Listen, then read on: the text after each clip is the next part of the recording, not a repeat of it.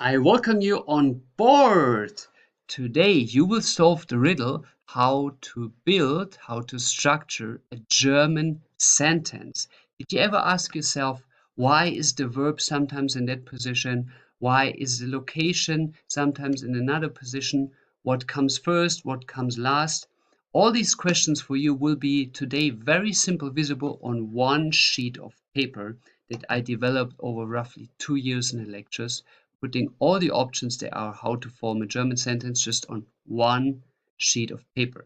So the lecture today you will learn is the sentence structure of the German main sentences. Main sentence is an expression of a sentence that is the main one compared to what you will learn in the next lecture, the side sentence. The side sentence is the sentence that comes after the comma. So for example, I go home, comma, because I want to sleep. So this because I want to sleep is a side sentence and I go home is a main sentence.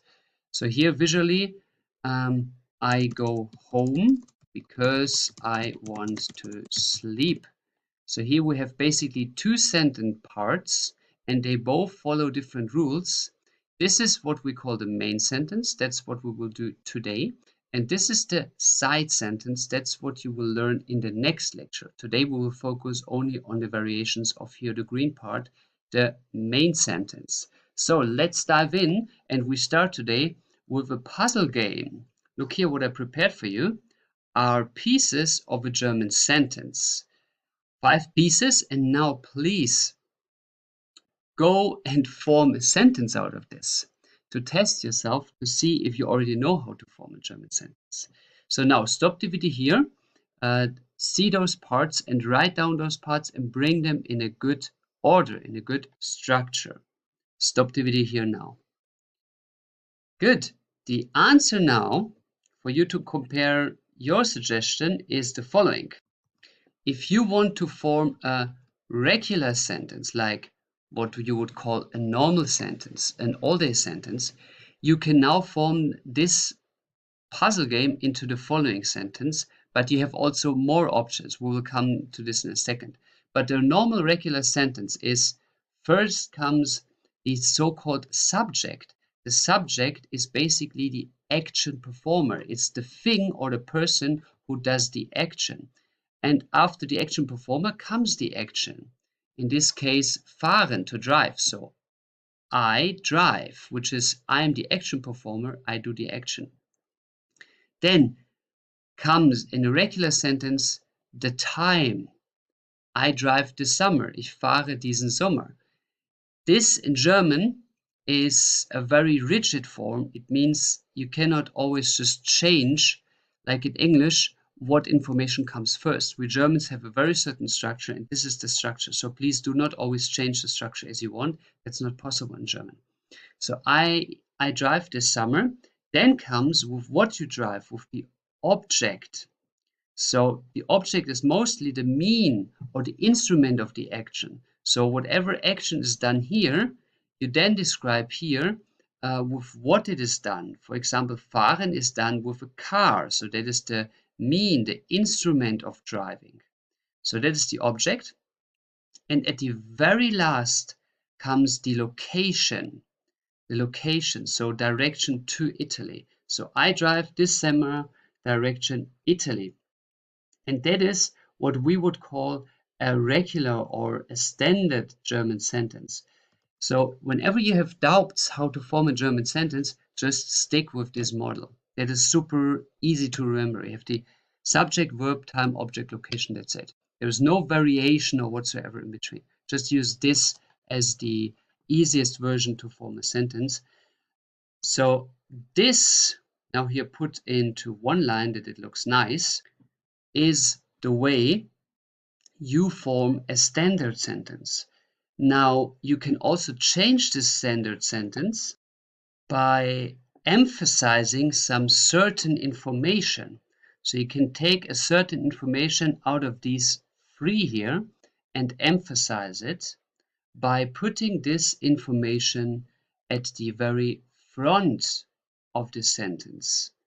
which works like this and is then in the second category of how to form a sentence. Emphasize certain information, which means that you basically just take one of these information in front, so you can have the variations of the time comes first, or you can emphasize the object, saying, hey, I want to emphasize that I drive with a car, or you want to emphasize that I drive to Italy. So you take these in front to emphasize them, but what happens now is that this part here is turned around because of the simple rule that the verb is always supposed to stand at the second position. The verb is always supposed to stand at the second position. So let's put the verb here at the second position and the action performer at the third position, which therefore is changing the position of the beginning of the sentence. So now the verb and the subject is turned around. And now instead of ich fahre diesen Sommer, we can say diesen Sommer fahre ich, which is emphasizing the summer. Diesen Sommer fahre ich. And if you would like to, you can then just add all the other information, like here. Diesen Sommer fahre ich mit einem Auto nach Italien. So the rest of the sentence stays the same.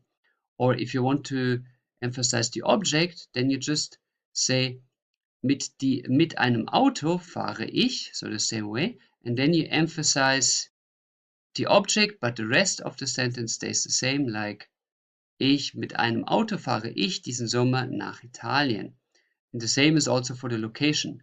You are just putting the location first, saying nach Italien fahre ich, and then comes the rest. Nach Italien fahre ich diesen Sommer mit einem Auto. Then comes that version. So the logic of the rest of the sentence, like here, is kept. So the rest of the sentence is the same, with the difference that you put one of the information in front. And that goes with all the other sentences. Now you have the most important sentence structures already available. This is a regular sentence. This should be always used by you for normal sentences. But if you want to emphasize a specific information, you take one of these and then you turn the verb and the subject. Now comes the next question, like how do I actually form questions? That's the third category. And the question formation goes quite the same way like here. It is that you take the verb first to form a question, and then comes the rest of the sentence. So you're just using the same information as here, but you just turn the verb in front, and then at the end you're adding a question mark. So instead of ich fahre diesen Sommer mit einem Auto nach Italien, you can say fahre ich diesen Sommer mit einem Auto nach Italien. So the rest of the sentence stays the same, and you're just adding a question mark. So that questions the action. Are you doing this? Now, if you want to specify your question, you're using a question word. So a question word like where to, or where are you, or how are you, or what is this? All these question words in German all start with W, like in English. The only exception in English is how. We don't have such an exception in German. Everything starts with a W. But if you want to use a question word, then you just put it here in front. Fragewort means question word. You put it in front and the rest stays the same. So instead of asking, do I drive? Fahre ich? You can ask also specifically, where to do I drive? Like, where do I drive to? In German, wohin fahre ich? Wohin fahre ich? So now in the first one, we have the question if I'm actually doing the action at all, if I drive. In the second one, we have the question specified on the action, in this case by the question word wohin, which means where do I drive to? So first one without question word is do I do the action at all? Second one is like how, under what conditions do I do the action? Like in this case, where to? If you want to have a complete list of all the German question words, then please check out the lecture of the German question words, where I list you all the question words they are and explain them to you, bring them to you in a proper order. Now, if you want to ask a specific detail, if you want to emphasize a certain information, you do the same trick like here. You can just add the regular sentence, like, I mean, you can ask this in form of question, but if you want to emphasize one of these three things in the question, like not only question, do I drive to this summer with a car to Italy, but you want to ask, do I drive to Italy this summer with a car? So you want to emphasize the Italy, then you do the same trick as here. You're just putting a different structure, or you put one of these information first, and then you continue with the rest of the sentence. So which is basically you do the same as here, but you put one of these information first. So if you, for example, you have a standard sentence like this, yeah, you can add this to the question. You're asking, drive I this summer with a car to Italy? Am I driving to Italy this summer by car in English? German, the grammar is different, the sentence structure. So drive I this summer with a car to Italy. Now you can take one of these information first. For example, if you want to say, hey, I want to emphasize to question, do I do this with a car actually? So then you're saying, fahre ich mit einem Auto diesen Sommer nach Italien? So the object comes first. The same you can also do with the location. You can put the location first. So you emphasize to ask, is it actually Italy where I drive to? So fahre ich nach Italien diesen Sommer mit einem Auto? Yeah. So that is also possible. There is no change in that logic. And then at the end, you would put the question mark if that is a longer question. So the question mark here would be for a short question without these details.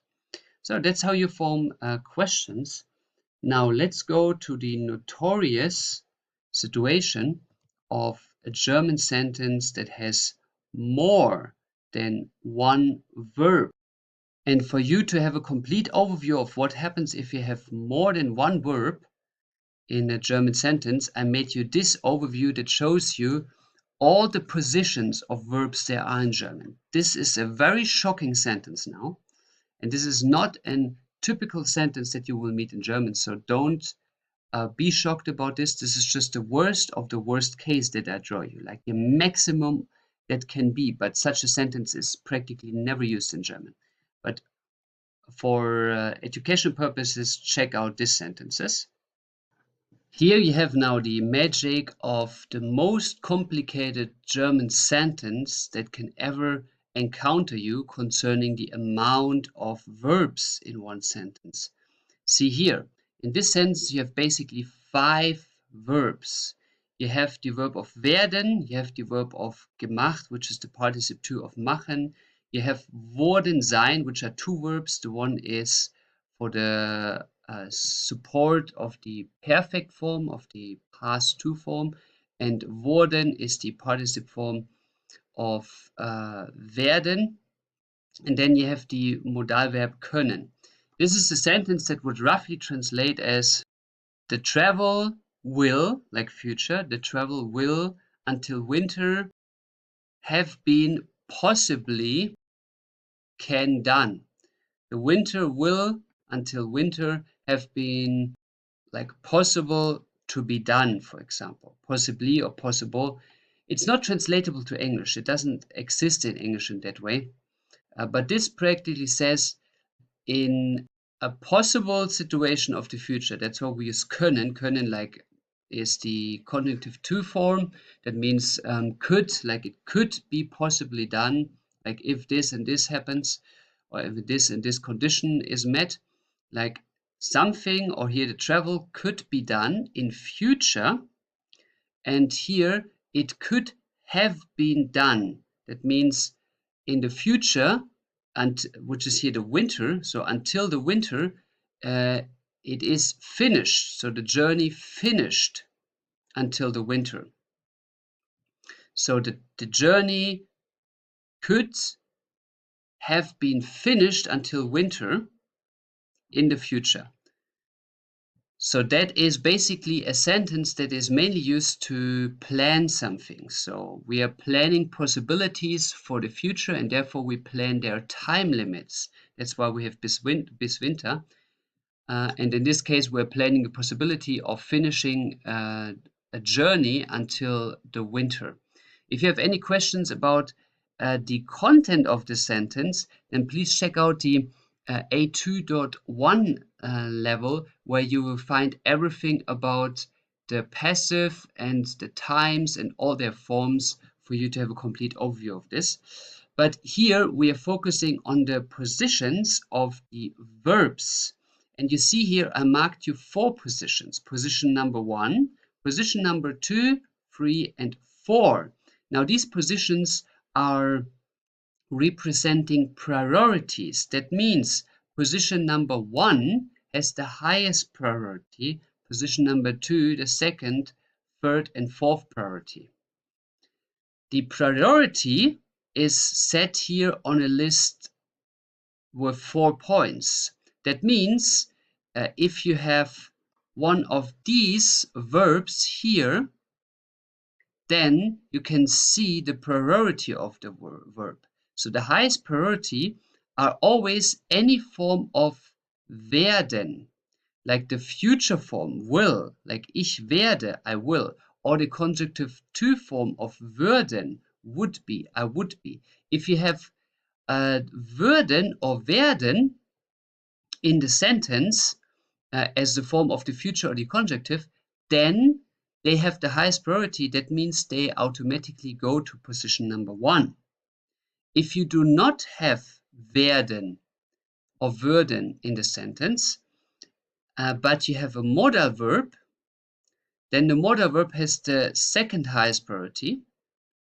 So then the modal verb would go to position number 1 if there would be no werden in the sentence. So for example, die Reise kann, like the form of können, die Reise kann bis Winter gemacht worden sein. But if you have both verbs, like you have die werden and die können in the sentence, then the werden takes the position number 1 and the können goes to the position number 2. This is what I call the revolver priority effect. It is like you can imagine this to be a revolver, you know, this old term pistol, like a revolver has bullets like this, and this bullet is to be shot. So if this is shot, then the next bullet goes in its position and is also shot. So this is like a priority revolver with the most important position, like the bullet to be shot here. And if this bullet is not existing, then the other bullet takes its place. So like a priority list, priority revolver. Okay, that's just a metaphor I use. Yeah, it's not an official grammar term. Okay, so and the priority goes on. So on the third priority is the past 2. So you are putting the haben or the sein in the position number 1 if there's no modal verb or future verb. That also goes for the past perfect time form, so the supportive verb haben or sein comes there. And if none of the above is in the sentence, but just the main verb, then the main verb comes here. For example, die Reise, or ich mache die Reise, I make the journey, ich mache die Reise. So then that would be at the position number 1. Yeah, and the other thing you always need to keep in mind, it is always just one German verb that is changing its form based on the subject. So the subject here, die Reise, which is the journey, which is it, so the third person singular, it, and then die werden is turning to wird, because of the it. So the it s influences the form of the werden, but it is only for the verb that is in position number 1. All the other verbs here in the back, they do not change their form. They stay the same way. Like for example, können here in position number 2 is the infinitive. It stays infinitive, können. And worden sein, here sein is infinitive. And worden stays in the participle 2 form, as well as number 4, gemacht, stays in participle 2 form. So if now, for example, there would be no werden in the sentence, but können, then the können would be at that position, and können would be then die Reise kann. Die Reise kann, because es, die Reise, or sie, die Reise. So the third person singular comes here. And all the other verbs that are not in position number 1, they do not change their form. They stay in the infinitive, which you see here. Yeah, infinitive if not position 1. Infinitive or participle 2 if not position 1. And here again, infinitive if not position 1.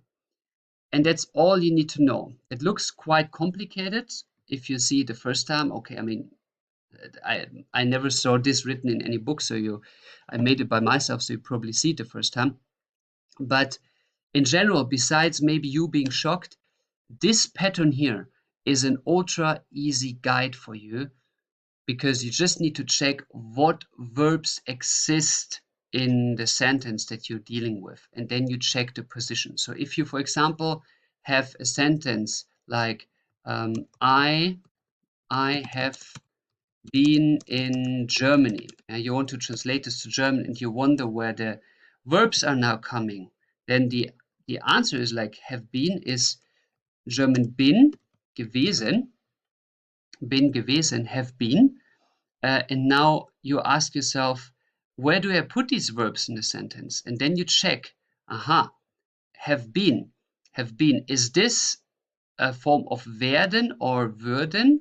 No, it is not. So we cancel this option. Is have been a modal verb like can, must, should, and so on? No, it is not. So we cancel this option. Is have been a past 2 form of haben and sein? Yes, we have here the sein form bin, and then we have the participle 2 gewesen, which is the past 2. That is indeed the case. So that must be number 3, the third priority. So let's look here now, the third priority. We have not die können, not die werden. So it must be the sein that goes in the position number 1. So therefore, by the logic now, we're just taking the sein at the position number 1, which leads you to ich bin, and then comes all the rest of the sentence, as you see here, for example, bis Winter, yeah, all the rest information, here the rest information is in Germany, ich bin in Deutschland, and then at the last position comes this werden, or worden in this case, so here it is gewesen, so you put the verb at the very last, gewesen, and that's how this pattern here tells you where you have to put the verbs. Yeah. So to make this easy short again for you, you are just following this pattern by cutting out the options. If there's not a werden, you don't need this. If there's not a modal verb, you don't need this. If there's a past 2 form, then you need this, like a revolver, to be put on the first position. And that's it. That's how you do the sentences. Yeah. If you have 2 sentences in a German sentence only, 2 verbs, then the rule is very easy. At the first position comes always the supportive verb like haben oder sein or werden, and then at the end comes the actual main verb. But if you have more complicated sentences, then refer to this pattern. And that's it about the verb structure. Now let's head to the next 3 possibilities in German how to form a sentence, with the negation to be the next topic. So negation means to say no. To say no in all the variations in German. And to train how to say no, we are taking our standard sentence that we had above. So the sentence from far up, this one, we are taking now down here. And now we are analyzing what options there are to say no. The most classical one to say no is just to put the not behind the verb. So I drive not. In English, I don't drive. In German, we say I drive not. So where would you put it here? The not, the German nicht. Stop the video and think about it. The answer is nicht comes here after the verb. So ich fahre nicht. I drive not. But you can also emphasize other information to be not true or to deny them. For example, how would you deny Italy, the location? Let's say all of these information here are correct, but Italy is not correct. So how would you deny Italy? The answer is, you just put the not in front of it. Ich fahre diesen Sommer mit einem Auto nicht nach Italien. So it means I drive indeed this summer with a car, but not to Italy. Like, for example, I drive to whatever, to Spain. And now in the answer, you can, for example, say, put it that way, that you emphasize a certain information. For example, nach Spanien, like to Spain, fahre ich diesen Sommer, drive I this summer. So you correct this by emphasizing the correct answer. And you emphasize then this part of the sentence that you want to correct. So here, there are two ways of saying no. Now we have also a third option to say not with a car, but this now is a bit different. I on purpose put you an ein here, like with a car. I put you a form of ein here for you to train how to say no. So how would I say no to this information, like with not a car? Now, this cannot be done with nicht. You cannot put a nicht, a not in here. You have to put a special German form of keinem Auto. You put a K in front of an ein. The easy rule is always, if there is any form of ein in the sentence and you want to say no to this object behind it, for example, here you don't drive with a car, but you drive, for example, with, let's say, a bus, yeah, or a motorcycle, then you say kein. If you have an ein in the sentence and you want to negate the object behind it, like here the car, then you put a K in front of the ein. So kein, mit keinem Auto. Now, a short excursion for you, why you use this kein compared to the not. I want to show you the following. First of all, kein you only use if you have an ein. See, ein, kein. Now, why you have this form of kein is a question, an historical grown question. But I have a theory. It's just a theory, a thought. If you compare other Indo-European languages, like German is a Germanic language in the Germanic language family, like Norwegian, Swedish, Danish, English, Icelandic, Dutch, German. These are one family group. Yeah, that's why German and English is so close to each other, because they're in the same logic. They use the same language logic. It's like, for example, they are all apps on an Android app, yeah, for example. While, for example, Latin languages like French, Italian, they are all, for example, iOS. So it's different system they work on. But even though iOS and Android is different, they both are applicable, or they both have the origin to be a system to be used for electronics. And this electronics in the language way would be the origin of the Germanic and the Latin languages together, because they all originate from the so-called Indo-European language. It's very interesting to check out on Wikipedia. Check out Indo-European language groups, Indo-European languages. So by these Indo-European languages, you see, for example, that the absolute majority of European languages, as well as a lot of Middle East languages, and even Old Sanskrit, like our days, or like original language that was bringing the language of Hindi, is based on, that all these languages are related with each other from our days, they guess, coming from the area originally of north of the Caucasus, nowadays East Ukraine and Southwest Russia. There were some people having this culture, and they spread this culture, and they were all speaking these Indo-European languages.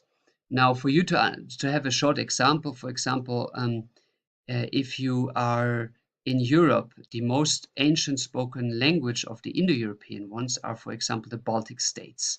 So the Baltic states, let's say here's Poland, yeah, here is big Russia, and in between on the seaside, here's the Baltic Sea.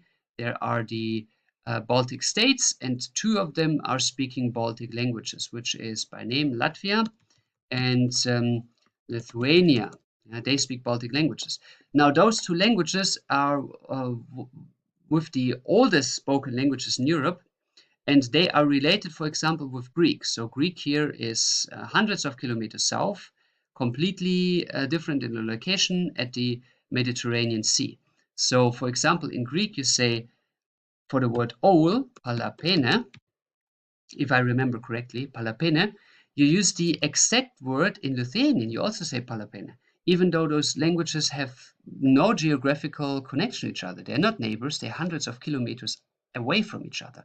And there was no strong connection, like trading route or something that connected them for hundreds of years. So that is there because those two languages have the same ancestor, which came here from far east from Ukraine. So they still use the same logic, even though they are since hundreds, probably thousands of years separated from each other. They have the same, use the same names. Also, like Lithuanian, for example, uses for saying free, it uses tris, which in Latin is something like tri or tre, depends which Latin language, like Spanish or Italian or Portuguese or Romanian. So Lithuanian uses tris or septini. Septini or septine is Lithuanian like sept is also in the Latin language like Spanish or Italian. So and that is going so far even in India. If you speak Old Indian, which is like Sanskrit, it's like the Latin of the Indian culture. It's an ancient form of speaking, and it's only used in books, not verbally anymore. But Sanskrit, which is thousands of kilometers away from Lithuanian, uses a lot of same words because they have the same ancestors. Like, for example, in Lithuanian, ugnis means fire, and in Sanskrit, it is agni, or I don't know how they spell it, agni, something like this. That is, these two languages are completely thousands of kilometers from each other away, but they still use the same language roots and often even the same words. Like if you go on Google Maps, look their location to understand how incredible this relation is. So here on Google Maps, you see the world, yeah, here China, Europe, Africa, and now look, here's Lithuania, and here's India. So in between is Iran, the Caucasus Mountains, the steppe of Central Asia. And they use the same words, here Lithuania and here India, because they share the same ancestors, which is from this region here, East Ukraine and North Caucasus. But this ancestor language was thousands of years spoken, like we're talking about 5 to 6,000 years ago. Yeah.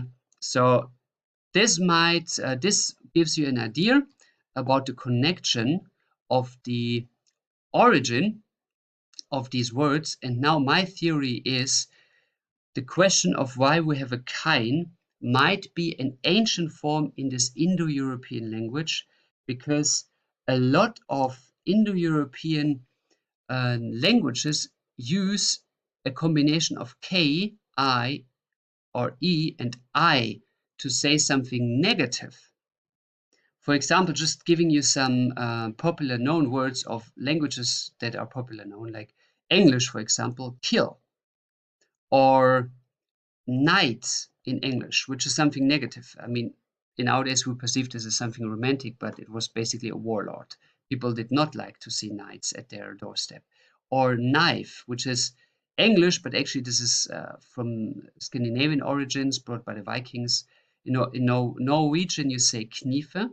So in English you still spell it like you pronounce it in Norwegian. So that's actually a Viking, a Scandinavian word. On German, Keller, which means cellar, is mostly not connected with something positive.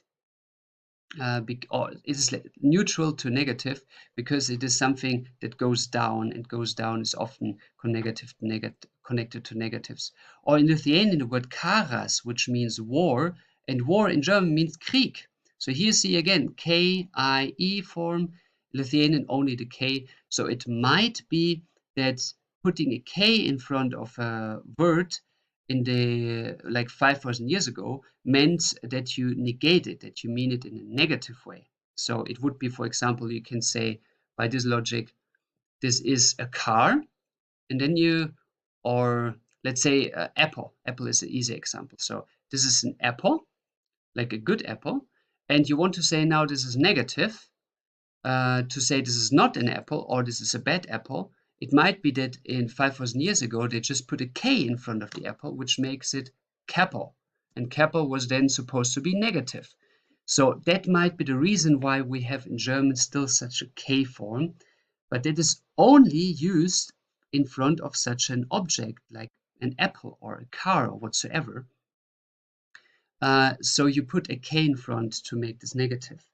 If you do not have a K, if you do not have an ein to put a K in front, but for example, you have meinen, which is a possessive pronoun, then here you already put something in front of the ein. You have an ein, so the logic would be, I have to put a K in front, but you already have something in front of the ein, which is an M, so you cannot put an extra K here. You cannot put, say, meinen. That doesn't work.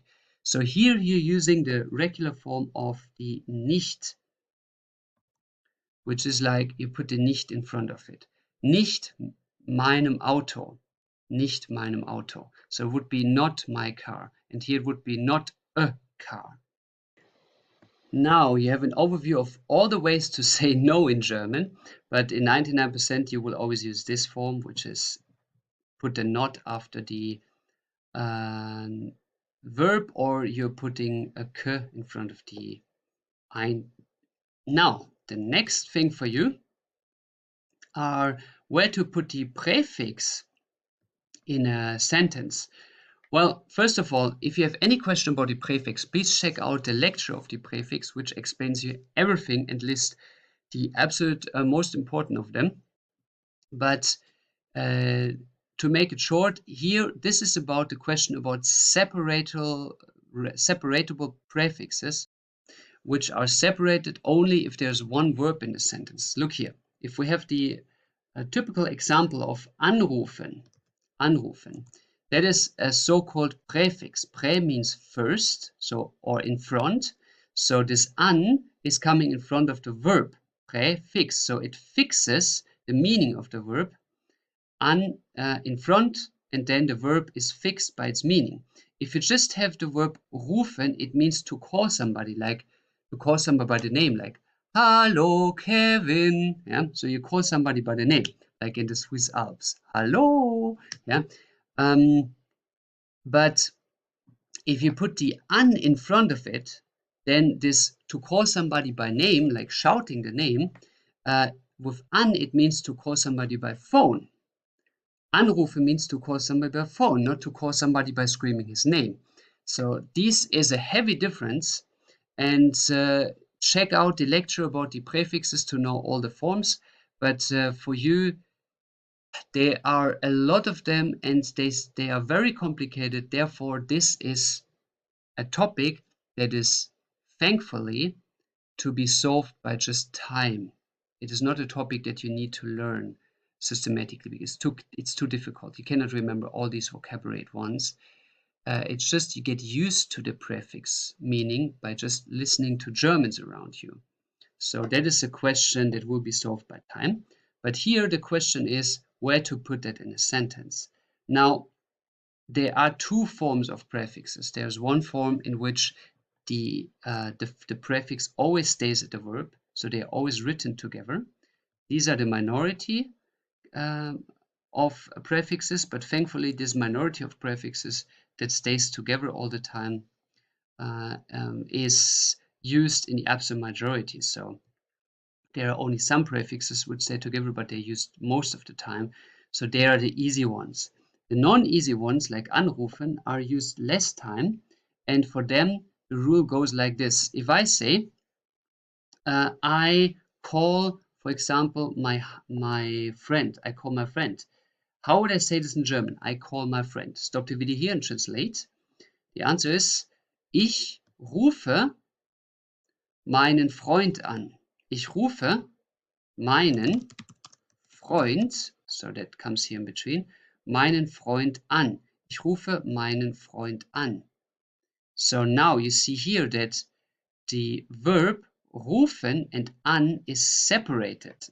And the rule is that if the prefix is to be separated, then the prefix always comes at the very, very end of a sentence. At the very end. It does not matter what is in the sentence, the prefix, if it is separatable, it is always at the complete end of a sentence. Even if you have these complicated forms of the verbs, then even though you cannot use it here because the anrufen would be stand on position number 4 and you write it together. But even if the sentence is endless long, like for example here, like this is quite a long sentence. Ich fahre diesen Sommer mit einem Auto nach Italien. If you would say I call this summer by phone to Italy, it would be ich rufe diesen Sommer mit einem Telefon nach Italien an. So the an comes at the very end of any sentence in German, at the very, very end. And that's all you need to know about the location of the prefix. It is just at the very end of any sentence if you separate the prefix. And when you separate the prefix, you will find out in the lecture about the prefixes. Now, let's go to the last, the category number 7, which is if you have an action verb that requires a person. For example, you can say to present somebody something. I present whatever, a Christmas gift, yeah, or an ice cream in summer. I present an ice cream. So now you can say I present ice cream, but you can also say I present it to a person, like I present the man the ice cream, we would say in German. In English, like I present the ice cream to the man. So how to use this? Look at this overview here. This is the monster overview of the same kind of sentence that we have, like ich schenke, I present this summer the computer in Italy. Now, you're all used to the normal sentence structure that you learned very up here. It's basically the same sentence structure.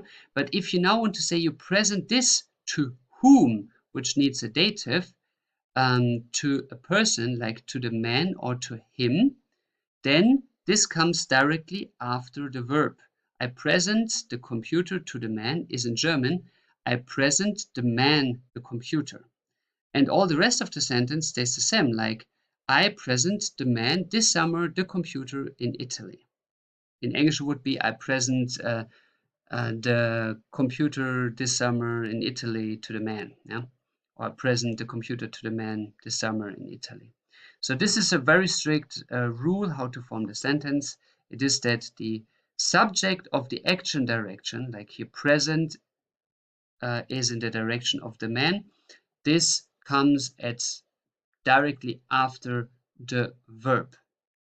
And that is all to say what there is about the sentence structure of the main sentence.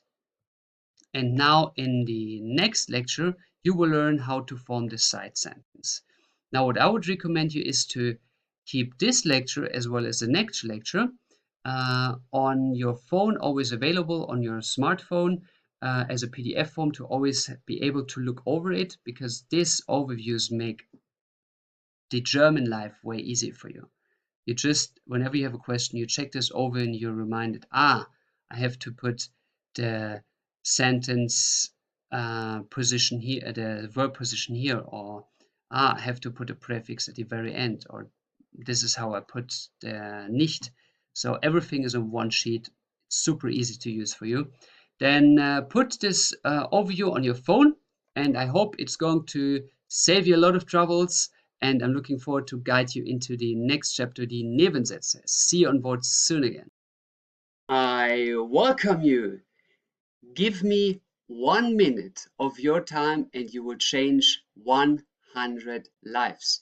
Just 60 seconds of your time to change 100 lives. If you feel that this course gives you a great value in your life, that gives you a gift, a skill that you can really use for something, then help other people, other students, your fellows, to get this gift as well, at least to see this gift, which is by giving this course a 5-star rating. Give this course a 5-star rating to let other people see that it is a great gift to learn.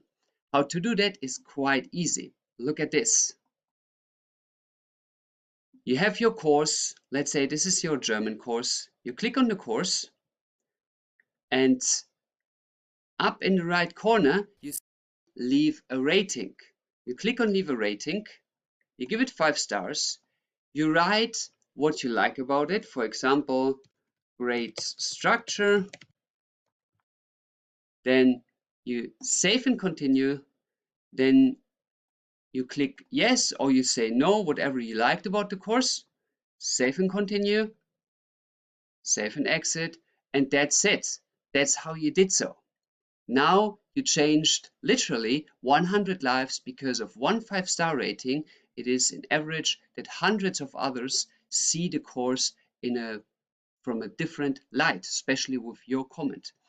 And also, way more important for me is for you to have better courses in future. Please write me what can be improved about the course in the chat. Write me, hey Kevin, this and this we can do better, that and that was not that good, so I can improve the things. That's of great help for other people.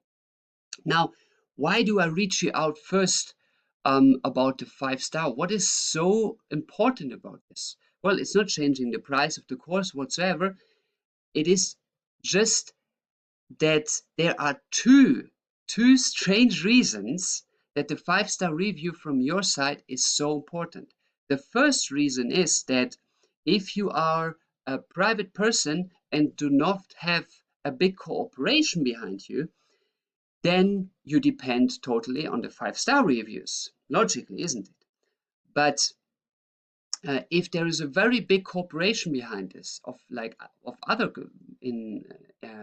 courses have, then they can practically buy their 5-star reviews, because they can just ask other people to give them 5 stars, so it looks better on the overview, and that is a huge problem because this course is not buying 5-star reviews. So therefore, it is of great support to give 5 stars to the small courses all around, also to the other courses that you have, not only this one here, but other courses that you have on the platform. Give it 5 stars if you find it a good material. Then the other strange reason is a mathematical phenomena. Now look at this. Let's say there are 10 people who give a review. 9 people give a 5-star review. Yeah? But there is only one person who gives a 1-star review. Now, in total, that means that the course has a 4.6 rating, just because one person did not like it, which is understandable. Absolutely, if somebody doesn't like it, he can give a 1-star. But the thing is, the whole average goes down so much because of one person. Now the problem comes, why do people give the bad votes? I made experience like that. I couldn't believe that some people wrote me, like whenever somebody gives a review, I ask them, hey, what can we do better? And some people answered me with, well, I had problems with the settings of the platform, or I had problems with the payment method, which, well, this has nothing to do with the course. This is a German course and not an IT like online course. There is nothing this course can do about this. This is some complete different reason. So because some people mistake the settings of the course or whatsoever, some things that have nothing to do with the course, they give a bad review, so other people then see the bad reviews and they think, well, to learn German is difficult, or this course is not whatever well doing. Well, this has nothing to do with the course. So it is normal that there are always such people voting down for complete other reasons than the course, and therefore to prevent that these votes put all our votes completely down, it is of extreme importance that we give a 5-star review. So all the courses that you like on this platform, that you think have a great value, first, give them a 5-star rating, and second, write the person what they can do better so that we know what we can improve. We teachers, we instructors. We instructors. That is of incredible importance to develop. And in future, we can do better videos and also upgrade the courses, the course that you look at the moment, so it will improve also your course and it will help all the people around. So, in this sense, I say Dankeschön, thank you for your time watching this. Dhanyavad, Shukran, Sheshe, and give this course a 5-star rating to support other people. Dankeschön. Welcome to another journey of Let's Make German Easy Again. Today with the topic of the comma setting. So this small symbol here, the comma, is bringing a lot of headache to a lot of people. When do you put this small symbol in between what words and how and so on? Now, there are several rules in German which are, they are complicated. Even for me as a language teacher and a mother tongue, they are very complicated. So what I did is I took those rules and formulated them in 6 easy to understand packages. But these 6 are not all the rules there are. There are actually a minimum 2 more cases missing in these rules, but you don't need these other 2. They are just so complicated and so rarely used that you would only need to use them when you're, for example, writing a book or something. But if you're not an author or working as a journalist writing in German, then you very likely do not need this. And in any case, you still have Duden.de with its automatic correction system where you can see which comma is missing. So most important is now that you know these 6, which are roughly 99% of all the cases, all the situations where you need to set a comma. And the first situation is if you have an enumeration. So basically you're saying this, and that, which is ich habe Salz, Butter, Kartoffeln und Öl eingekauft. So I bought, or I have bought salt, butter, potatoes, and oil. So here, because you are enumerating, like here, numerating is with the Latin word number in it. In German, it means Nummer, die Nummer, the number. So you're just saying this, and this. So you always put a comma in between. Only at the end you put an end for showing that this is the end of the list that you're saying. So that is pretty easy. That's the same like in English. I bought a car, a house, whatever, a course, yeah? So you always put a comma in between. Now, the next case, the next package for you is when you are having an explanatory addition. What does that mean? Look here, it's quite easy. So you're adding an information after a noun or a name. For example, ich gebe das Auto Thomas. I give the car to Thomas. And then I want to describe Thomas further. So I say, meinem Freund aus der Nachbarschaft. My friend from the neighborhood. So this comma after Thomas says all the other things here are a description of Thomas, of the name Thomas. So I give the car to Thomas, my friend from the neighborhood. So the comma is directly after the noun that you want to describe and then follows the description. Then there can be, besides descriptions of names, like of people, there can be also descriptions of dates. For example, I give the car on Wednesday. Ich gebe das Auto am Mittwoch, den 10. April, the 10th of April. So I give the car on Wednesday, the 10th of April. Or you give information about the location. It is he parks the car in front of my house. Er parkt das Auto vor meinem Haus.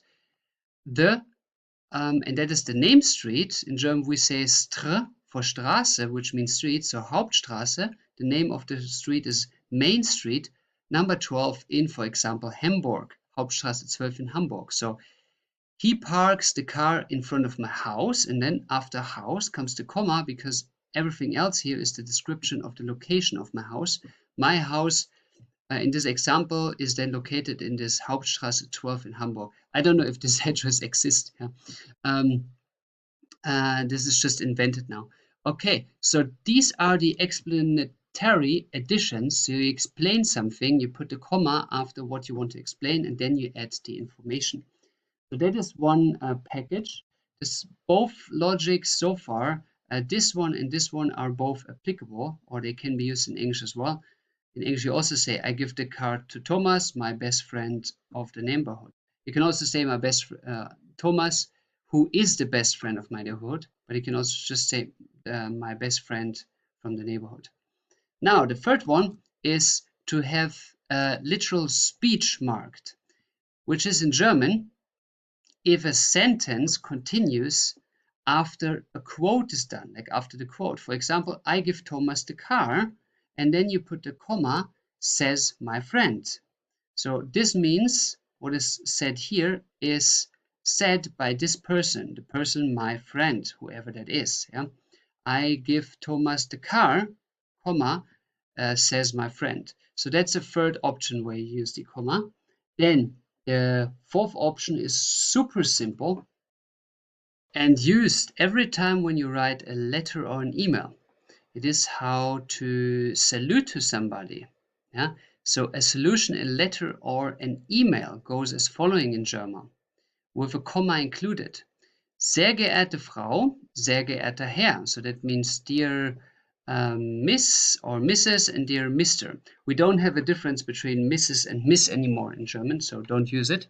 Just say Frau, which means dear Miss, or Mrs. can mean both. And then you are putting the title, that's very important, the title and then the name of the person. We Germans are extremely about titles, and that is a long tradition of our strong hierarchical society past. So you can have, for example, titles like sehr geehrter Herr Professor, Doktor, Doktor der Philosophie oder der Medizin. Then you can have military title, for example, der Medizin, Leutnant der Reserve, like lieutenant of the reserve unit, but that is very rarely nowadays that you are addressing this. This is still done in Austria, as by my best knowledge, but not so much in Germany anymore. And then, for example, Müller, yeah? Mr. Müller. So that's how long an addressing can be. And believe it or not, but I have seen such long one already often, especially in the academic field. So I will copy you this down as an example.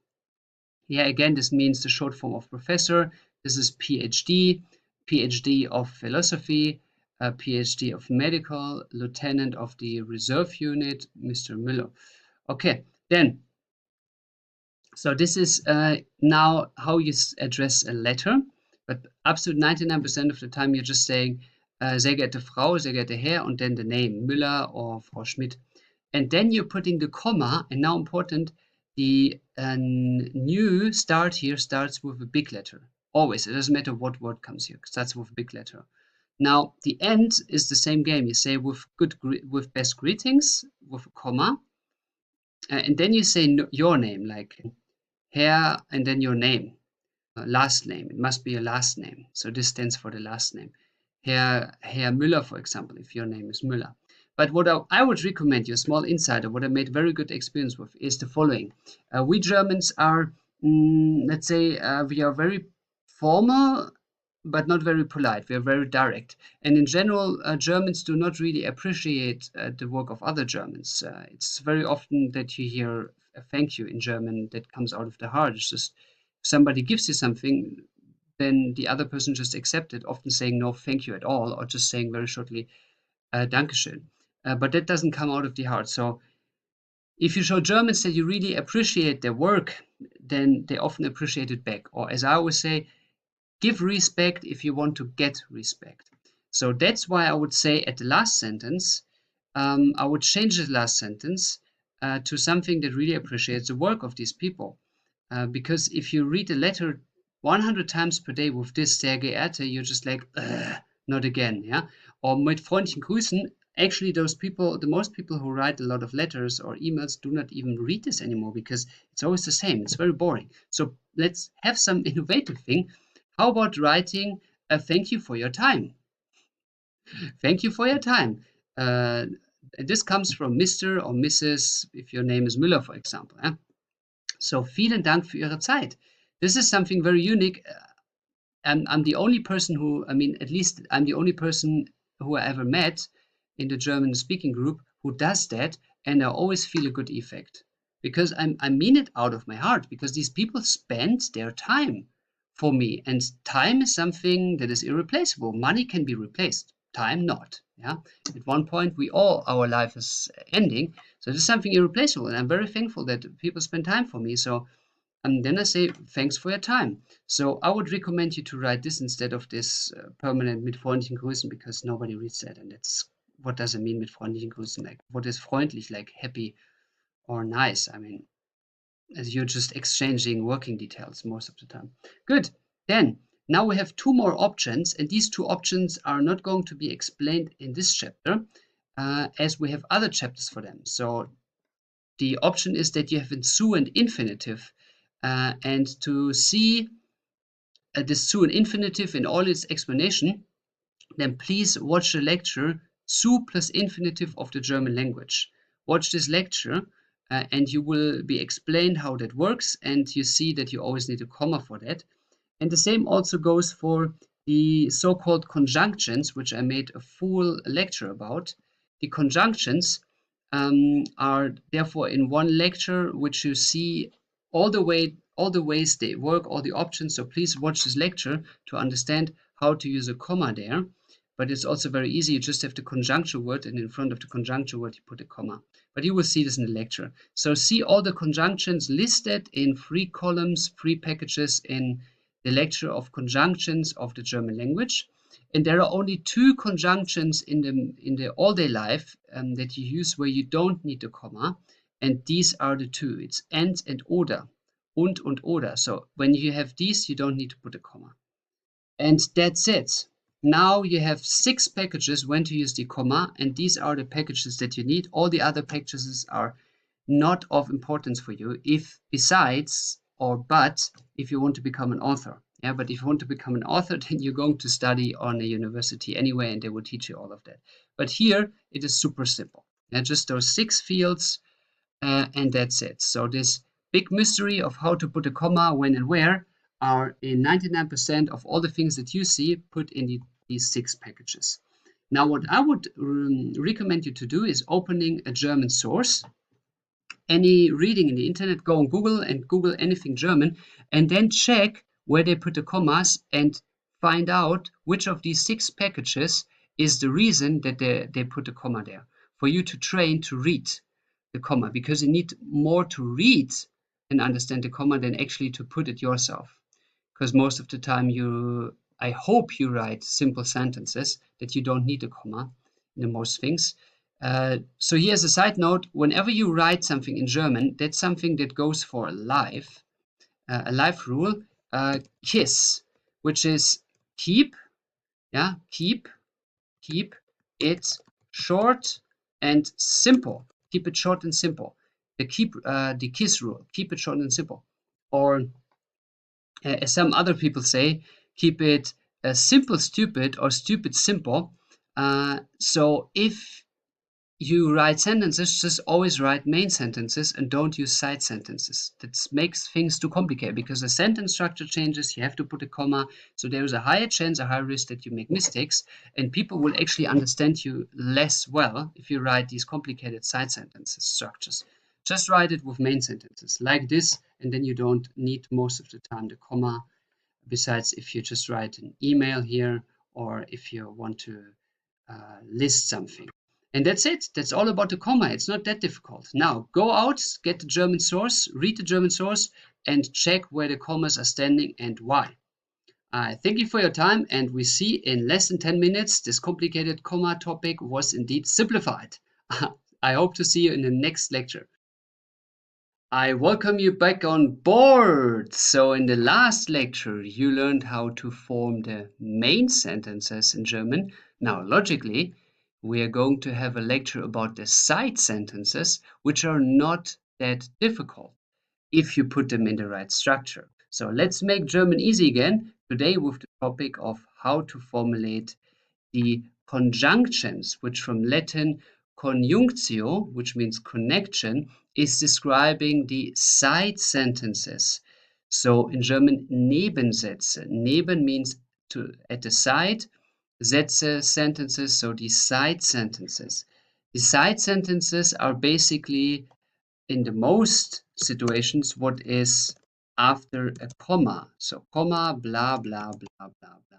So this is the side sentence, besides some exceptions with the comma, which you will learn in the lecture of how to set the commas. These are the side sentences. Now let's have, first of all, an overview what an idle side sentence looks like what we would call a regular side sentence. So that is an example of a monster side sentence that I put on purpose in the longest form there can be. So you have everything in one sentence. So this would be a regular side sentence, which has the following form. You have the main sentence here. Ich kenne eine Option, which is I know an option. And then comma, the side sentence begins here. So the side sentence is structured as following. You have the subject. In this case, it is die Reparatur. Then you have the time bis in den Winter, until the winter, das Objekt, so the object, which means what is done or how is it done. So here with a Profi, which means with a professional. In German, we call a professional just Profi. Then the location, Ort, here in Berlin.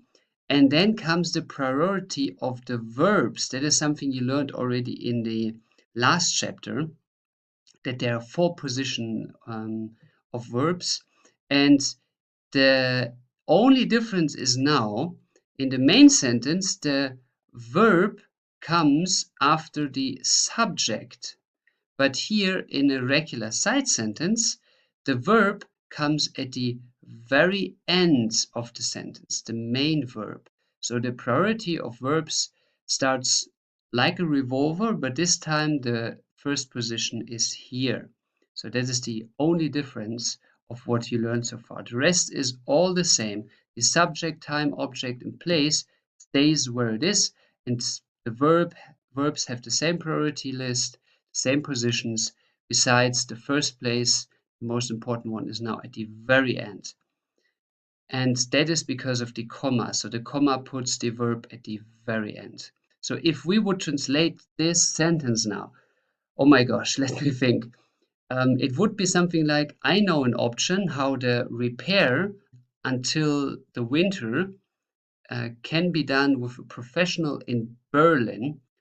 Or if we translate the verbs, it would be could been done in the future. That's not translatable, like will could be done.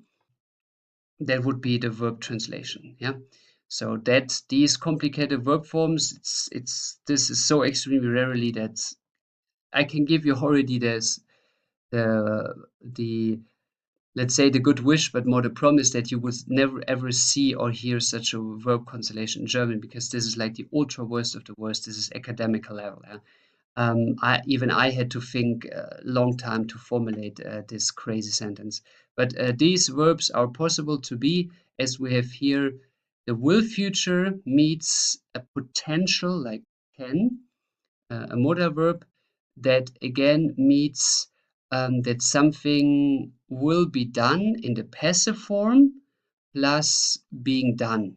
So it means being done passively, like something is done with it, and this is an option. It could be done, and this can be done in the future.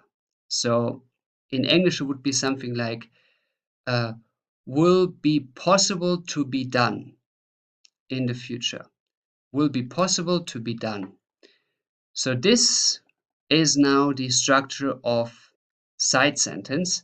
And again, this extreme verb constellation you will never encounter.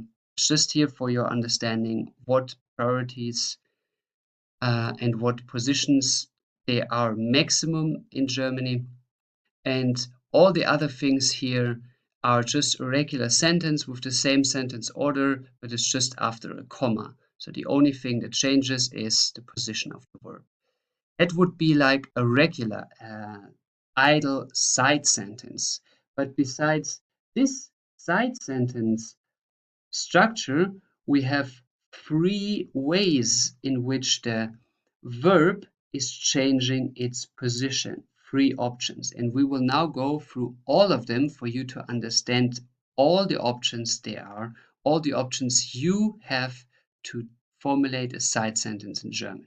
The first category is what I would call a normal sentence structure, normale Satzstruktur of a side sentence. That is not an official grammar expression. In general, all these sheets that you have here are not from a book or in any way official taught at universities. This is all just the own structure that I give the German grammar.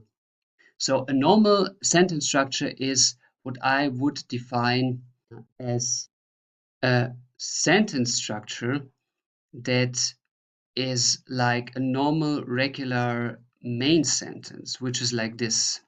Here an example. A sentence structure activated by the word und, which means and, und. So here in this sentence, you have a main sentence, which is ich sitze im Büro. So subject, verb, ich sitze, and then location im Büro. That's a normal sentence order as you're used to. Like a regular sentence order that you learned in the last lecture with the first sentence. Subject, verb, and then comes the rest. Now, the end here is activating the side sentence in the way of structuring it as an absolute normal sentence with subject first, then comes the verb, then comes the rest. In all the other groups that you will see later here on the right side, the verb changes the position, but here the verb keeps the second position. The second position is for the verb with all these side sentence types that we will write down here. So that is the typical idle side sentence of what I would call a normal sentence structure. Normal means subject and verb, first the subject, second the verb. And here I also wrote you down now all the variations there are. So you have the subject, the verb, and then the rest of the sentence. The rest of the sentence is defined as these things here, like time, object, and location. Yeah, that is the rest of the sentence. But that's now not the main point here. The main point is where the verb stands, because that is going to change with the three categories that we have. But all the other options I wrote you down as well. For example, if you want to say no in the sentence, then you put the no after the verb. Ich lerne nicht Deutsch. I do not learn German. Or if you have an prefix sentence, like a prefix, if you don't know what a prefix is, then check out the lecture about prefix. It explains everything. Prefix is basically a small addition that comes to a word and changes its meaning. Like here, the an is a prefix. You can say anrufen. If you say rufen is to call somebody, like by the voice, hello, and then call the name. But if you anrufen, it means you call somebody via phone. So anrufen changes as a prefix the meaning of the sentence. And in addition for you, what I also added now are the positions of the reflexive forms. Like if you say, he calls me, or in the reflexive, I call myself. I call myself. Self is the reflexive. Well, to call yourself doesn't really make sense. Maybe you lost your phone and you search it. Yeah, but just as an example, call yourself is rufe mich an. I rufe, call mich, myself an. I call myself. Yeah, anrufen here the prefix in combination, and this is the myself. So this would be in the regular sentence structure of the side sentence after the verb. Good. Let's go systematically over these sentences and let's make a training out of them. I will always ask you to stop the video and translate. So you start then to write down the sentence and translate it, and then you continue playing the video so you see if you were correct or not. So for our first sentence, we are using the word but. But. What means but in German? Like I do this, but I don't do that. So that would be aber. Aber. Now how do you translate the weather is good, but I am lazy and do nothing? The weather is good, but I'm lazy and do nothing.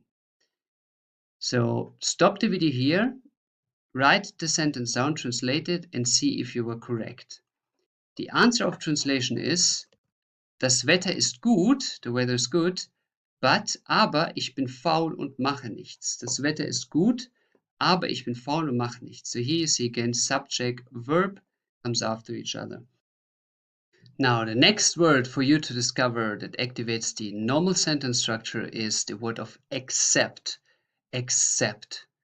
In German, außer, außer, except. So how would I say in German, I drive during the summer or in the summer to Italy. I drive in the summer to Italy, except Corona is still not over. Except Corona is still not over. I drive in the summer to Italy, except Corona is still not over. So the answer is, so please stop the video here and translate it, write it down, and then continue. The answer is for you to check, ich fahre im Sommer nach Italien, außer Corona ist nicht vorüber. Vorüber is like over. Außer Corona ist nicht vorüber. Next for you to discover is the word of despite. Despite. In German, doch. Despite. For example, how would I say, I do not like it, despite, or despite that, I do it. I do not like it, despite that, I do it. How would you say this? The answer is, ich mag das nicht, I don't like it. Doch, ich mache das, but I do it. Like, despite of that, I do it. Ich mag das nicht, doch ich mache das. Now we're going to have a small excursion. For another meaning of doch, we need to understand the German mentality. It is sometimes that you hear Germans saying doch without any addition, without any sentence. They just say doch, which is that they say that you are contra to their opinion. So if you are talking to a German and the German just tells you doch, then they just want to point out that you are contra, so against their opinion, and they don't want to discuss this further. They set their point about this, and even if you give them arguments that are obviously on your favor, they still block you. They're saying doch.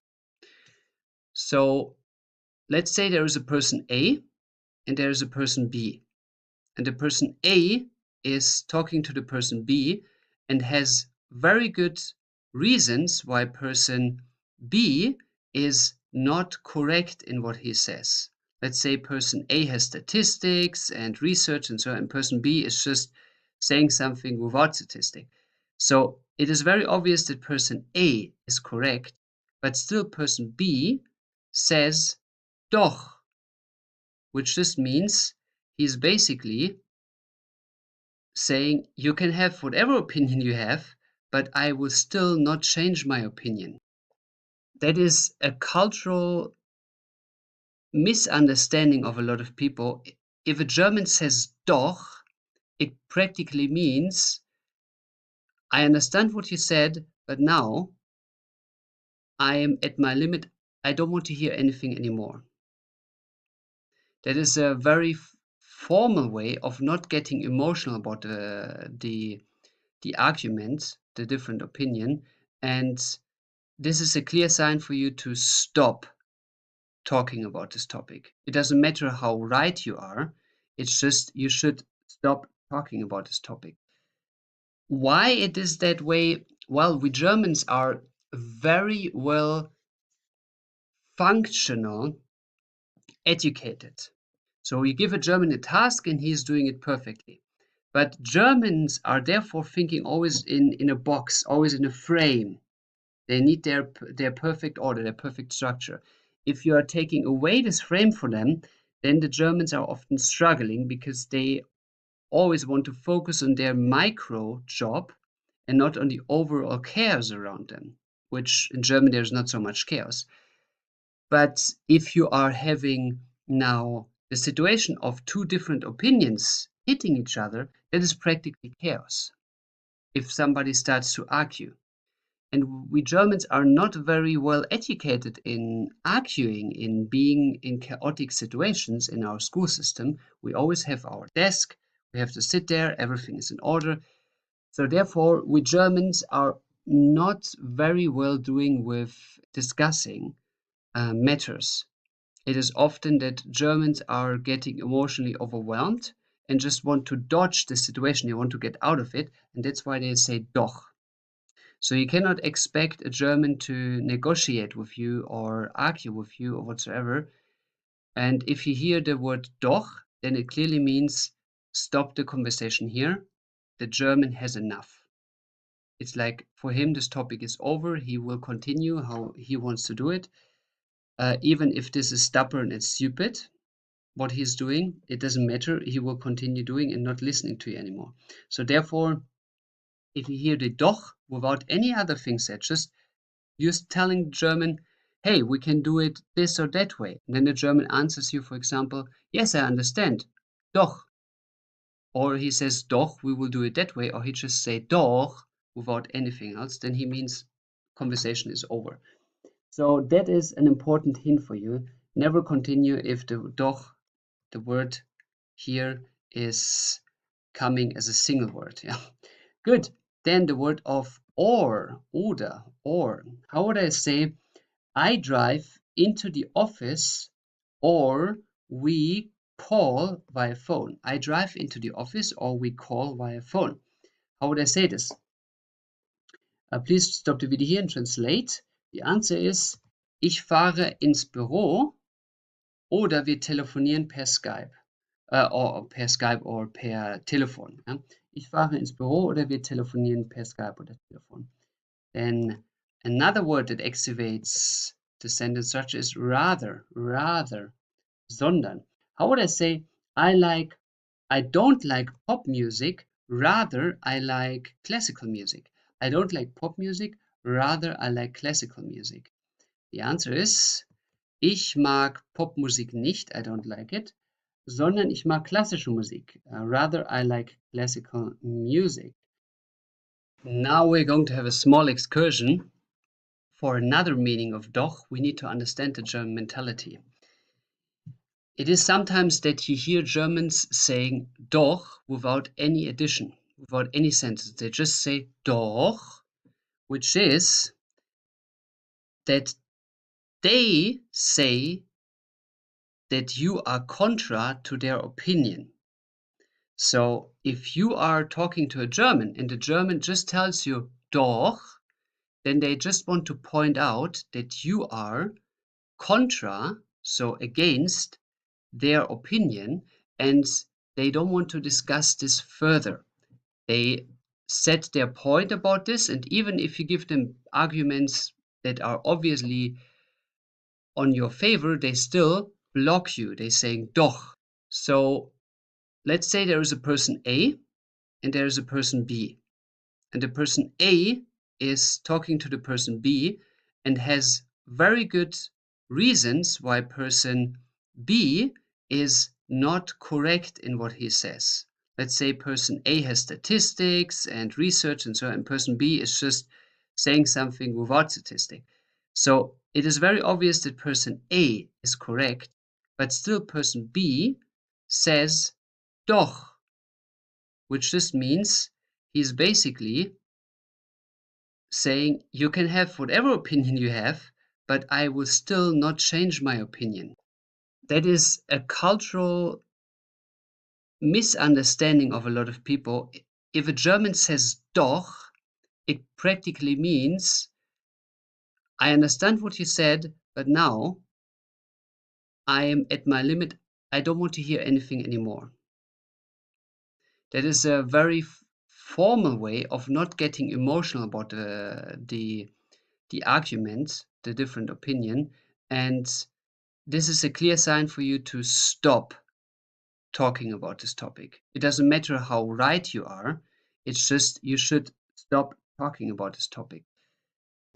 Why it is that way? Well, we Germans are very well functional, educated. So you give a German a task and he's doing it perfectly. But Germans are therefore thinking always in a box, always in a frame. They need their perfect order, their perfect structure.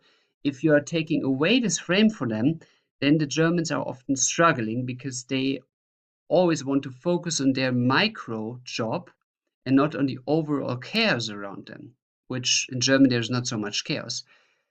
But if you are having now the situation of two different opinions hitting each other, that is practically chaos. If somebody starts to argue. And we Germans are not very well educated in arguing, in being in chaotic situations in our school system. We always have our desk, we have to sit there, everything is in order. So, therefore, we Germans are not very well doing with discussing matters. It is often that Germans are getting emotionally overwhelmed and just want to dodge the situation, they want to get out of it, and that's why they say doch. So you cannot expect a German to negotiate with you or argue with you or whatsoever. And if you hear the word doch, then it clearly means stop the conversation here. The German has enough. It's like for him, this topic is over. He will continue how he wants to do it. Even if this is stubborn and stupid, what he's doing, it doesn't matter. He will continue doing and not listening to you anymore. So therefore, if you hear the doch without any other thing said, just you're telling German, hey, we can do it this or that way. And then the German answers you, for example, yes, I understand. Doch. Or he says, doch, we will do it that way. Or he just say doch without anything else. Then he means conversation is over. So that is an important hint for you. Never continue if the doch, the word here, is coming as a single word. Yeah. Good. Then the word of oder, or. How would I say I drive into the office or we call via phone? I drive into the office or we call via phone. How would I say this? Please stop the video here and translate. The answer is ich fahre ins Büro oder wir telefonieren per Skype. Or per Skype or per Telefon. Ja? Ich fahre ins Büro oder wir telefonieren per Skype oder Telefon.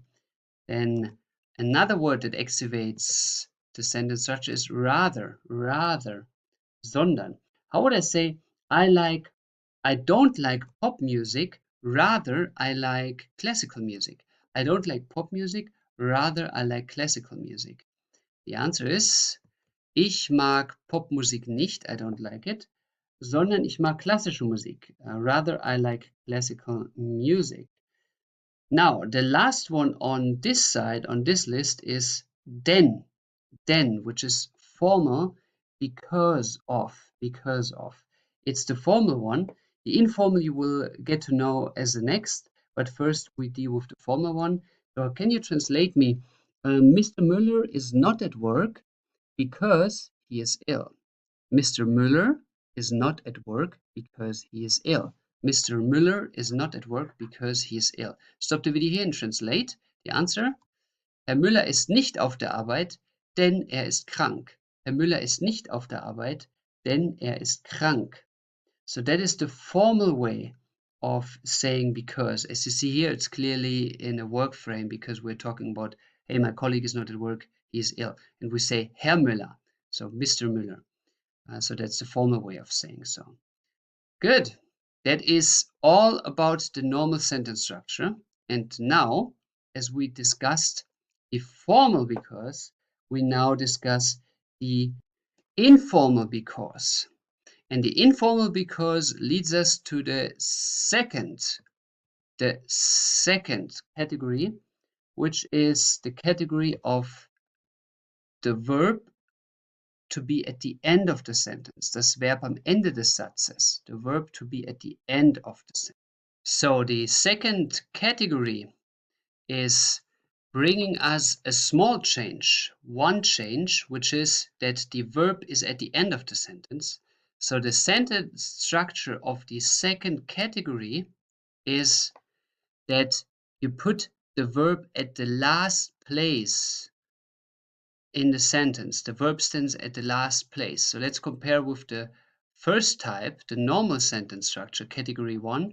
Here the verb stands behind the subject, and in the new to learn form, the verb stands at the very end. So all the words we will list now here are going to put the verb at the end of the sentence. So for you to have your first example, how would I say, my friend is not at work because he is ill. My friend is not at work because he is ill. Stop the video here and translate the sentence. The answer is, mein Freund ist nicht auf der Arbeit, weil er krank ist. Weil er krank ist. So when the weil appears, then the verb is out of nowhere at the end. So it is brought from this position to this position at the very last. And this sentence structure is the most common sentence structure of the side sentences, and the most words are activating these side sentences. So the list here will be the longest, and that's also why here in the idle, the regular sentence structure, we have an example where the main verb is at the very end, because indeed this is the case for the most side sentences. So if you are not sure which category the word is activating, so if you don't know, for example, if weil is activating the first or the second, or later you will see the third, then just take the second, because that is the highest chance of being correct, because the most sentences, the most side sentences are of the second kind. So it's a numbers game. Let's go to our second word, before, before, almost like in English, before, before. How would I say, I go and shower, like I shower myself, we say in German. I go and shower before I go to the office. I go and shower before I go to the office. Ich dusche mich, bevor ich ins Büro fahre. Ich dusche mich, bevor ich ins Büro fahre. And how would I use the word als, which is in English when, compared to another when, which is wenn. So both words are translated to be when in English, but the crucial difference is that als is only used in the past.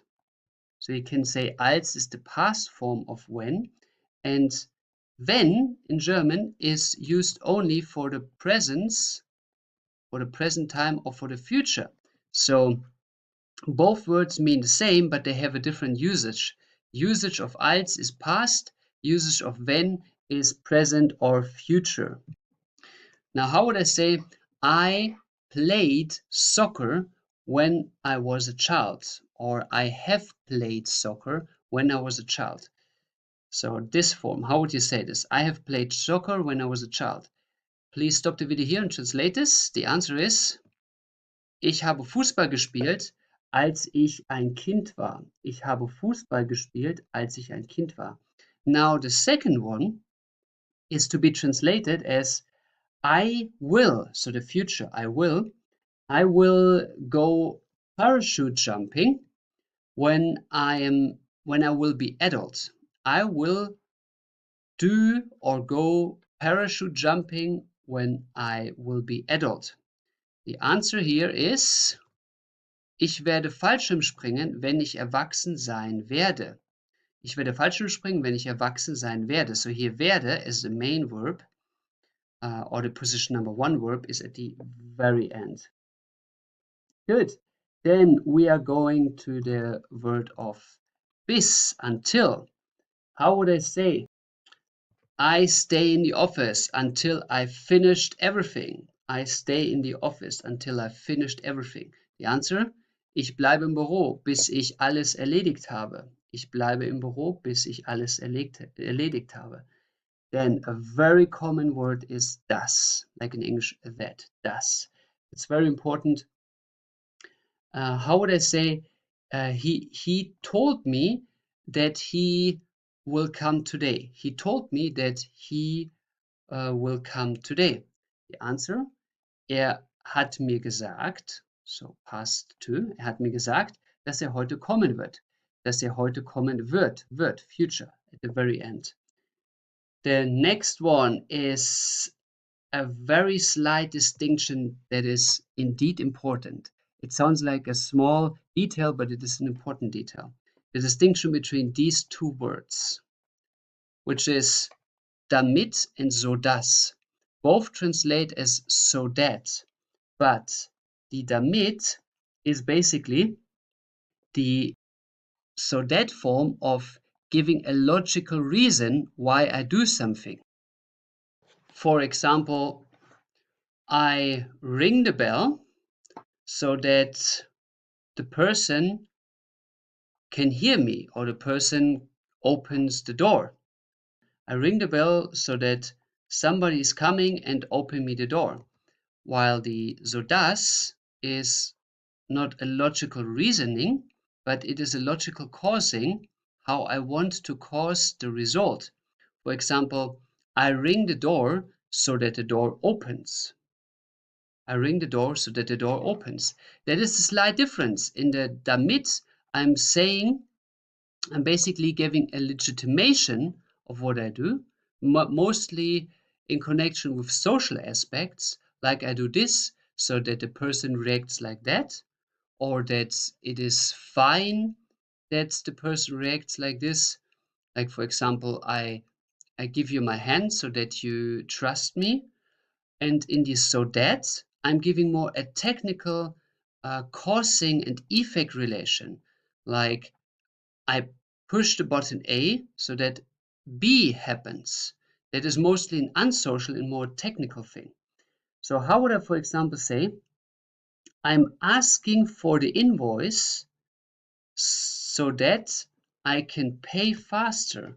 I'm asking for the invoice so that I can pay faster. The answer is, ich frage nach der Rechnung, damit ich schnell bezahlen kann.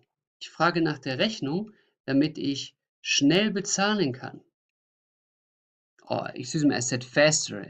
It should have been translated as fast. Or how would I say? I ask for the bill so that I can pay in general. I ask for the bill so that I can pay. Ich frage nach der Rechnung, sodass ich bezahlen kann. Now, the difference between the two is not very big. It is more a small detail, but this is more used for social aspects and this is more used for technical aspects.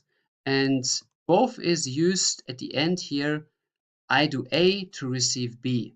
So somebody does something that he has an effect B.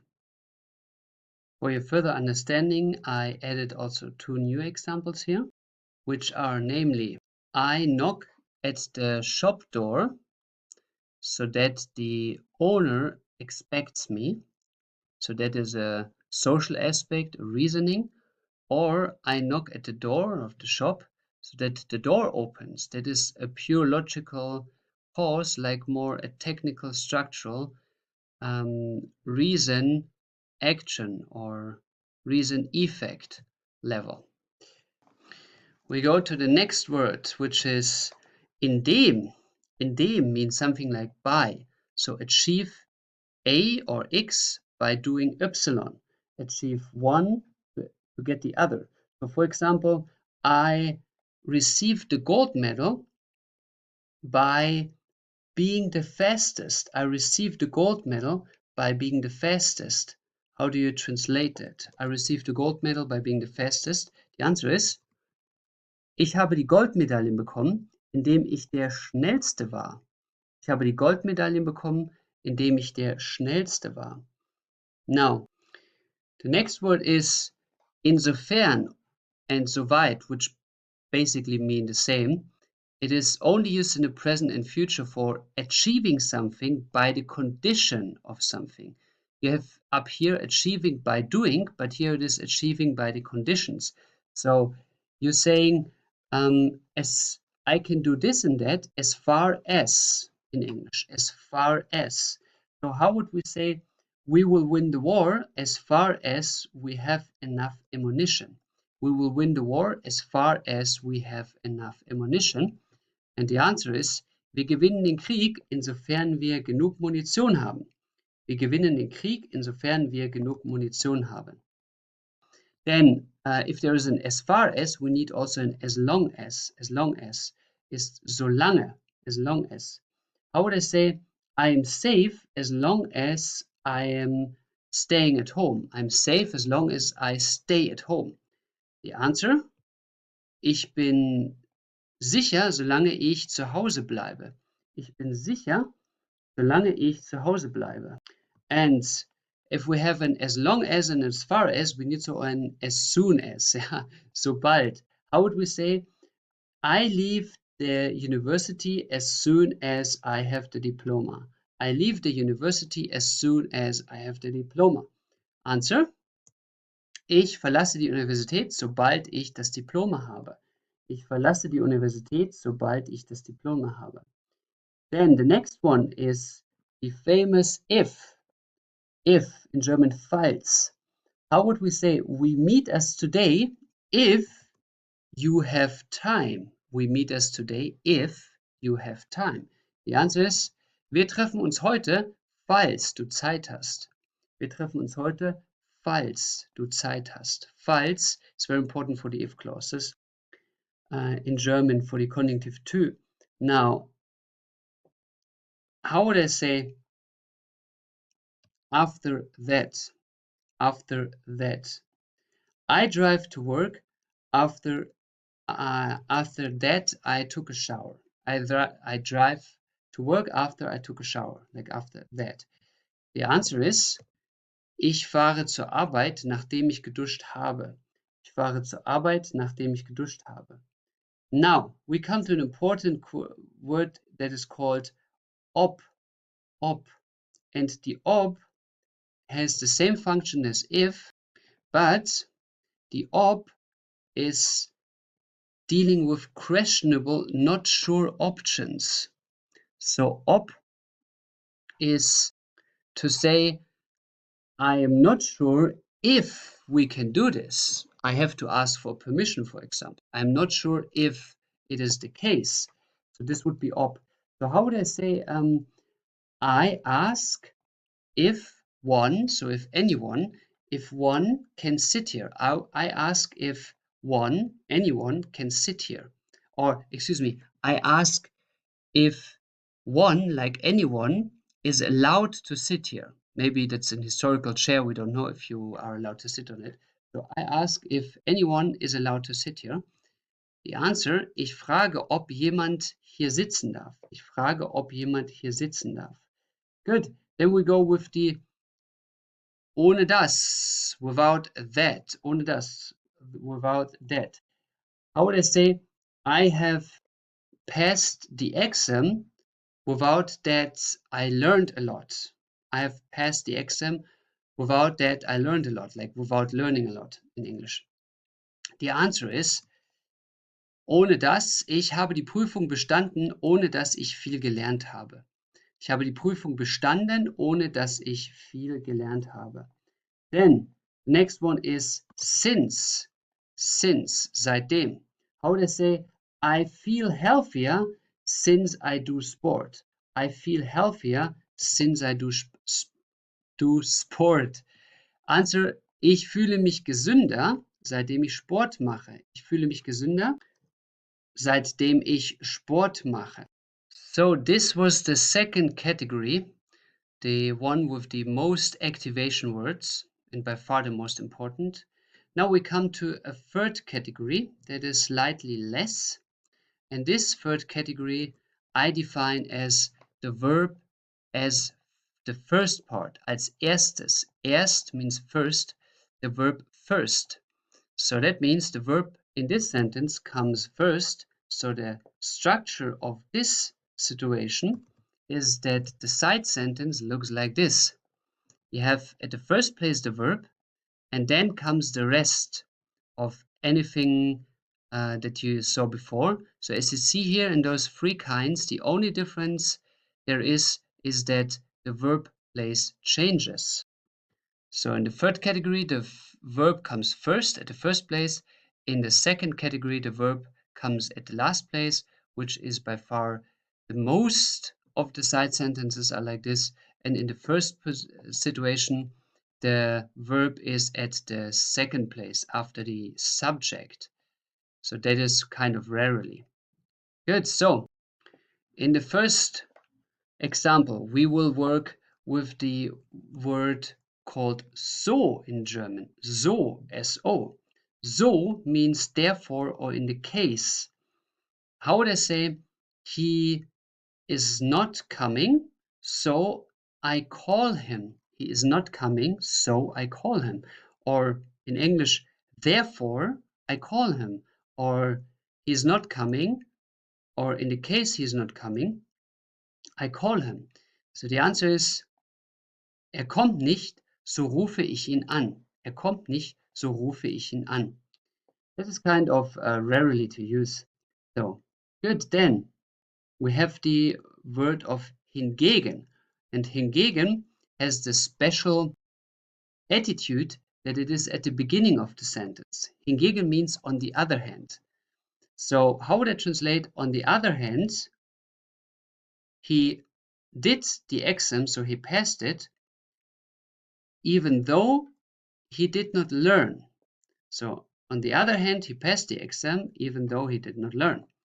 The answer is, hingegen schaffte die Prüfung, obwohl nicht viel lernte. Or, excuse me, even though he did not learn much.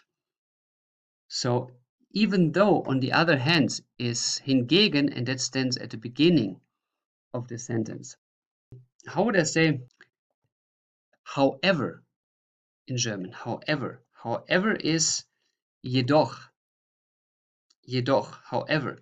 How would I say, I want to go in the park, however, I must stay at home. I want to go in the park, however, I must stay at home. Answer, ich möchte in den Park gehen, jedoch muss ich zu Hause bleiben. Ich möchte in den Park gehen, jedoch muss ich zu Hause bleiben. Then, the next one is trotzdem, trotzdem, which is like nevertheless, nevertheless, or notwithstanding. How would I say, it is quarantine, notwithstanding the people are celebrating. Like it is quarantine or lockdown, nevertheless, the people are celebrating. You can also do it the other way around, like nevertheless, the people are celebrating. It is quarantine, but that you can do this in English, but not in German. So how would I say this? It is quarantine, nevertheless, the people are celebrating. Answer, es ist Quarantäne, trotzdem feiern die Leute. Trotzdem feiern die Leute. So you see here, the verb comes before the person. Here the verb comes before the person. Verb comes before the person. Yeah.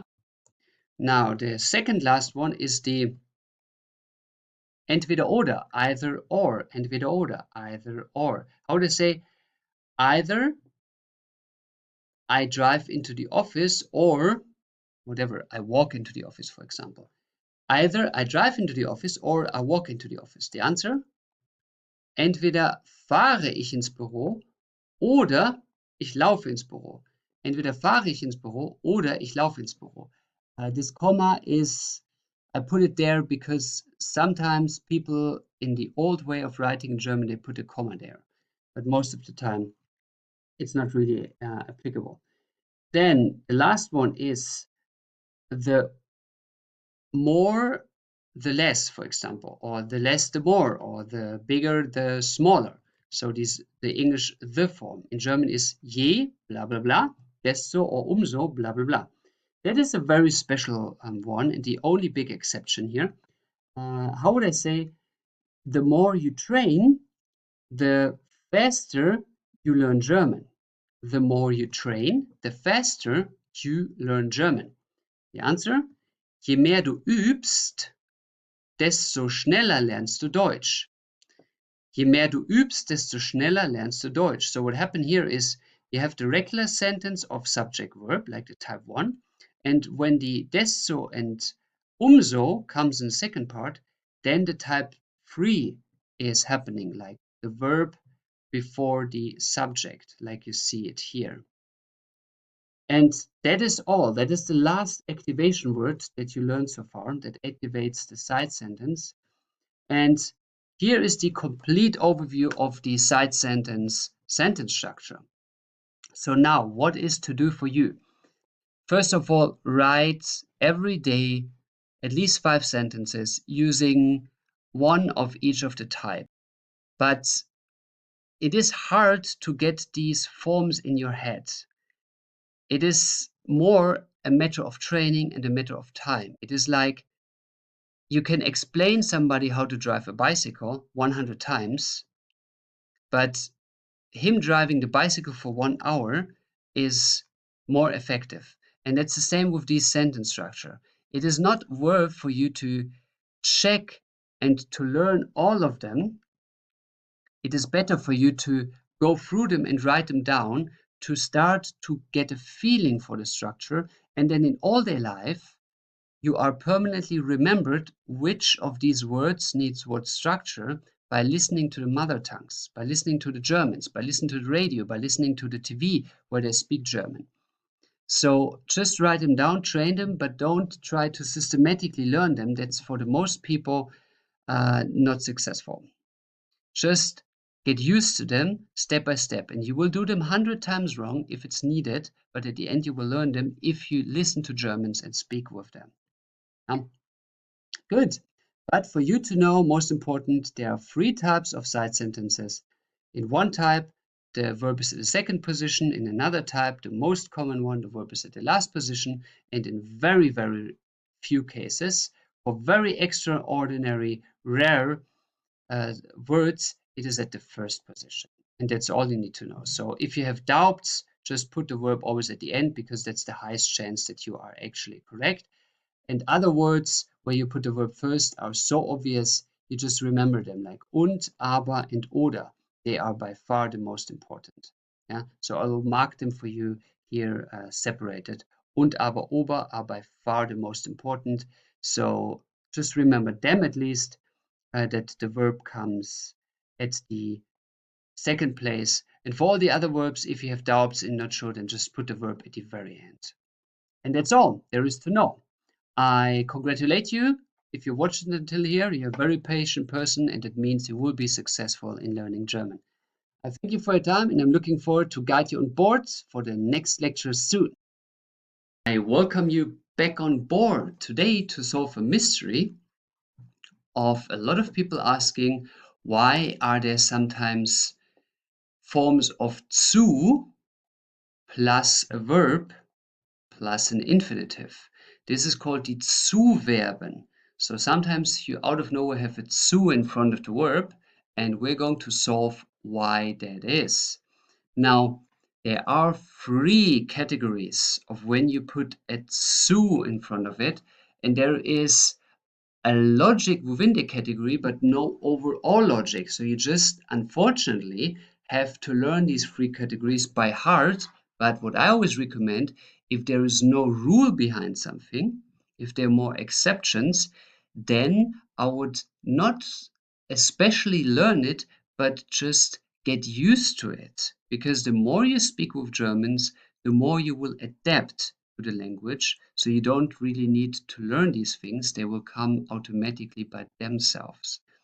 But for you to have an overview when to use the zu, we have three categories, and the first category is you are putting a zu in front of the verb if you have zu as an alternative to das.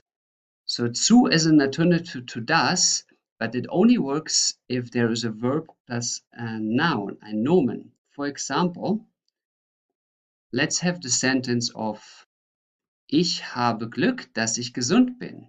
Ich habe Glück, dass ich gesund bin. So the habe is the verb here, and then comes the noun directly after, Glück, which means luck. So I have luck that I am healthy. In German, we don't say I am lucky, we say I have luck. So I have luck that I'm healthy is now replaceable with a zu in the following sense. You keep the Ich habe Glück, and then instead of das, you're saying gesund zu sein. Gesund zu sein. So instead of having a das here, you are having a zu behind and followed by an infinitive. Zu sein. So this bin here is turning to the sein, to the infinitive. So you can use rather this form, dass ich gesund bin, or you use gesund zu sein. That is both equaling each other. There's no difference in the content here. So that is a possibility of using the zu as a replacement of das. Now, there's also the possibility in the same category, slightly working different, if you have a instead of a das. For example, you can say, ich schlafe, gesund zu sein. Ich schlafe, gesund zu sein. Gesund zu sein. I sleep to be healthy. I sleep to be healthy. Ich schlafe, gesund zu sein. So this would be also a use for zu when you use the So this is the first category when you can use the zu. Now the second category is the one of the generalizations. That means you're saying something not specifically, but a general statement. For example, if you say it is something. For example, it is important to be healthy. It is important to be healthy. Es ist wichtig, gesund zu sein. Es ist wichtig, gesund zu sein. Or it is important to drink. You can say, es ist wichtig zu trinken. Or you can also say, it is bad to drink alcohol. Es ist schlecht, Alkohol zu trinken. Es ist schlecht, Alkohol zu trinken. It is bad to drink alcohol. Or you can generalize. It is beautiful to lie on the beach. It's beautiful to lie on the beach. Or to be on the beach. Es ist schön, am Strand zu sein. Es ist schön, am Strand zu sein. So these are all generalizations. They are not saying something specific, but they say it is. And then they give you an general adverb like wichtig, schlecht, schön, or an adjective like schlecht, schön, and then comes the statement. So it is like blah blah blah, and this blah blah blah you follow with zu. So that is the second category of using zu. Then we have a third category which requires some training from your side. It is for special verbs, like in English, verbs with to. For example, helfen, help to, helfen. I help to do this or that. The to here is the zu in Deutsch. So you can translate the zu as the to. For example, how would I say the man, der Mann, the man, helps to find the address, helps to find the address. In German, hilft, die Adresse zu finden, die Adresse zu finden. So here the zu is used to translate the English to. It's the equivalent of the English to, zu. Der Mann hilft, die Adresse zu finden. Then you have a couple of other verbs which you just need to learn, but I would recommend you, again, don't learn these things, just get used to them. Whenever you hear a zu, which you can not identify as a preposition, then just write down the sentence and write down the verb, like for example, versuchen. So how would you say, the man tries to explain the situation? The man tries to explain the situation. Der Mann versucht die Situation zu erklären. Der Mann versucht die Situation zu erklären. Another verb is the verb messen, to measure. Messen, to measure. How would I say, the man measures to make the plan. The man measures to make the plan. German, der Mann misst, to measure. Messen, misst, it's exceptional. Den Plan zu machen, to make the plan. Den Plan zu machen. So there are several other verbs, but it is, again, not important that you now learn all of this by heart. It is more important on the B level, especially to just understand how it works, to, on long term, passively learn it. So it is not that you have to like learn all the blueprint of the German model, but to understand why things are like this, and then on long terms, when you hear those things, you automatically recognize why they are that way, and therefore you learn them. Not that you need to learn all the lists of things. Now, another aspect of these zu forms are the aspect of having a prefix combined with it. What a prefix is, you will learn in a separated chapter about the prefix, but important is just pre means before, so it is something that stands before, and if this standing before of a word is trennbar, which means separatable from the word, then it follows with the zu the following rule. For example, anrufen. Anrufen means to call, anrufen. And if you say I call, you say ich rufe an. So anrufen, anrufen turns to ich rufe an. So out of nowhere, the an is separated from the main verb, as you see here. It comes now afterward. For example, if I say I call you, how would I say this? I call you. The answer is ich rufe dich an. Dich. It's an accusative, anrufen. It has to do with the sense of hearing, so it's accusative. Ich rufe dich an. So now the an is at the end of the sentence. Everything about the prefix you learn at the respected chapter of the prefix. Now, what happens with the prefix in combination with the zu? If we have, again, the first category of saying there's a verb plus a noun and then could be das, then we can have a following example. I have the chance to call the man. I have the chance to call the man. In German would be, ich habe die Chance, den Mann anzurufen.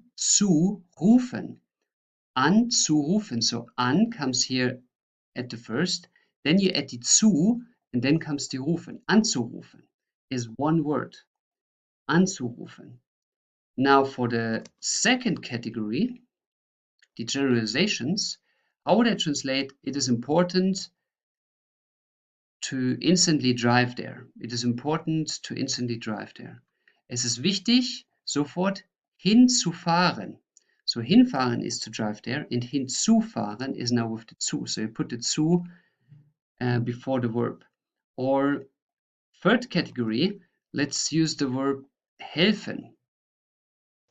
How would you translate the man helps to bring the doctor here? The man helps to bring the doctor here. So to bring here is herbringen, herbringen. And now what you have to logically do is to put the zu in between, as you learned it before. So the answer is, der Mann hilft, den Arzt herzubringen. Herzubringen. To bring here. Okay, and these are now the three categories by their logic and also by the additional logic of the prefix. And therefore, what I would like to emphasize again to you, it is important that you understand how the zu works, but it is not important that you know all, for example, the verbs of the third category here, or that you know all the generalizations that you can do. It is more important that you understand how the zu works to recognize it when you hear it, and by recognizing when you hear it, by understanding what you hear, you automatically are in the process of learning it, and you will start to use it without even realizing it. You will just copy the mother tongues, German speakers around you, in their way of speaking German. Good. That's all to know about the Zoo. I thank you for your time, and I'm looking forward to see you on the next journey soon. See you soon. Welcome back on board to another lecture of Let's Make German Easy Again. Today, you are going to ask the question of the question, which is the German question words. It's often a myth, or let's say a big issue for people, how to translate the German question words, and therefore I made you an overview that makes the understanding way easier. So today will be about the question words in the German language, which we will now categorize in question words that are case specific, like accusative, nominative, dative, genitive, and case unspecific. And we will combine this lecture, this overview, also with a small training for you. So I will ask you to translate a question, then stop the video, write down this question in German, and then continue the video to see if you were correct. Now, we start with the case-specific question words. So cases, nominative, accusative, dative, and genitive. And we are now separating those or subcategorizing them if they ask for a person. For example, in nominative, nominative is activated by to be. If you have in general any questions about the cases, then please check out the lecture of all cases, where I put all the cases in all the form on one sheet. That is something unique. At least I created it because I never found it anywhere. Good. So you have here now the question of the nominative that is activated with the verb to be. So how would I ask? Now please stop the video to translate. Who is it? Is to be. Yeah? Who is it? Or who is this man? How would you translate this? Who is this man? The answer is, please check the answer only if after you wrote down your German translation to check if you're correct. The answer is, who is this man? Wer ist der Mann or dieser Mann? If you want to specify it, you say dieser, like you point on it. Wer ist dieser Mann? Or wer ist der Mann? Like in general, the man, the specific one, without pointing on the man. Wer ist der Mann? Now in the accusative, who do I see? Who do I see? Please stop the video here, translate. The answer, wen sehe ich? Wen sehe ich? Now you say see in English who and who, that's the same, but in German this is wer and wen. So when to use wen and when to use wer, please check out the lecture of all the cases where you have a complete overview with easy to remember categories, when to use wen and when to use wer. But to make it very short, whenever the word to be in English sein, in any form, like ich bin, du bist, er ist, when this is the only verb in the sentence, then it is very likely a nominative to 99%. Then you use the word wer. Okay, now how would I say this? Like, what is it? Nominative, what is it? And how would I say, what do I see? So nominative and accusative here. What is it and what do I see? Both of them use was. Was ist es? Was sehe ich? Was ist es? Was sehe ich? Now let's go to the dative, which is about belonging, status, relation. So how would I ask, whom does it belong? Whom does the car belong? Please translate. Whom does the car belong? In German, wem gehört das Auto? Wem? So now here we have one question word, and here we have two question word per case. Now what is the difference? The difference is simple, that the wer and wen are asked to ask for a human being or a humanized being, and the what is referring to a non-human being or non-humanized being. Now what means human, that is clear, it's a human being, so biologically defined. But humanized is something that is not a human, but we give this thing a status of a human being. For example, some pets or animals that we love or that are holy to us. For example, we Germans, by the most cases, love dogs. We love dogs. They were always our hunting support in the past and protecting our houses. We have a high value for them in our emotional perspective. So if you meet a dog, you're not asking was ist das? That would be offensive. You ask wer ist das? Like what is the name of the dog? Or let's say something, a non-human being that we give like a specific soul or higher it to be human or even higher than human, like for example God. Yeah, if people ask for God and they hear, let's say, they would see God or hear it or in any way have sensation, um, then they would not ask was ist das? I mean, that's offensive. They would ask wer ist das? So they give it a status that is minimum human or even higher. So that is humanized, non-humanized. So each culture has their own humanized forms. We Germans have the dogs, for example. For example, for the Arabs, it might be the horse and the falcon, which are traditional important animals for to be held, or for let's say for the Hindus, it might be holy animals like the cow. So that we're just giving it a human aspect. Yeah? So that is the difference. While wem, dative, has no difference. If it's a human being, a non-human being. For example, if I say, whom does it belong to? And that can refer to a human being, or for example, it can belong to whatever, a car, in a way, like a piece of a car, even though we don't say gehören, like, or let's say a horse, it's a saddle, it belongs to this horse. So then it's also a non-human being. Now the genitive is very rarely, how would I say, whose car is it? Whose car is it? So genitive regulates the status in a relation. So whose car is it? Stop the video here, translate, and the answer is wessen Auto ist das? Whose car? Wessen Auto ist das? So that is the genitive. Okay. Now, case specific are also two topics, which is in German time and location. Time and location is defined respectively by the accusative or dative. So how would I ask for timely matters in the accusative? It would be, how would I ask, how long? How long is the flight, for example? How long is the flight? That would be in German, please translate, how long is the flight? The answer, wie lange ist der Flug? Wie lange ist der Flug? This is accusative and describes a period of time. A period of time. So how long something is. The time period, the length of it.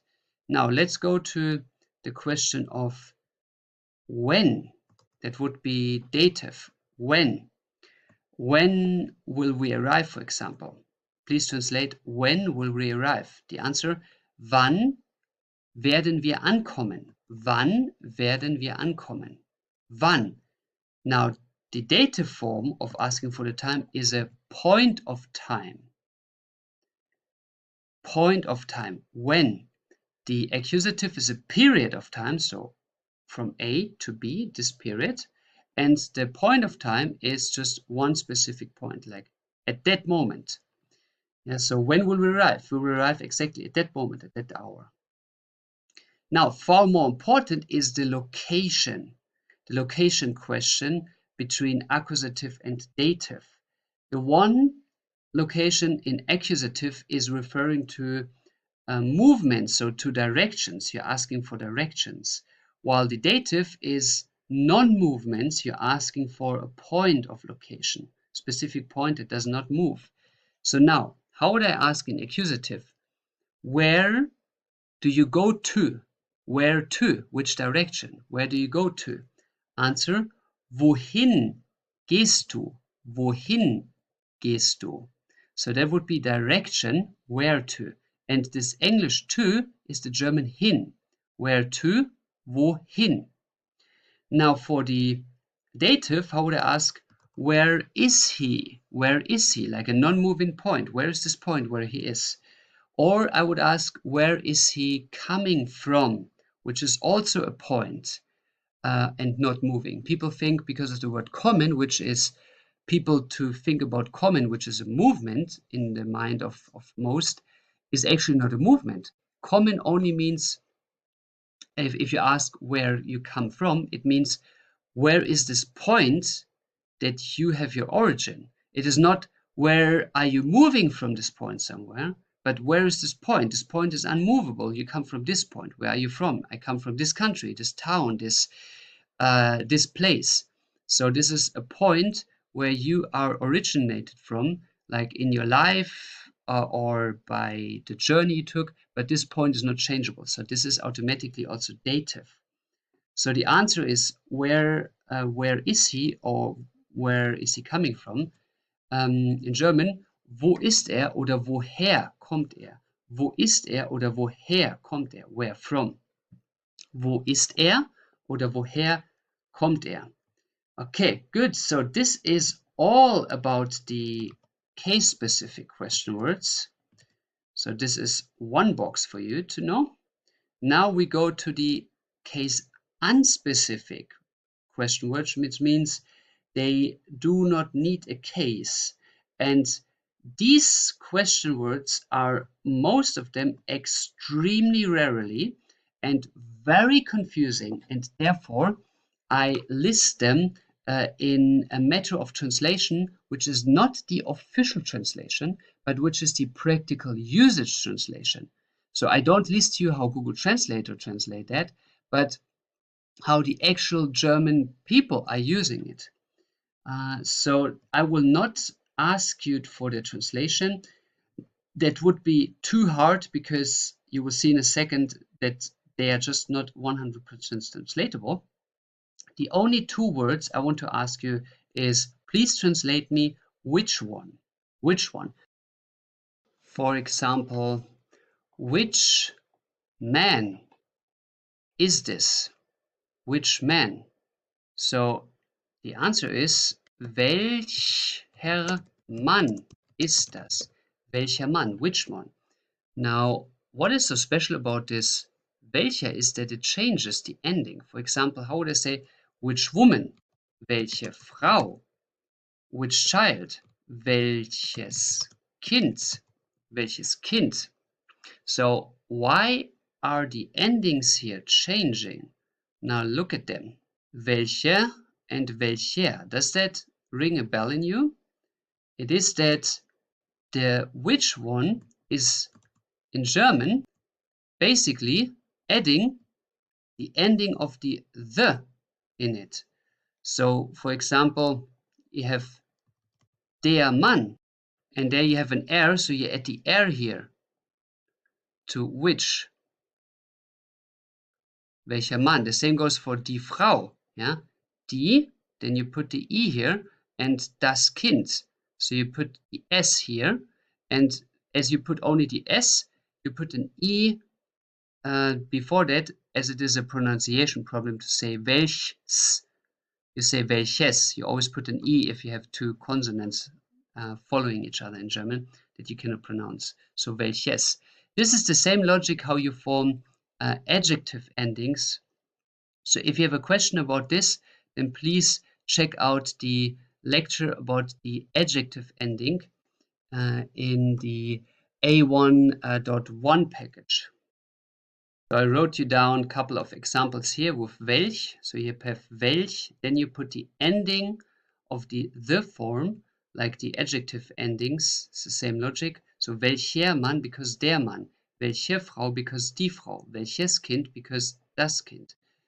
So that is the first that you definitely should know of the case unspecific question words. And the second one that you also all the time need is the question word of why.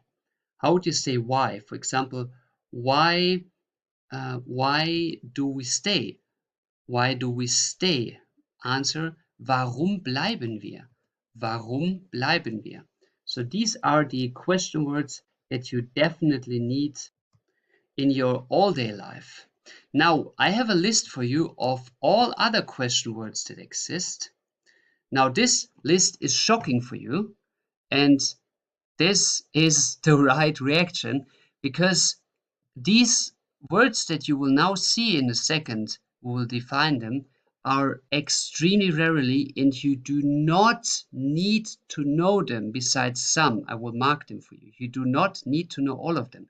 But whenever you hear these words and you ask yourself like, what is that? Then you can refer to this list to understand what the German is saying, what the German is asking for. Yeah? But it is extremely unlikely that you ever hear such words, but I want you to have the option to check them. This is something you will not be able to translate via Google Translator well, so I translated it the way that Germans practically use it, and not how Google would translate it. So welch, in its form we already had. Warum as well. Now in between, we have all the forms of how. How much, how long, and like distance-wise, and how long time-wise. These are things that you already know. In here, for example, wie lange is time-wise. Yeah. So how are you? Wie geht es dir? How is it? Wie ist es? How much sand you have, like kilos of sand. Wie viel Sand hast du? How long is the marathon? Wie weit ist der Marathon? How long is the break? Wie lange ist die Pause? So that is all forms with how. And then why is easy to use. It's like in English. Why is that? Warum ist das so? Then we have also other forms that are basically the same meaning as why, but they are rarely used, but I want you to know them at least here on the list. It is weshalb, which means like why in a way of for what reason. So you can ask, why is it that way? It's like, warum ist es so? Why is it that way? But you can also say, why, for what reason is it that way? Like, weshalb ist es? For example, weshalb benutzen wir das Auto und nicht das Fahrrad? Why do we use the car and not the bicycle? So for what reason we do this? That's the question. That's like a subcategory of why. Why? Then wieso and weswegen in English would be how so, or wherefore. That is very rarely used. And the word of wieso is basically dying out because we permanently replace it with warum. So wieso basically means also like why, like for what reason, how so. We really rarely use it. Wieso is basically the same meaning as warum, and weswegen, this is I mean, I actually never hear this in the all-day life at all anymore. Wieso is sometimes used, very rarely, but mostly it's replaced by why. We just ask why. So if you hear wieso, then it practically has the same meaning as why. There's no difference. Now we have here a couple of wo plus preposition question words that are very rarely to use. So I will just go briefly over them, but I want you to at least have a translation for them. Wofür is sometimes used. It means for what, for a specific thing, like for what are we doing this, while wozu means for what reason are we doing this, like what for what reason. Then womit, with the mit, which means with, it means by which mean, like what are we using to do this, like womit reparieren wir das Auto? Like by what, with what are we going to repair the car? Like with what tools? So we're asking for the mean to do it. Then wodurch is by which cause. which asks specifically durch, like through, by what is that caused? For example, wodurch, example, wodurch sind die Flüsse so groß? Like by what cause are the rivers so big? Or wodurch ist das Auto so langsam? By what cause is the car so slow? That is like you're asking for the cause of something, for the reason, like mainly in a mechanical or in a physical aspect. And durch can also be like through, like literally, like where through are you going? Wodurch gehst du? Like where are you going through? It's like ich gehe durch den Tunnel, durch den Tunnel. I go through the tunnel. Then worum, worüber is about what something is that is extremely rarely used. Worum I even didn't know before I made a list of all the German question words there are. I made a list and put everything in an order. And worum I actually never ever heard. So forget it. Yeah, I just wanted to be on your list for you to have it. Worüber, that is indeed sometimes used, mainly worüber sprecht ihr? About what are you talking? Worüber, about what sprecht ihr? That is indeed often used. Then the word wobei is extremely rarely used. It is in which situation, or on the other hand, if you're giving a counter. For example, if you say, wobei ist er verletzt worden? In which situation got he hurt? Wobei ist er verletzt worden? In which situation he got hurt? So that is exactly asking what is the situation, the conditions under what something happened. You can also put this at the beginning of a sentence, and that is interesting. We Germans sometimes do that. If we just say, you're saying A, like you say, let's go to holidays to Italy. You say, we go to Italy, that's A, and then I say, yes, we could go to Italy, and then you're making a break. Wobei, we could also go to Spain. Like on the one hand, we can go to Italy, on the other to Spain. So the wobei is the start of a sentence, and that is basically introducing the other person that you are now making a counter to this, a counter argument or counter suggestion. Then wovon is also very rarely used. It's about what, but it's more from what. You know, about what we say more worüber. This is used worüber. Wovon is very rarely used. You can say wovon redet ihr? About what are you talking? But we mostly say worüber redet ihr? But wovon is used only in the practical life, as I know it. It's for example, from what are you living? Like wovon lebt ihr? So the basic of like something, from what is that coming from? Then woraus is also from what, but this is, I mean, I never used that. I never heard this so far.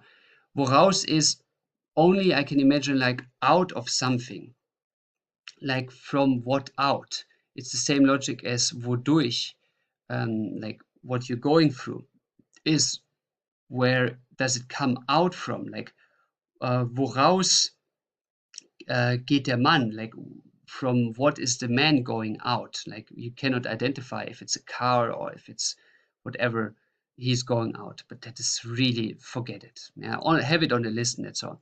Then woran is also extremely rarely. It is by which or on what thing. The only thing I can imagine is indeed if you use this an, which is like, where is it hanging on? Woran hängt es? Woran hängt die Jacke? Ja, woran hängt die Jacke? So then, worin is the same logic, rarely used. It's wherein or in what. Und you use it like, worin liegt der Schlüssel? In what is the key lying? So here, in general, you see here, I purpose write prepositions because all these question words have mainly their preposition meaning, just with the location where it is. Yeah. So their usage is not 100 translatable as the preposition is also not 100 translatable. So it's here about the location in combination with the preposition. Here, the question where it is in. Here is the question where is it on? Yeah, where up on? Where is it under? Where is it in front of? Where is it behind? And where is it next to? But these are all their meanings. They have no other meaning than the preposition meaning. So you just take the wo plus the preposition to check out the location. So I make a note for you here. It is mainly about where plus a location question. Yeah, mainly where plus location questions. And that's it. These are all the German question words.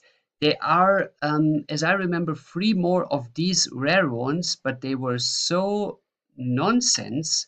I absolutely don't know how to translate them because they are absolutely never used. There were 3 more of these ones, but you don't need them. What you need is indeed the case-specific ones, and then the which and the why. These are very useful, and all the others are more or less bonus. They are rarely used. Yeah, and that's all about the question words. Now you have a full list, and I would recommend you to have this list always with you on your smartphone to check how to ask things.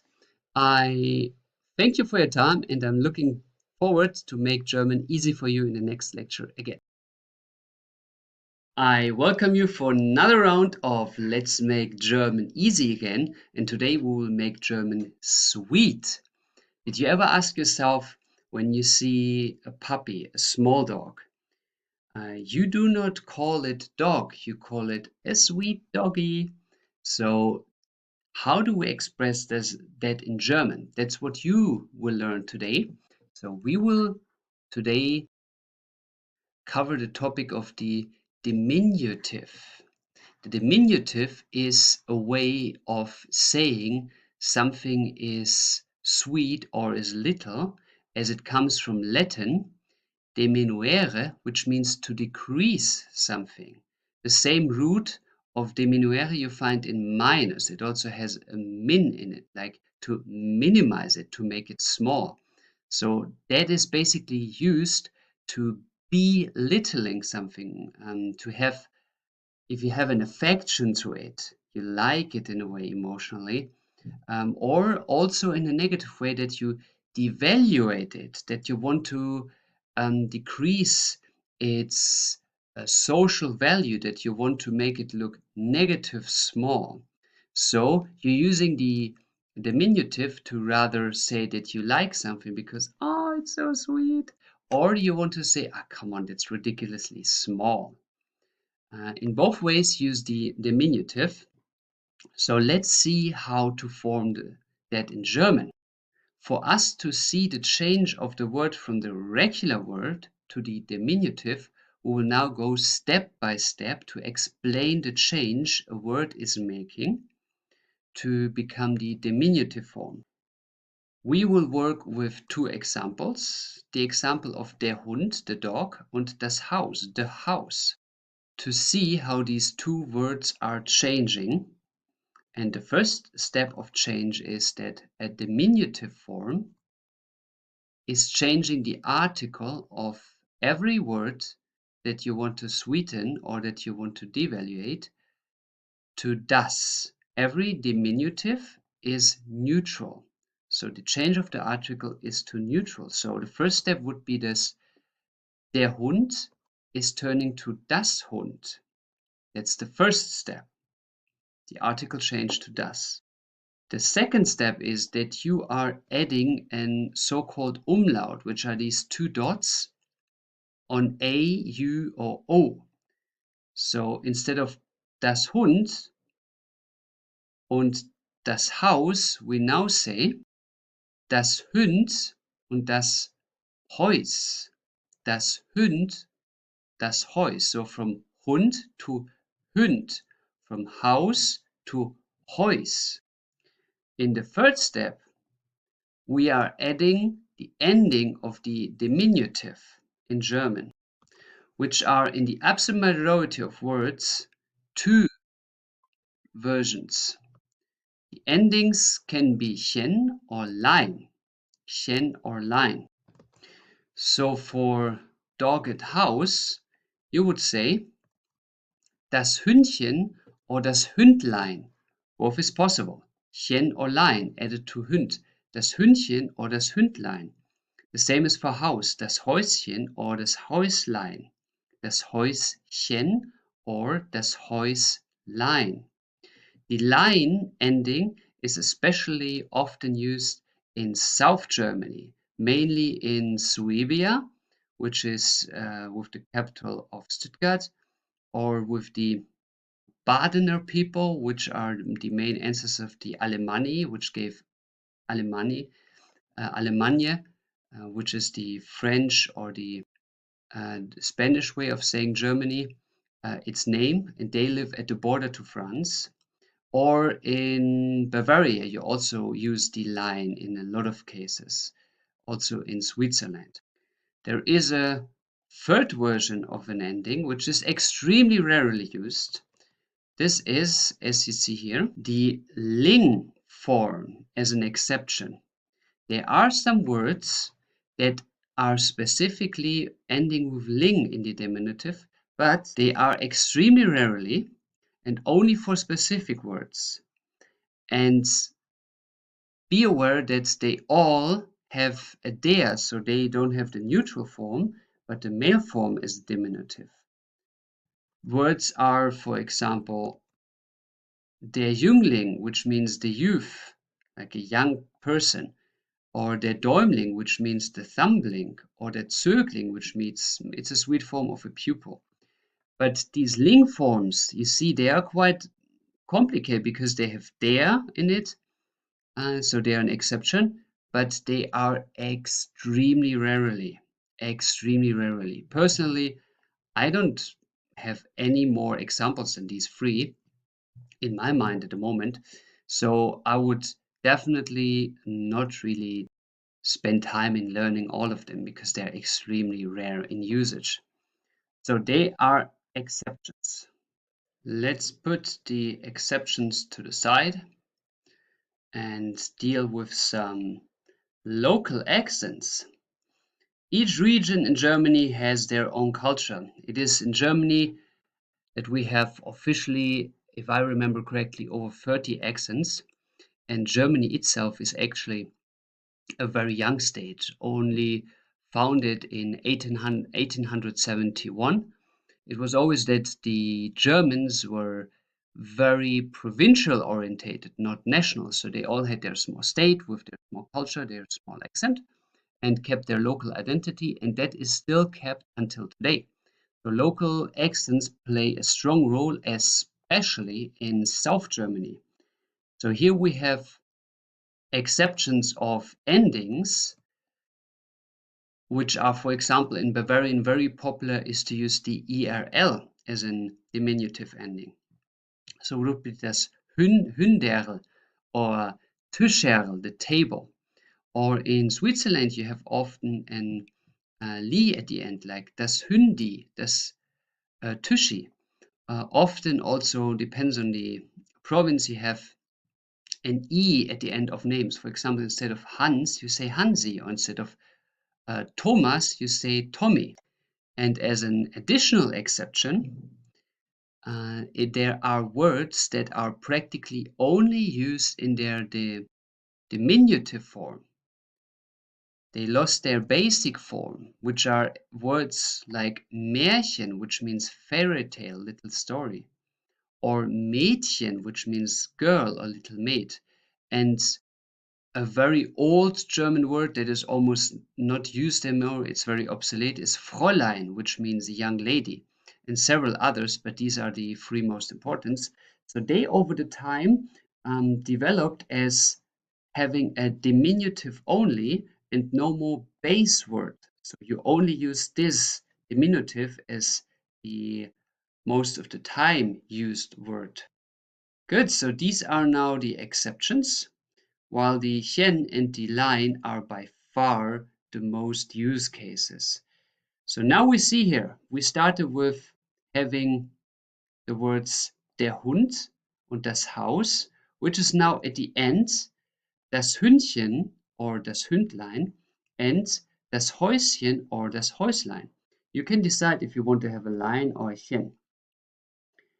Now, if we want to form the plural of these words, then we have to stick to the rule that the plural diminutive never changes, which means if you have das Hündchen or das Häuschen, it's automatically die Hündchen or die Häuschen. So you just put the plural article of die in front of it, but the word itself is not changing. Hündchen and Häuschen stays like the singular form. Now, this is practically everything you need to know about the diminutive.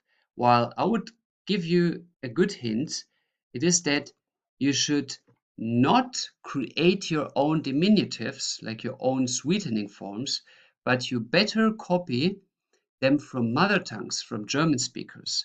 So listen what Germans are using to make something sound decreased or sweetened and copy it. So don't invent your own diminutives, as it is often misleading and the German speakers will not understand you. Well, that is all that is to say about diminutives. And I would now recommend you to ask your German speaking friends or to check in the internet for some diminutive words that you can use for your all-day life. Maybe you want to form the first diminutive for your beloved, like sweetening the name of your partner, or going with a friend and ask him to make some funny or jokey ways of decreasing something or sweetening something. That's all. Thanks for your time, and I see you in the next journey. Hello, hello, hello, hello. I welcome you today on board for a short journey for you to understand the so-called participle one. Now, you probably have heard often the word of participle two, a form of a verb that you need to form the past terms, the past tense, two in the German language. But today we're talking about its brother, the participle one, and not the participle two. They are both very different. And the participle one is basically when you are turning a verb, so an action, into an adjective, so a description of a noun, which is, for example, you can say in English, there is the waving man. There is the waving man. So you see here, waving is a description of the man. The man is waving. That would be the participle two, but you can also say this man waves the hand, for example. So he waves with the hand like this. So from to wave with the hand to waving in German, we have a different form of the verb, like in English you put an ing. But be aware, not all ing forms in English at the end of the English verbs are automatically the participle one in German. You cannot 100% translate language logics, so therefore this ing is not always automatically a participle. For example, if you say in English, I am going to the school, then this going is not a participle two in German. Going here means you do this right now. This is actually a time form that is not translatable at all to German because we don't have it. Going means I do this now, and if I want to say I do this now in German, then you just add the word now, jetzt. So you would say ich gehe jetzt zur Schule. So nothing happens here with the verb, like in English the ing is added. In German, nothing is added. We just put the jetzt there to describe it as now. Good. So in English, you could translate this as an ing, but not all ings are automatically participle two forms. But as you saw in the example, it's pretty easy. You can do an action, like you say, I wave with my hand, or you can say, this is the waving or hand waving teacher. So it describes the teacher, like it is one of these teachers who, or it is the teacher that is waving the hand. Yeah. So it turns into a description of the teacher, into a description of the noun. So how to form the participle to in German is quite easy. You are taking, first of all, the infinitive of the verb, so the basic form, which you will see in a second.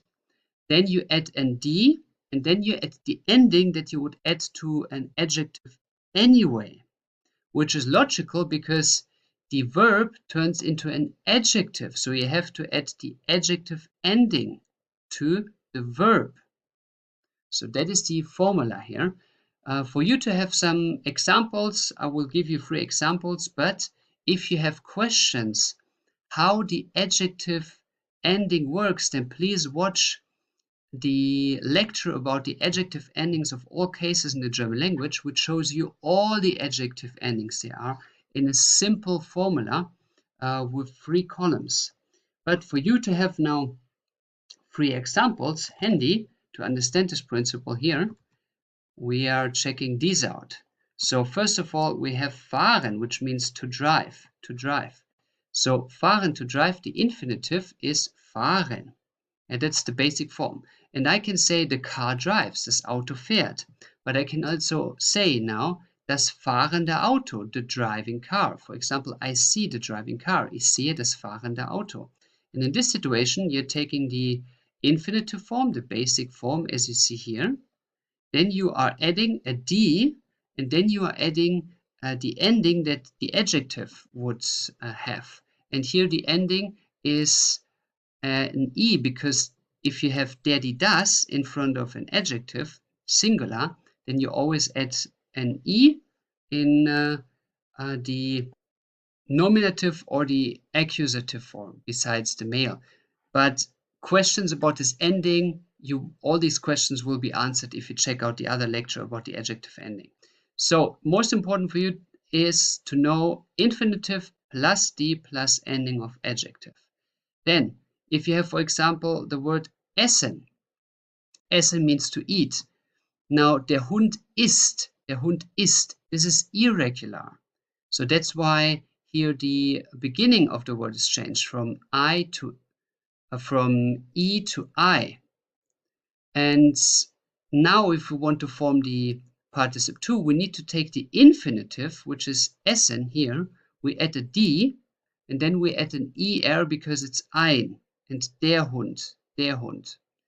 So here it is that the regular form of the verb is very different to the participle one form, because the regular form of the verb is irregular. Yeah, so an irregular verb has a different form than the infinitive. But we just use the infinitive for the participle one. So, and if you wonder why there's an ER at the end, again, check out the adjective ending lecture. Then, winken, waving. We had this example, waving. So, Kinder winken, like children are waving their hands like this. Then we have waving children, winkende Kinder, or so the children that are waving. For example, I see the waving children. Ich sehe die winkenden Kinder. So, and that is all for you to know about the participle to. It's not that difficult. You just need to know the verb. So the infinitive form of it. You're adding an D, and then you're adding the ending of the adjective. And now if you have questions about the ending of the adjective, watch this video, which goes and answers you all the questions. That's all about the participle one, a very quick round. I thank you for your time, and now go and form some participle ones out of verbs that you know. Thanks for watching, thanks for your time. I welcome you on board for today's intensive journey to discover the mysterious Präfixe. Now, first things first, what is a prefix? If you have some certain words in German, for example, rufen, which means to call somebody, like to call somebody by name, like, hey, Kevin. So you call somebody, then they can change their meaning if you are adding something, like, for example, this case, anrufen. So anrufen, out of nowhere, has the meaning of not to call somebody, by voice, but to call somebody by phone. Now, the question is, how do you know how the meaning is changing of each prefix. And that is what you will learn today.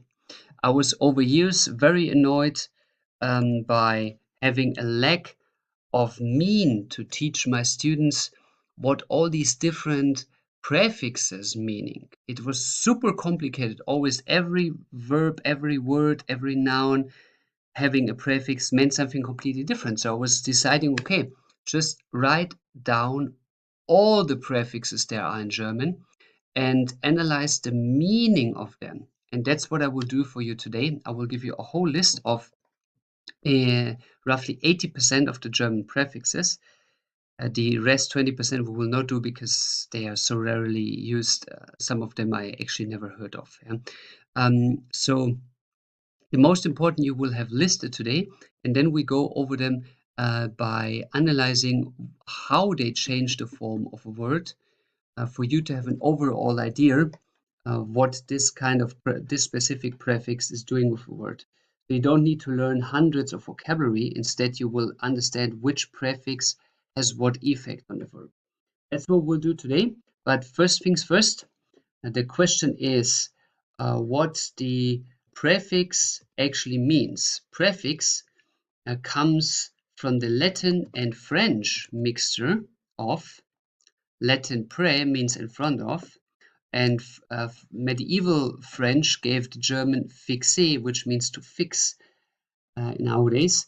So basically, this pré, which is here in front of a word, is fixing the meaning of a word. So in total, this front addition fixes the meaning of the word. And it is basically meaning for you, if there is a prefix, then the meaning of the word is changed. Now let's go to the grammar aspect shortly. How is a prefix changing the sentence structure? And the easy answer is it does not. It just goes as the following. Here are two variations of the prefix concerning the sentence structure. We have prefixes that are separatable. That means, for example, anrufen, the example we just had. It is if you say anrufen as the infinitive and then you put it into a sentence, then the anrufen is the an is separated from the rufen. So you would say, for example, I call my father. Ich rufe meinen Vater an.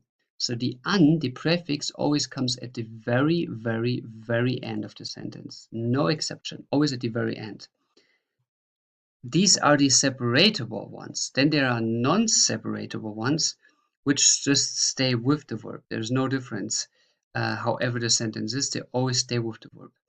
Now, if you have more than two verbs in a sentence, then the separatable prefixes stay also with the verb because, as you know, the second verb in German is always coming at the very end of the sentence. So at the very end of the sentence, it is an infinitive, and the infinitive of anrufen is anrufen. So it's the separatable prefix is staying together with the verb if there are more than two verbs. Prefixes are mostly in front of verbs, but they can also be in front of nouns and adjectives, which we will see later. But the absolute majority of prefixes are used for verbs only. So the only thing for you to remember here grammar-wise is that if a prefix in front of a noun, for example, der Fall, the fall, der Abfall, the waste, for you to have an example here, der Fall means the fall and der Abfall means the waste, then there is no change in the sentence structure. There is no difference. It's just the noun stays the noun anyway. That is all to know about the grammar aspect concerning the sentence structure, and now let's dive in to understand the first prefix. The first one is a quite complicated one, but we start with this one because we go from the A, B, C logic down through all of them, and the first one for you to know is the so-called up, which means you can roughly translate it as off, but prefixes like prepositions are never 100% translatable. So if I, for example, say sagen, to say in German, then if I now add the up in front of this verb, absagen, then out of nowhere, it is to cancel an invitation or an appointment. Absage means to cancel an invitation or an appointment. For example, how would I say, I have to cancel, or in general, just say, I have to cancel. Would also call it, I have to call off. How would I say this? I have to call off. The answer is, ich sage ab. Or if I say I must call off, ich muss absagen. Ich sage ab, or I must call off. Now this is an example of a prefix here, absagen. This ab is separated in the first case because we have just one verb here, which is sagen, and the ab goes at the very end of the sentence. For example, ich sage die Einladung ab. I cancel the invitation, I recall. And if I have now two verbs like muss and sagen, then the absagen prefix with the verb stands at the very end of the sentence, absagen. Okay, I cancel invitation. Now another example that we mentioned before, like fallen, to fall, fallen, to fall. And how would I say, how would I translate der Abfall? It is the trash. So I'm adding now the ab in front of this noun, der Fall, or here the verb fallen, der Fall, the fall, to der Abfall, which means the trash. So literally, you let it fall, this waste, this trash. Now, what is the meaning of up here for both cases? In both cases, if you say like to cancel or the trash, it has a negativation. So up can has a negativation to the word that it is added to. It can have a negativation effect. Good, but it has three more effects that can happen, which makes up quite complicated. The most are way easier because they have one or two meanings. But another meaning would be, for example, from machen, to abmachen. Machen, abmachen. So machen, to make, and abmachen in German means to agree. And die Abmachung is the agreement. The agreement. Or another word is abstimmen. So stimmen means to tune or something is correct. And abstimmen means to coordinate, also to tune in a way. So now the question is, what do these three ones have in common? So to agree, the agreement, and to coordinate, to tune something so that it works. And the answer is that up can have some kind of manifestation of finalization of something. It is that you agree on something, you finalize it, you manifest it in form of to coordinate, to tune. It's some kind of manifestation. Good, then the third meaning of up is by the example of normal. So you have normal, normal, and you have abnormal, which means non-normal, abnormal, non-normal in German. So here the up has a non translation in English. Or if you say der Stand, which is the standing, der Stand, the standing, and der Abstand is the distance, the distance. So what is now in common between the normal and non-normal and the standing and the distancing? Well, the standing and distancing, that is very easy. It is a physical distance between the things. But the non-normal follows the logic of there is a point that is normal and then it goes away from this normal. So that is also kind of physical distancing, which brings us to the physical or metaphorical distancing of things if you put an up on it. Good. Then we have also the meaning of up, and that's the last one here, is with the example stellen. Stellen is to put something somewhere. And then abstellen. Abstellen means to turn off something or to put an object down. It can have two meanings. Abstellen is to turn off or to put it down. So in this meaning, the up can have a kind of stopping meaning. so to stop, to turn off. But it can also be, again, to put down an object, which is like to, yeah, metaphorically distancing it in a way. So these are the 4 meanings of up, which are quite a lot. The other ones will not be as complicated. It's just a hard start because ABC logic will put the up first. But most important for you is that up has mostly negativation meaning, or you are just to manifest or distancing it, whatever it is with up that you are adding, whatever word you are adding the up to. So this is one package here that I mark for you like this, and we will have now dozens of these packages for you to understand always the meaning of these prefixes rather than to learn all of these vocabularies. So my goal is for you that by training writing sentences with these up words, that you are starting to feel which prefix has roughly what meaning. Like, for example, up has more a negative meaning or a distancing meaning. So in future, whenever you hear any word in combination with the up, that you feel what meaning it could have towards the word. So you can guess by yourself what up, for example, means, instead of you learning all these vocabularies with all words that have an up in front of it. There is not enough time in life to learn all of that. So better start to develop a feeling what each prefix can mean. This is our first package. Let's move to create some more packages. Second package will be an, which can be translated roughly as on. Now, if you are saying machen again, and you say anmachen or schalten, which means to change, to switch something, switch any control setting in a machine, and you say anschalten, then these turn from to make to turn on, to turn on. For example, how would I say, I turn on the fridge? Let's say it was out of electricity, you plugged it out, so I turn on the fridge. Ich mache den Kühlschrank an. Ich mache den Kühlschrank an.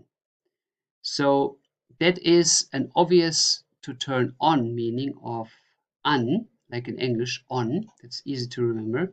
But it can be also more sophisticated. Like, for example, if you have the word of griff. Griff means a handle or a grab. That is griff. To handle something, to grab something by a hand. Yeah, grab, griff. That's close to each other. Now, how would I say? What would be the meaning of Angriff? So you add an an. Angriff means to attack or the attack. Angreifen or der Angriff. Angreifen or der Angriff. Attack. So from to handle to attack, you just need to add an a. An. Angriff. Which is the logic of griff is to grab. And if you attack somebody, you basically grab him. So you on-grab him, like with your fists, for example, yeah, on-grab him. So this is der Angriff. That is the logic of Angriff. So if you now watch or see those words together, what do they have in common? So to turn on or to attack, it is basically that an is not only on turning, but it means that an action is starting. An action is starting. So that can be one meaning of an. Now let's go to these words and their meaning with the prefix, with starting with the first one, stecken, to plug in, to plug in. Stecken, for example, I plug in the electricity, or I plug in the phone, ich stecke das Telefon ein, to charge it, for example. Now, anstecken has a very different meaning. Anstecken means to infect somebody. To infect somebody. Now, what is the logic behind this? If you are stecken, if you plug in, you put something in. But if you are now on in plugging with an action start, then it is that A virus is entering, like to plug in, into the body. It's plugged into the body and then it is on, it is turned on, which means to infect. So anstecken, literally to infect, means metaphorically turning on by plugging in. So the virus is plugged into the body and it's turned on, because not all viruses are automatically activated if they are on, but if they are in the body and activated, then you are infected. Okay, then another meaning is hängen, to hang. For example, if I say now anhängen, it has the meaning of to attach. For example, ich hänge, let's say, ich hänge eine Nadel an, like I hang a needle here, you know, I put it into the suit. Ich hänge eine Nadel an. I hang on a needle. So that means to attach a needle, to attach a needle. Then same logic follows also nehmen and annehmen. We say nehmen, it means to take, and annehmen means to accept. So you are from nehmen, taking, to annehmen is to accept. Somebody gives it to you and you have it in your hand, you accept it. And for the last one, as an example here, is setzen, to sit, and ansetzen, ansetzen, to gain weight, to gain weight, ansetzen. So you gain weight, like at Christmas we say, oh, ich habe angesetzt, like I gained a lot of weight, ich habe angesetzt. Ansetzen can also mean to start or to apply, for example. No, but if you see those meanings here in total, what do they have in common? What is in common with them is that here we talk about some adding of something. Something is added. For example, to infect means there is a virus added to the body. Then anhängen is to attach, like attaching is adding. Annehmen is to accept, to assume. I mean, to accept means you accept it, so you add it to yourself, and to assume that's something else. But annehmen means also to assume. And ansetzen, to gain weight. Yeah, so something is added. And these are the two meanings of an. It can be rather an action start, or it means that you are adding something to some whatever. Next one we move to is the prefix of so-called auf. Auf, which means literally on something, like physically on something. The an is like turning on, like switching something, and the auf is like physically being on something, on top of it. And I will from now on always write you the philosophy behind the verb, so the meaning behind the prefix. I think that is more effective for you to first see what it means and then to interpret it. For example, the auf has an up or an out moving as the meaning. If you, for example, talk or say the word machen, machen is very popular with some prefixes. Machen, and you add the auf, so it turns from make to open. So, for example, I make a coffee, but I open the door. In German, you just add an auf. So how would I say, I open the door? I open the door. Please stop the video and translate it here. I open the door is ich mache die Tür auf. Ich mache die Tür auf. I open the door. Ich mache die Tür auf. Okay, then another way metaphorically to say something out is aufsagen. So sagen means to say, but aufsagen means to recite something. Like you have a poem, you learn the poem by heart, and then you say it, kind of singing it, saying it, and you recite it, you permanently say it, and that is this out moving, you say out of your mouth. Then another example is setzen and aufsetzen. So setzen is to sit, and aufsetzen is to put on, like to put on a hat, for example. This is aufsetzen, to put on a hat.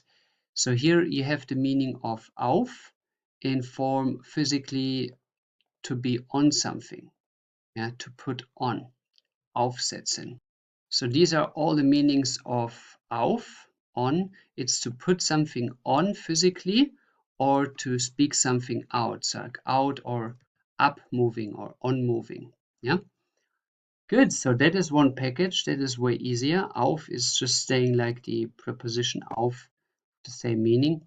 And now let's open a new package for you. That is aus, which means literally out, aus, out of something. So out, aus can have two meanings. First is a deactivation meaning. For example, again, machen, ausmachen means machen to make, ausmachen is to turn off. Ausmachen is to turn off. So that is the opposite of what you learned here with the word on. Yeah, on means anmachen, anmachen means to turn on, and ausmachen means to turn off. Anmachen, turn on, and ausmachen means to turn off.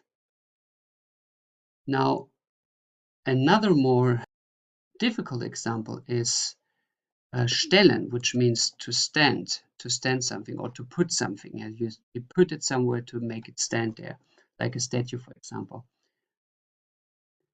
Ausstellen, if you add an aus in front of the stellen, means to turn something off, to turn something off. So it has a deactivation logic, to turn off, ausstellen.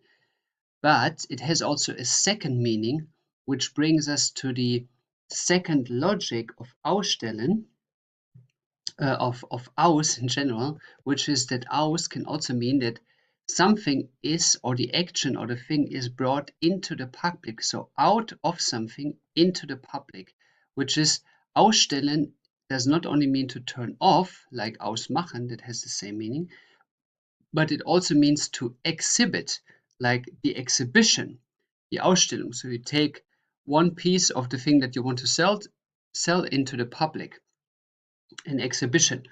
Or it does not need to be something commercial. It can also be just an exhibition of, for example, art that is not to be sold. And then we have a third meaning of aus, which is to work out something. So here again, out, the same logic as out into the public or work out.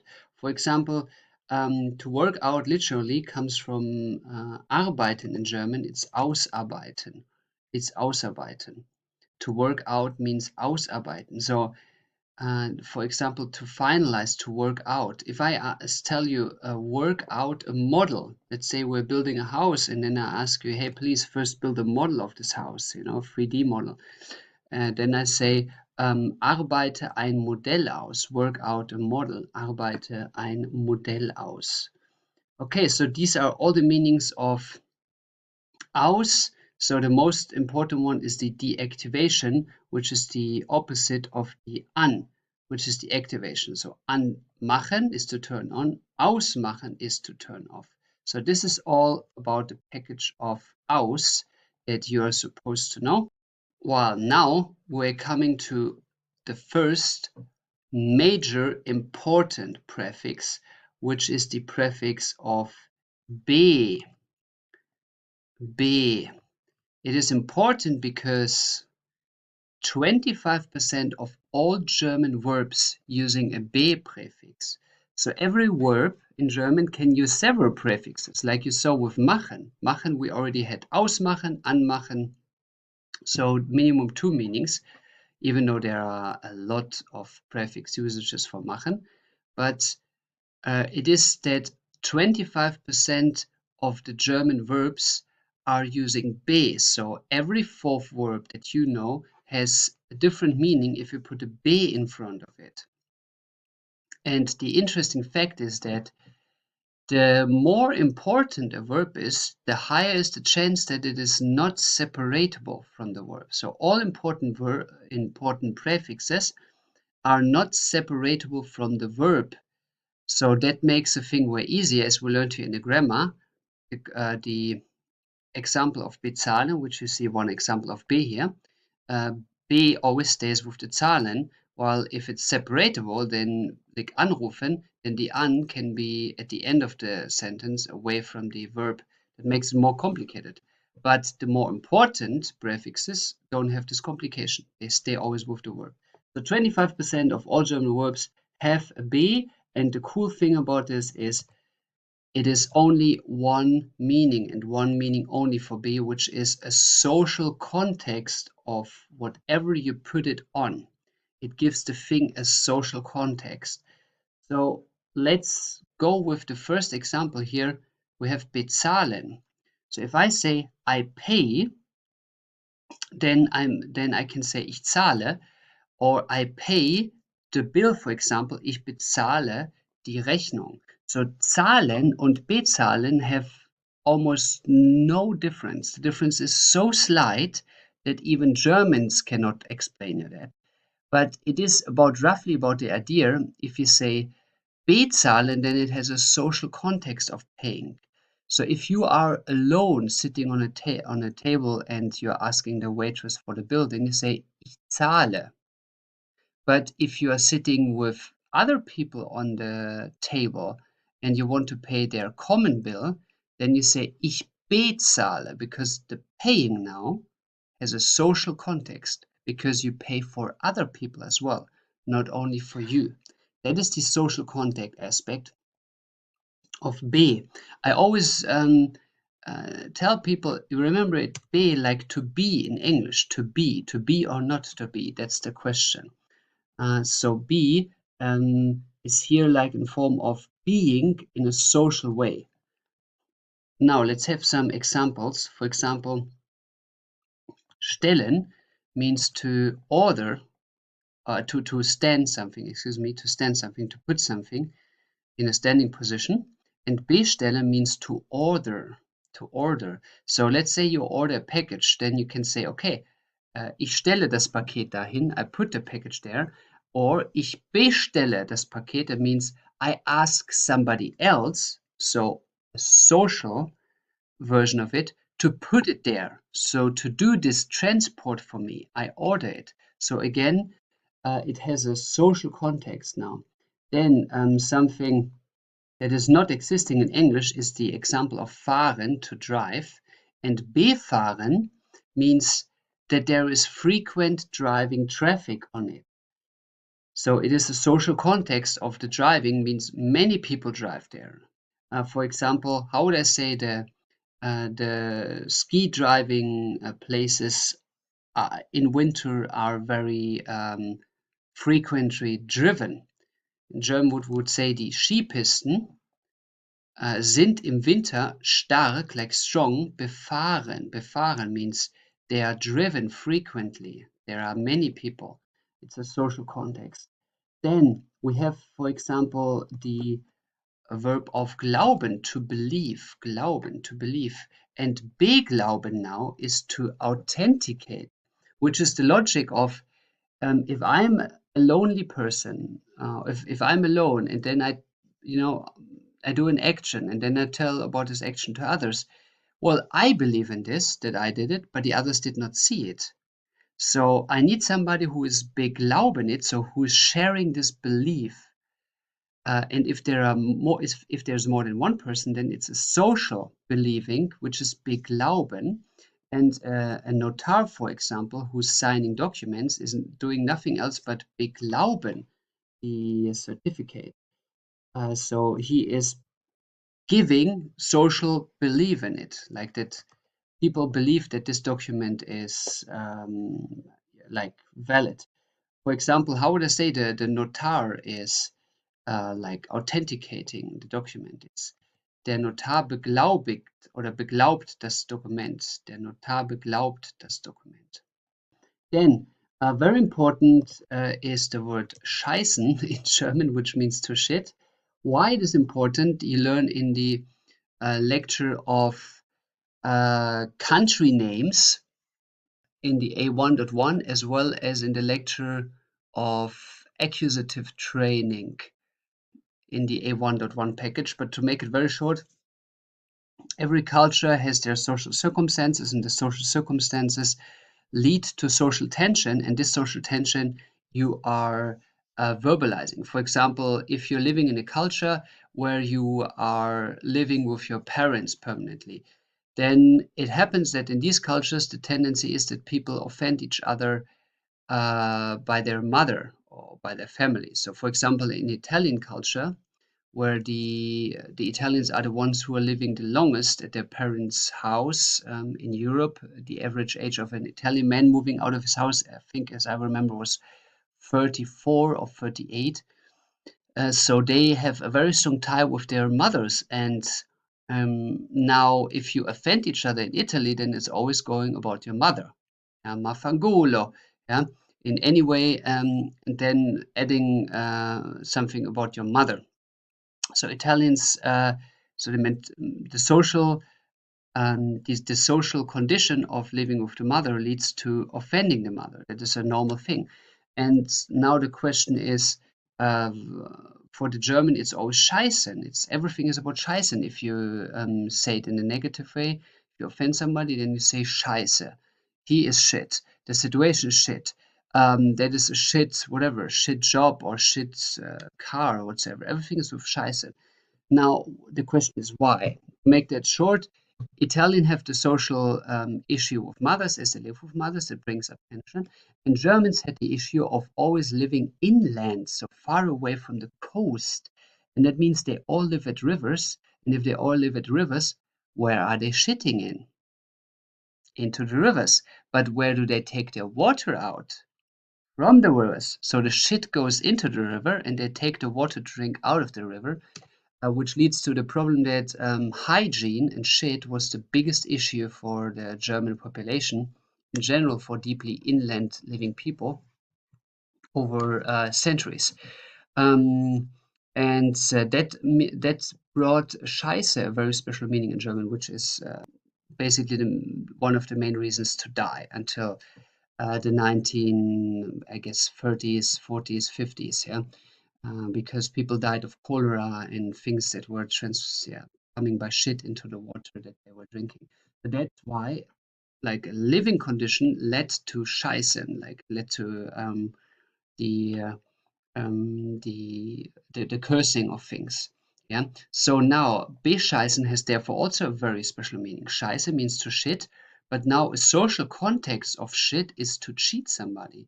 You are socially shitting on somebody, literally. Yeah. That is to cheat.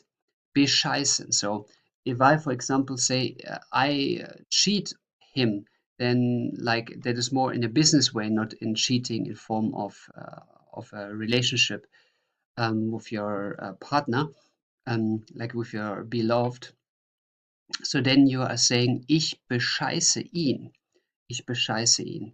So that is the prefix of be, and that is for 25% of all German verbs, so it is ultra important. This one is worth to note down. This one is worth to learn also systematically. All the others are very complicated and are rare to use, but this is very often to use, and it's easy to remember because it's just one interpretation.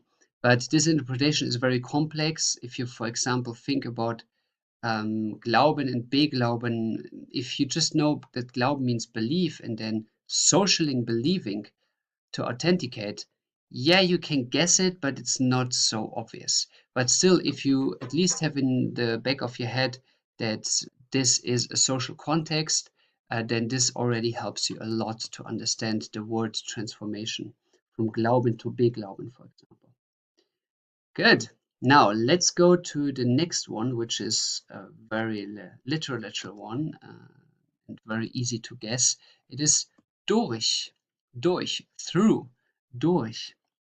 So durch has basically the meaning that it has as a preposition, through, and it is a meaning of moving through something. For example, if I say fliegen und durchfliegen. So that means fly and fly through something. So how would I, for example, say I fly through the clouds? Ich fliege durch die Wolken. Ich fliege durch die Wolken. I fly through the clouds. Or we're going with the transferring. That is a second meaning. So you're basically moved or transferred through the line, which you can see by the example of the stellen, which is stellen is to stand, and like stand to put something in a standing position, and durchstellen is to put through the phone line, to put you through the phone line. For example, I call the secretary and say, können Sie mich zum Chef durchstellen? Can you put me through the phone line to the boss? Yeah. So that is basically also moving, but in a sense of transferring, yeah, durchstellen. So if you put through, it literally means that you put it through in a moving way, even if it's metaphorically. Okay, so this is all about through, and then we go to the ein. Ein has no obvious English translation at all. Ein. So we give it instantly the explanation that it means to start or to set something newly. To start or to set something newly. Ein. For example, if I say stellen, to make something standing, yeah, put something in a standing way, and einstellen, that means to employ somebody, einstellen. So the person is, you put him standing and you put him standing into the position that is employing. So that is, you start a new job, to start or set something newly, yeah, einstellen, to employ somebody. So that is something newly. Also something newly is then what follows after you are eingestellt, after you're employed, is you are going from arbeiten, to work, to einarbeiten. Einarbeiten means to train a new worker for his new task. Again, to start or to set something newly. Einarbeiten. For example, ich arbeite mich für den neuen Job ein. I work myself into the new job task, like I train myself into it. So ein has a meaning of starting, new setting. Then we go to the second meaning, which is kind of similar. It is move into, move into. For example, brechen means to break. Brechen means to break. And einbrechen means to break into. So somebody goes into, like a into movement, into the house and breaks into it. The same logic is with die Einfahrt, the entrance, die Einfahrt. This is the entrance for cars into a parking house, for example. So here again, Einfahrt is a into movement. So ein in total has the meaning of something newly to start and something moves into it. By the way, if you're moving about the colors here, if you're wondering, see, if it's a neutral meaning of a word, I give it gray. If it's more a negative meaning or something to turn off, I give it red. And if it's something more positive or action related, I put it in green for you. Good, so this is ein, everything about starting new and moving into it. Then let's go to another very important prefix in German, which is end. End is 15% of German words covering.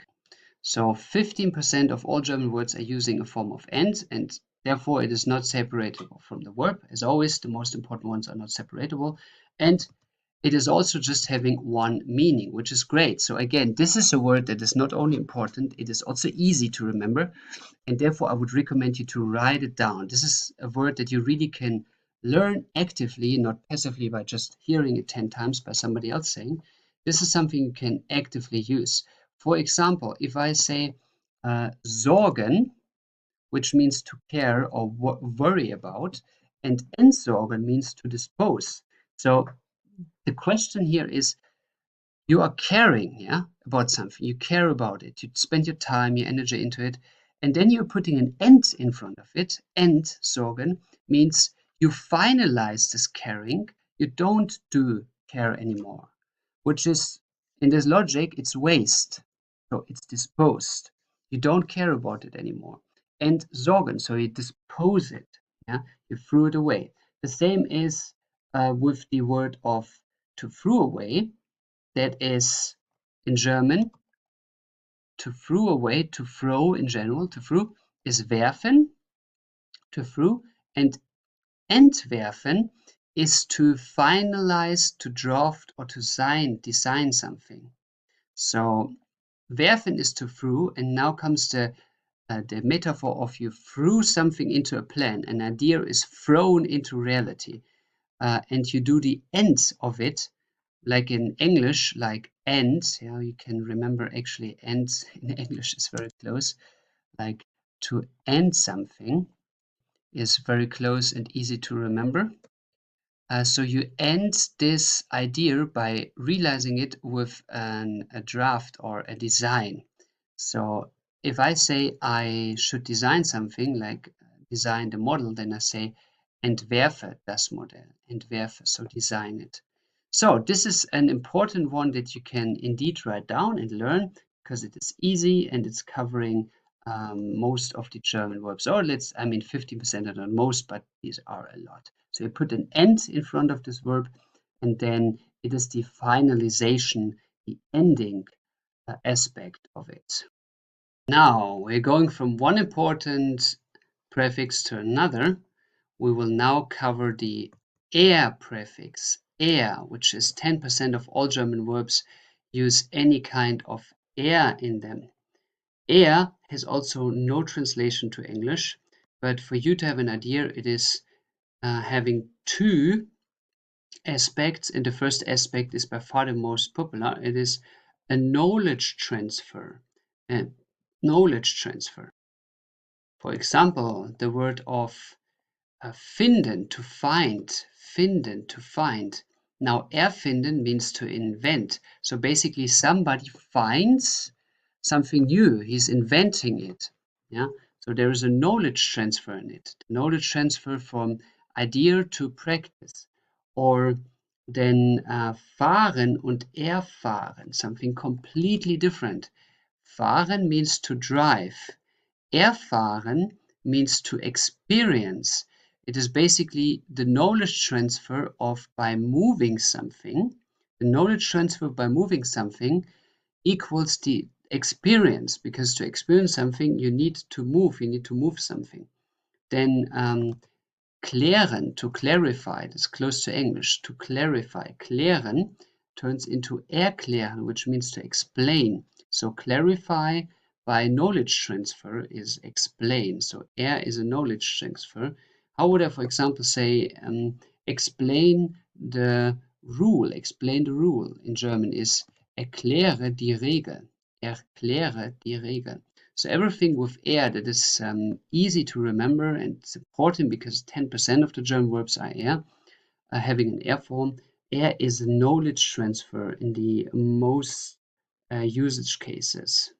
Then there is one other usage case for which is finalizing a process. For example, by the verb reichen and erreichen. Reichen is to pass or to give something, like ich reiche dir die Hand, I give you my hand, for a handshake, for example. And erreichen is to reach something. For example, we reach the mountaintop. Wir erreichen die Bergspitze, Top, Spitze. We reach the mountaintop. Wir erreichen die Bergspitze. But I would say even this finalization of a process still has something in common with a knowledge transfer, because a knowledge transfer like erfinden is always that there is an end product or an end transfer, an end mean, and finalizing a process is also like ending aspect. You realize something. Good. So this is that is also important, and you can learn this actively, write vocabulary down, search the internet for more verbs for this. This is very useful. It's not that hard to remember, especially the knowledge transfer metaphor behind it.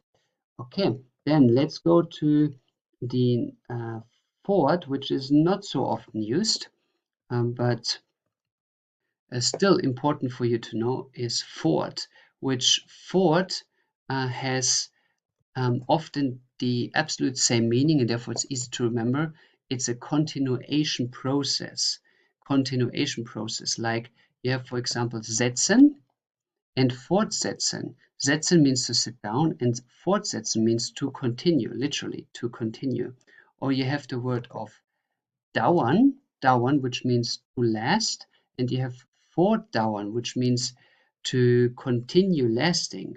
For example, how would I say the war continue lasting, like the war is still going on? The answer for this is, in German we would say, der Krieg, the war, der Krieg dauert fort. Der Krieg dauert fort. So here you have an example of a separatable prefix. Der Krieg dauert fort. Dauert fort is continue lasting. Good. Then everything here has so to do with a continuation of a process. Especially this word is very good to continue, fortsetzen.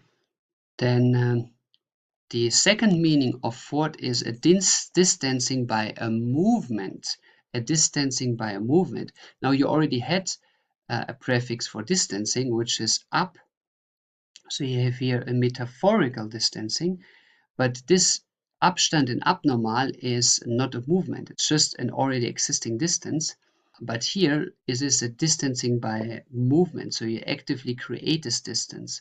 For example, if you say laufen, it means to walk, and fortlaufen means to run away. So you distance from by a movement, by running away.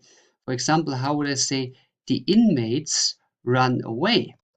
Like the inmates of a prison run away. The answer, die Gefangenen laufen fort. They run away. Good. Then bringen is also with a fort. Bringen means fortbringen, to bring away.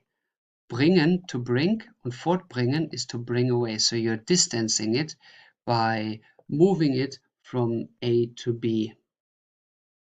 So from fort, we have the package closed, has two meanings. One is the continuation, the other one is to distance it by a movement. Now we go to a very easy one that you don't need to learn at all. It's so obvious. It's frei. Yeah? Frei, which means in English free. So frei has a freeing process in any way. So for example, if you say machen, to make, and frei machen is to get naked, to make naked, literally. Get naked, to make naked. Or if you say stellen, to stand, and freistellen, so you stand something free, that means you make it available, you get an exempt, freistellen. For example, if you are freed from a service duty, then it is said, du bist freigestellt.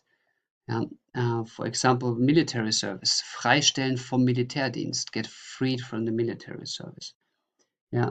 Then also freeing in the form of freisetzen. So setzen, to sit, and freisetzen is to unleash, to unleash. Yeah, for example, how would you say the terrorist unleashes the virus? Der Terrorist setzt das Virus frei. So the virus is now free. It is unleashed. So everything with frei is to be taken very literally.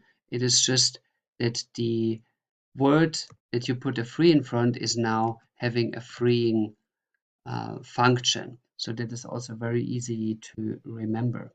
Then the next one is also easy to remember. It's very literally. Her in German, her. In English, here. Here and here.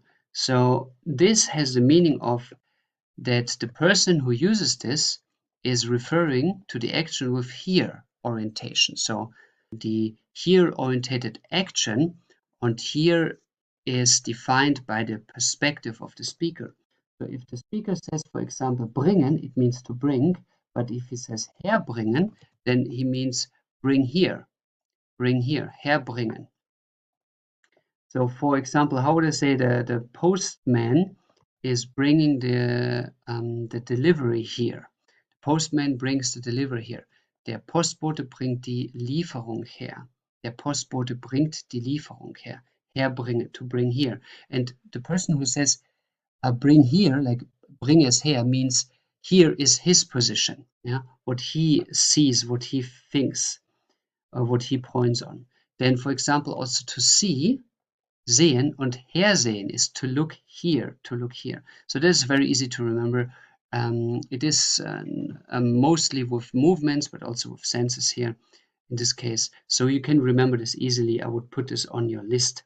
Then we have one exception here. You can say also here with stellen, which means to put here. So herstellen can mean to put here, but it can also mean to produce. So herstellen means to put here something, like please, like put it here. Bitte stelle es her. But it can also means to produce. For example, produce cars. Stelle Autos her. Please produce cars. Bitte stelle Autos her. So here is mainly for the direction, but this one exception of herstellen, to produce, that is indeed important for you to know. That is often used, herstellen. This means her in all its variations. Now, even easy to understand is the hin. Hin.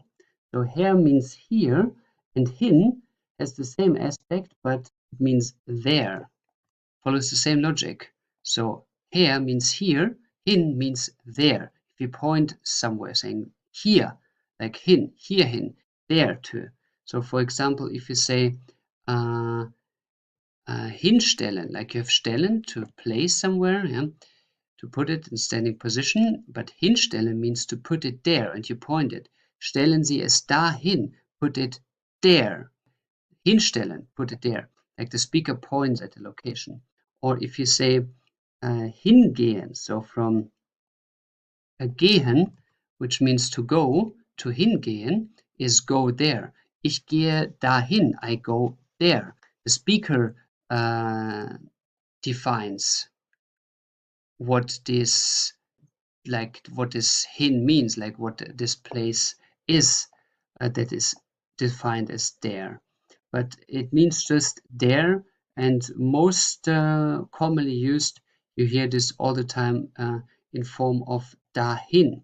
So if you say da, it means there, and dahin, there too. It is like there too. It is like a movement. There too, dahin. Bitte stellen Sie es dahin. Please put it there too. Yeah, please put it there.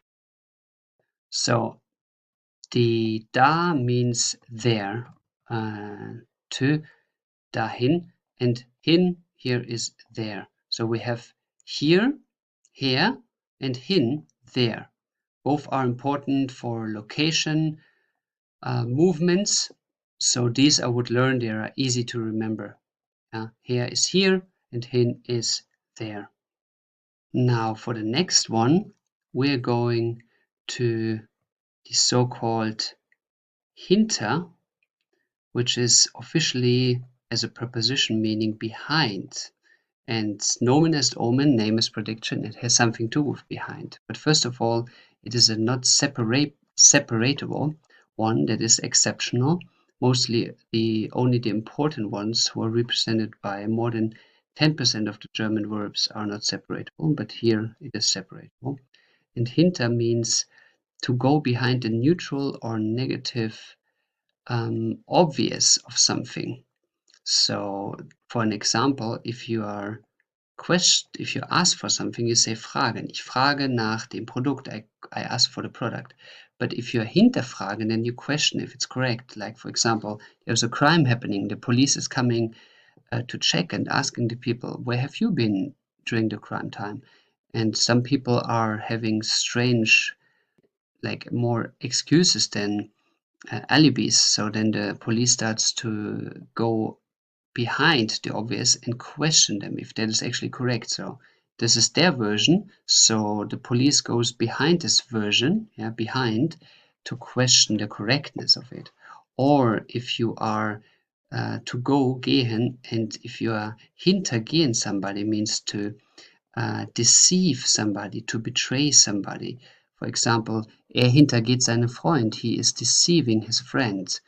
Yeah, so these all have a neutral or negative behind the obvious going meaning, which is easy to remember because behind, hinter, is the meaning of it. Then hinter can also mean to move after something, to go after or move after something. For example, if you're just saying hinterher, hinterher, that means to follow somebody. Hinterher, to follow. Like you go behind, her is like here, behind here means after, you go after somebody. How would I, for example, say go after him? Go after him would be gehe ihm hinterher. Ihm is dative because here it's a relation. Gehe ihm hinterher. Go after him. Gehe ihm hinterher. So here we have the hinterher as the with the prefix hinter, which means to go after somebody. So this is an after movement, or like, yeah, to go literally after a person. Then a third meaning is leave something like behind in a way. So behind leaving of something, for example, legen, lay, and hinterlegen is to deposit. So you lay something somewhere for somebody, so you deposit it. For example, how would I say? He deposits his package. Hinterlegt sein Paket, for example. So this is all about hinter, which you see here in the package. Now let's go to a very easy to understand one, which is the word and prefix hoch, hoch, which means high in English, high. So that is very literate to understand. And this I copied here with a complete box because it's easy to understand. So hoch means high in any way, high. So high in the physical way, and then we turn it here in the metaphorical way. So it is physical high or metaphorical increase. For example, if we go with klettern, to climb, and hochklettern is to climb up. For example, die Bergsteiger klettern den Berg hoch. The mountain climbers are climbing up the mountain. So that is to be understood very literally. Hochklettern, climb high up. But also in a metaphorical way, like hocharbeiten, which means to climb up the career ladder, is like to go high in the career, to go high in the work. So hocharbeiten is to climb up the career ladder. For example, he climbs up the career ladder is like arbeitet sich hoch. So it means you're working hard to go up the career ladder in your profession.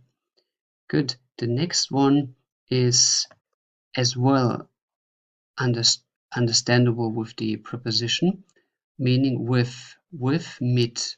So mit means with, so it has a meaning of any attached to an action. Anything is attached to an action. For example, fahren, mitfahren, fahren to drive, and mitfahren is to join to somebody who is driving. For example, ich fahre mit dir, I drive with you. Or der Mitfahrer of a train, of a bus ist the passenger, der Mitfahrer. And mitnehmen is to take, with, to take away, mitnehmen. So you are attaching whatever you're asking for. How would you, for example, say, even a restaurant, if they're asking to take away, and then you say yes, to take away, it is zum Mitnehmen? Ja, zum Mitnehmen. So to take away. Yeah, so you attach this, whatever you want to take away, to yourself. Then the next box is the box that is a little bit harder to understand. It is nach, after, but it cannot be understood as after completely. It is more in the meaning, and it has only one meaning, is to prolonging something. So something comes to an end, but you are extending it time-wise, for example. For example, if you are saying, if you're using the word reichen, which means to reach something. Reichen.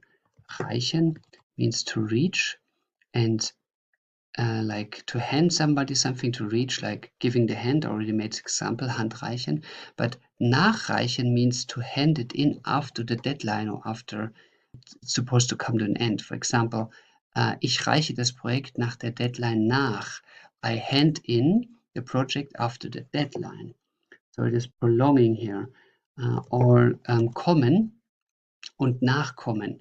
Like kommen is like to come, and nachkommen is to come after. So you're coming after, even though everybody already, for example, left. The same is also der Nachkomme is the descendant. So the person who comes after you and, for example, takes your heritage, for example. So nach has these meanings which are everything after or prolonging. Then we go to one very simple to understand, which is deep. Deep. So I copy the whole box. That's easy to understand for you. Deep in German, tief is to be taken literally, physical or metaphorical. For example, schlafen, tief schlafen, sleep, to sleep deep, or religiös, tief religiös, religious or deep religious. For example, in Mekka haben wir viele tief religiöse Menschen. In Mecca, the holy city of the religion of Islam, there are many deep religious people. Or ernst, serious, tief ernst, deeply serious. Yeah, that's an expression, deeply serious, of a person who is really always like, you know, like this in his face impression. He's always very serious. Okay, and then we go to over, and that is also easy to understand, so I copy the whole box. Over means über, as a preposition as well as a prefix. So it is that you're going above, higher, or over in a physical or metaphorical meaning. For example, fahren is to drive, überfahren is to run over. So you're driving over something. Yeah. For example, der Mann ist tot, weil wurde überfahren. The man is dead because weil überfahren wurde. Yeah, so the man is dead because he was overdriven. Somebody drove over him by car, for example. Then laufen, to walk, and überlaufen. That is not something metaphorical. Überlaufen means you're going on the other side. You're going over to the other side, over whatever, a line or whatsoever. It can mean überlaufen is to run over or switching to the opposite party, which is like to betray. For example, überlaufen to the enemy. You are switching to the side of the enemy. So that's a metaphorical going over the line. Then regional, überregional means regional over regional. So you are not only in your region, but you're operating in several regions. Okay, so this is everything about over. Now let's go to the last three to analyze, with the first one to be a bit more harder to understand. So here is the complete explanation of around, which you cannot translate 100%, but around has the meaning of an around movement, like the preposition. That is easy to understand first place. So the around movement is, for example, to bind around, to bind, for example, yeah, to tie around something. For example, ich binde die Krawatte I bind or tie around the tie. Or ich binde das Seil like I tie the rope around. So that is an around moving. For example, if you tie around a bandage, if your arm is hurt and you put a bandage on, so umwickeln, like umwickeln. Wickeln is this movement, and is around, so you umwickeln the bandage. Then the other thing is to change over. That's a very important meaning. Change over to something else. For example, if you are saying, if you're using the word of umsteigen. Umsteigen. Steigen means to climb, but umsteigen means to change to another option, mostly to another train or to another airplane. So you're going from one to one station by train, and then you're changing to another train. Ich steige in eine anderen Zugabteil um. I am changing to another train part, train section. I change to another train section. Umsteigen. That is very popular to use to describe that you have to change the train section. And another one exceptional is bringen is to bring, and umbringen means to kill. It's another word for to kill. Umbringen. And this is following actually the same logic as change over, because if somebody is killed, he is changed over from life to death. From life to death. This change is described with this Yeah, so around. Umbringen is quite a popular word. It means to kill actively. Okay, so this is the package of Now we go with the package of under, and that is an easy to understand one. Look here, under has the literature meaning of under, like the preposition meaning. Unter in German, unter, under, almost like in English. So we have the meaning of under in form of, for example, the underwear, die Unterwäsche. Yeah? Die Wäsche means the laundry, and die Unterwäsche means the underwear. Then we have also a negative meaning of under in form of lowering the position. So you put it literally under. For example, unterbinden means to prevent something, mostly like a revolt, an uprising. Wir unterbinden die Revolte, we prevent the revolt. Or untergehen means to drown, to sink. For example, the Titanic drowned, die Titanic ging unter. Or the downfall, der Untergang, so it fell down, it went down. Yeah? So that is the downfall, der Untergang. And then something more positive is doing a fundamental action, something very strong, can also be unter, because unter has also this effect of being the fundament of something, under the house, must be the strongest part. For example, nehmen, to take, yeah, oder unternehmen is to undertake, to attempt something. That is also the name of das Unternehmen, which means the company. So das Unternehmen is also some fundamental attempts to create a business idea. Okay, then halten, to hold, and unterhalten, that is to chat or to maintain, to support something. For example, ich unterhalte mich mit dir. I chat with you, I talk with you. Or ich unterhalte, sagen wir, eine Armee. Ich unterhalte eine Armee. I maintain an army. Like whatever a state says, it maintains an army. Es unterhält eine Armee, it maintains it. Now the last one is actually, ironically, one of the most important, if not the most important. So if you were patient enough until here, you absolutely got the most important gold coin here. It is fair. Fair. Fair is used by 45% of all German words, so almost every second verb is using fair. It's for sure not separatable as all other important ones. And let's have an overview, basically just 2 points of its meaning.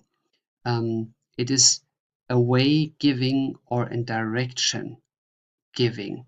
So, for example, buy, kaufen, and verkaufen, to sell. Now the logic is to buy means it goes in my direction, and verkaufen, I add the fair, it goes away from my direction, away. So kaufen is to consume and verkaufen is to sell, so the product goes away. Geben is to give, vergeben is to give away, yeah, it goes away from me. Leihen is to loan, verleihen is to borrow, so leihen means the money comes to me, and verleihen means to borrow the money, it goes away from me. Oder lassen, to let, and verlassen is to leave. For example, leave the place, so it goes away. also metaphorically in a relation. Sie verlässt mich, she leaves me in a relation, for example. So everything with fair that is super easy to remember and that's so important, such an important prefix, is if you add fair, then it just goes away, the direction away from the speaker or from the described thing. Then wrong and negative handling is also very common with fair and easy to remember. So if you put fair, it can also mean a negative meaning or a wrongdoing of this action, like fahren is to drive and verfahren is to drive the wrong way. You drive just wrongly. Kochen is to cook, verkochen is to overcook, so you cook wrongly. Brennen is to burn and verbrennen, that is something more in a metaphorical thing. You burn your hand, for example, verbrennen. Yeah, but you can also burn it away. That depends how you want to perceive it. So would be the first meaning. Okay, good. And that is all about the prepositions. Now you have a complete overview of their meanings in this chart on just one piece of paper. And I would recommend you to not learn these systematically, like to write down 10,000 vocabularies and learn all of them, but to learn the meaning roughly. And those ones which are marked here always with some extra boxes, which said this is 40%, this is 25% of all verbs.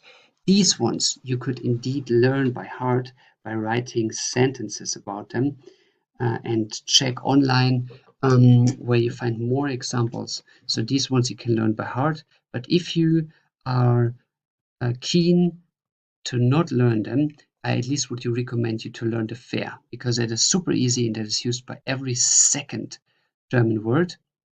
And the B is the same. It's super easy to remember and it's 25% of the verbs are using it. That is indeed very helpful to know that.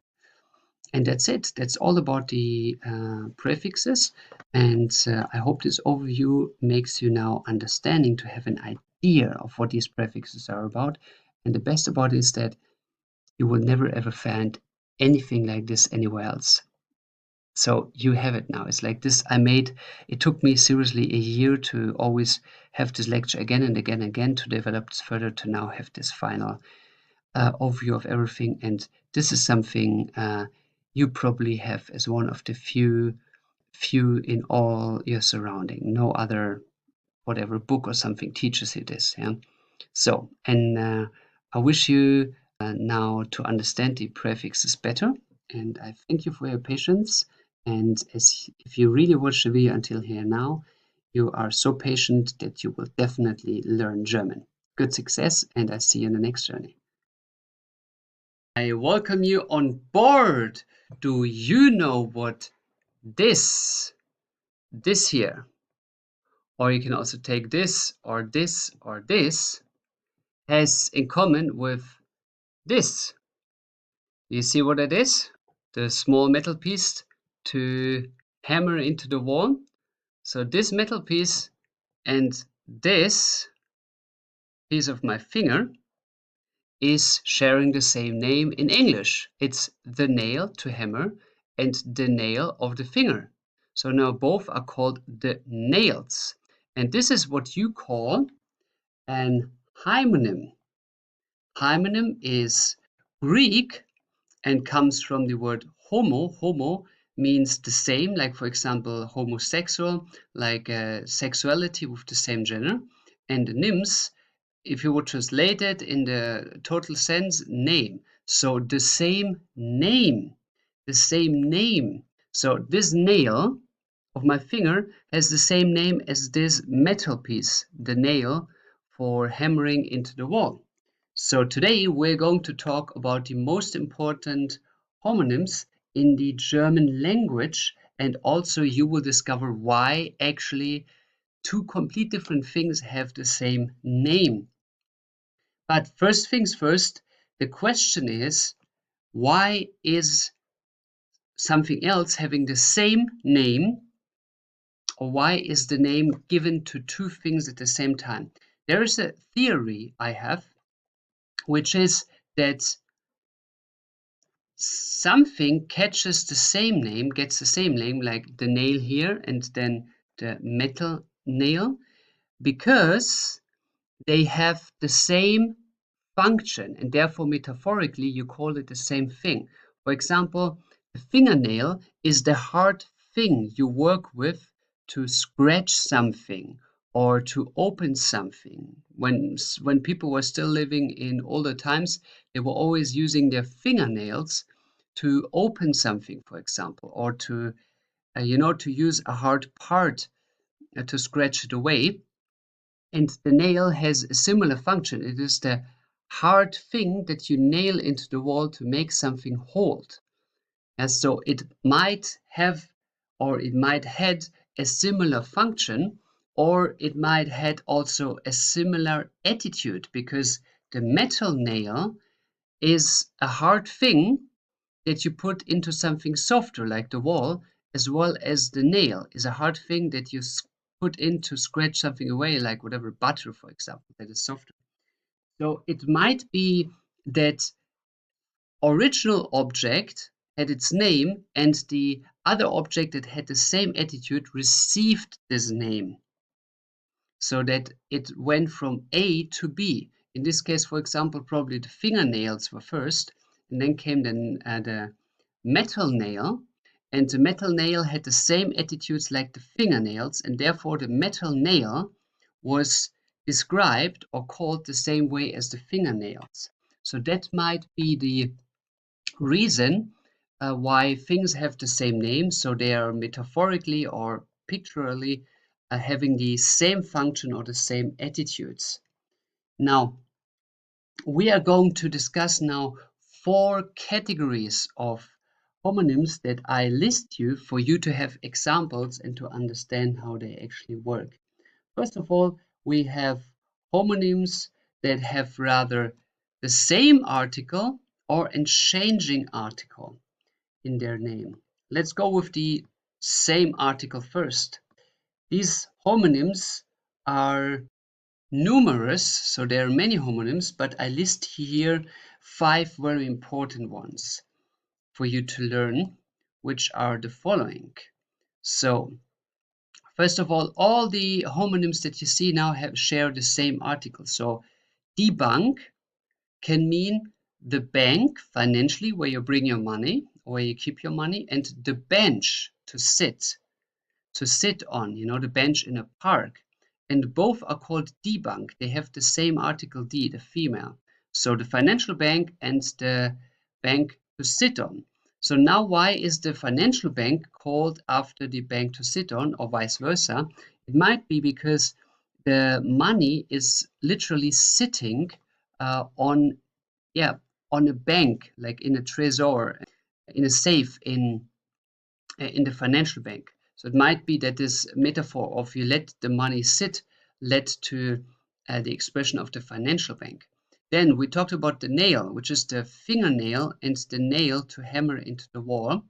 The origin might be, as we said, the nail to hammer into the wall is also something hard like the fingernail, and that's why it was called like the fingernail. So both of them are der Nagel, and we have das Schloss, which can mean the lock, to locking up something, like you need a key, to delock it, to unlock it, or it means a chateau, which is a castle, like a castle. A Schloss is a castle with less defense purposes, more for enjoying the time, like a resort of aristocrats in ancient times. So why are these connected with each other? It's simply the lock, to lock something up, is in the chateau, you also lock yourself up. You lock your treasuries up, you also lock yourself up from society, so you are separated from the regular people. Then das Gericht can have two meanings. It can mean the court in a jurisdiction way, you go to court, there is the lawyer and the judge sitting, or it means the meal. Now, what they have in common, I can't say, but my first guess would be that if you went to court in ancient time and you were receiving death penalty, then there is this German saying of you get your last meal, das letzte Gericht, which means you get some good food before you are killed, executed. Might be connected with this. by that. So die Decke means the blanket to sleep. You know, you put a blanket over you to get it warm, but it can also mean the roof. And both are having the function of something is put on you to protect you. Like the roof, like the ceiling, is above you to protect you against rain and cold and snow. And the blanket has the same function. It warms you up. It's above you. So die Decke has also, therefore, a very clear metaphorical meaning. So there are endless more of these, but these are by far the most important that I see in the all-day life being used. So these 5, or in that case 12 meanings, I would, 10 meanings I would learn by heart. They are very useful. Then we're coming to those ones who are changing the article, which are these 6 ones. So as you see, these nouns are the same nouns in a written form, but they change the article from die to der, for example. So if we have die Leiter, it means the ladder to climb up. And der Leiter means the leader, the organizer. So why they have now different articles, that's unknown, that's historically grown, but the metaphor behind it is again very similar. The ladder is to go up, and the leader is also there to go up, to go in front of everybody, to do he's supposed to do the first things, or to be the leading role, so he's higher up. Then we have die Steuer und das Steuer. Das Steuer means the steering, which is the basically the control mechanism to drive a car or a ship. So das Steuer is what you grab your hand on to direct the vehicle. So the steering is to direct something, or specifically to direct a vehicle. Now, die Steuer means the tax, so the money that the state takes. And both of them have practically the same idea. It is that the steering is directing the vehicle, while the Steuer is directing the economy, or the state's actions. So with the Steuer, you can basically control the direction of the economy, or at least influencing it. Die Steuer. You have also the verb steuern, which means to control something in a way of to direct the direction. Das ist steuern. That would be more the verb of das Steuer, the steering. And then you have also the word of besteuern. Besteuern means to tax something. If you want to know why be has now a different meaning, then please check out the chapter of the prefixes, where you learn everything about how the prefix, these 2 letters here, are changing the meaning of the word. And to make this short here, if you put a B in front of a word, then it has a social aspect, a social impact. So steuern means to navigate, to control, and besteuern means to tax. So it is basically to navigate the economy or the people. So it is a social aspect of to navigate. So that is the tax and the steering. Now we go to die Taube and der Taube. Die Taube is the pigeon, the animal that flies, and in mostly living in cities. And der Taube is the deaf person who cannot hear. He is not able to hear anything. Now, why are those 2 connected? My guess is that if you see the pigeons on the street, it sometimes makes you wondering that it seems like they don't hear anything. You're just walking next to them, you drive with machines next to them. It seems not to bother them at all.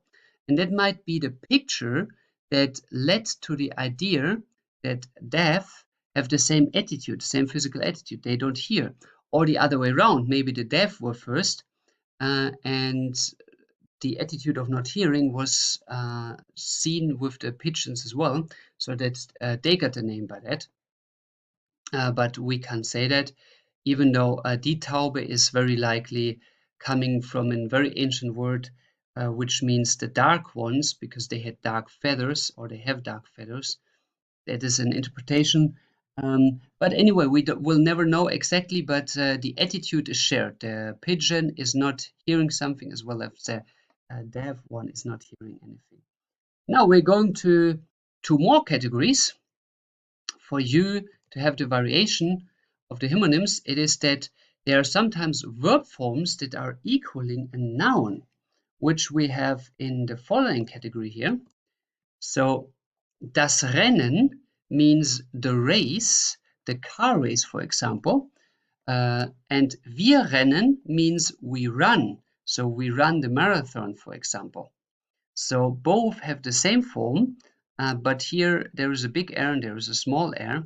Now, how you make a difference between them is clearly das Rennen has an article in front, while wir rennen has a personal pronoun in front. So the personal pronoun must logically define an action. So the action comes after. So that is how you make a difference between them. Another example is der Haken, which is the hook. For example, the fishing hook. But then you have also ich hake, which means I hook something. For example, I hook or put the jacket on the wall. In German would say ich hake die Jacke an die Wand. So that has the same form of writing it, but is different in the meaning. I mean, ich hake has not the form of haken, but you can say wir haken, which means we hook, and then haken has the same form. Der Haken and wir haken. Good. Then we go to the pronunciation situation, which is that there are some words which are written absolutely the same way, but they are pronounced differently and therefore change the meaning. Here I have two examples for you. These things are very rare in German, but they exist. Which you have, for example, here, die Hochzeit is the marriage, die Hochzeit. But if you say die Hochzeit, it means the high age or the golden age. Now here on purpose emphasize die hoch by making this attitude of something goes up, yeah. But it is not written that way, and the words are written exactly the same. So Hochzeit and Hochzeit are written that way. I just mark you this hoch to show you what needs to be pronounced stronger to make the difference. So Hochzeit means marriage and Hochzeit means the golden age, the high time. Now here Hochzeit is basically just the preposition of hoch, which means high, in front of the noun. And that is describing the noun better. It just says, okay, it's not the time or the age, it's just it is specifically the high age, Hochzeit. Then we're going to these examples. So, okay, here, one more point to say is that if you're taking a preposition like hoch in front of the noun like Zeit, then the meaning of the noun is not changed. It is just described better. Like, for example, the Niederzeit, Nieder means lower.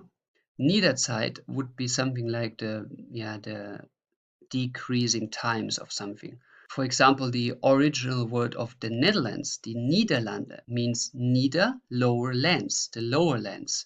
So the nieder, the attitude, the adjective here, like the adjective hoch, changed the meaning of lands. So the Netherlands means the lower lands, the lower country, because it's flat, it's very low, and often it is by floodings from the ocean, suffering from them because it's so low. So here you're adding an adjective to the noun, and then you have a better description of it, while this means marriage. Good. Then to the next one, we have here modern, so you are emphasizing the E, and modern, so you're emphasizing the O. Now, modern means modern in a way of contemporary new, so this is, for example, a modern car. Or you say modern, which means to rot, mainly to rot away. It's modert, it's rotting, or it rots. So this is an original German word, and this is an imported word from, I guess, from French, or from in general from Latin language. So both words coincidentally are written the same way, mean something different, but actually this is a foreign expression, and therefore it is actually not a German word. So both words have the same way of being written, but they are emphasized on different points. But this word is only written the same way because it's actually a non-German word that is coincidentally written like the German modern. So that can happen as well. Good. So these are the four categories of the homonyms. Now, I would recommend you to learn these homonyms. They are indeed very useful, especially the ones here on the left side with the changing article in the same article. Now, if you are unsure about the word meaning in general in German, what you can always do is to tell the mother tongue who speaks with you, excuse me, I'm not a mother tongue, I don't understand this word. If you say, excuse me, I'm not a mother tongue, I don't understand this word, in German, then the German mother tongue is most of the time, I mean, I never experienced it different, very polite. Yeah, so if you have this expression of Entschuldigung, ich bin kein Muttersprachler. I'm not a mother tongue. Was heißt, and then you are listing the word, for example, Nagel. Yeah, if you're not sure what nail means. Was heißt Nagel? So most important is that you use these magical words. Entschuldigung, ich bin kein Muttersprachler. Just by the simple logic, imagine you would have foreigners coming to your office or wherever you work, and they would permanently ask for the same. You would be just like, oh, not again. Like the 100th person who's asking this. And those foreigners cannot speak your language, but they live in your country, so that on long terms annoys you.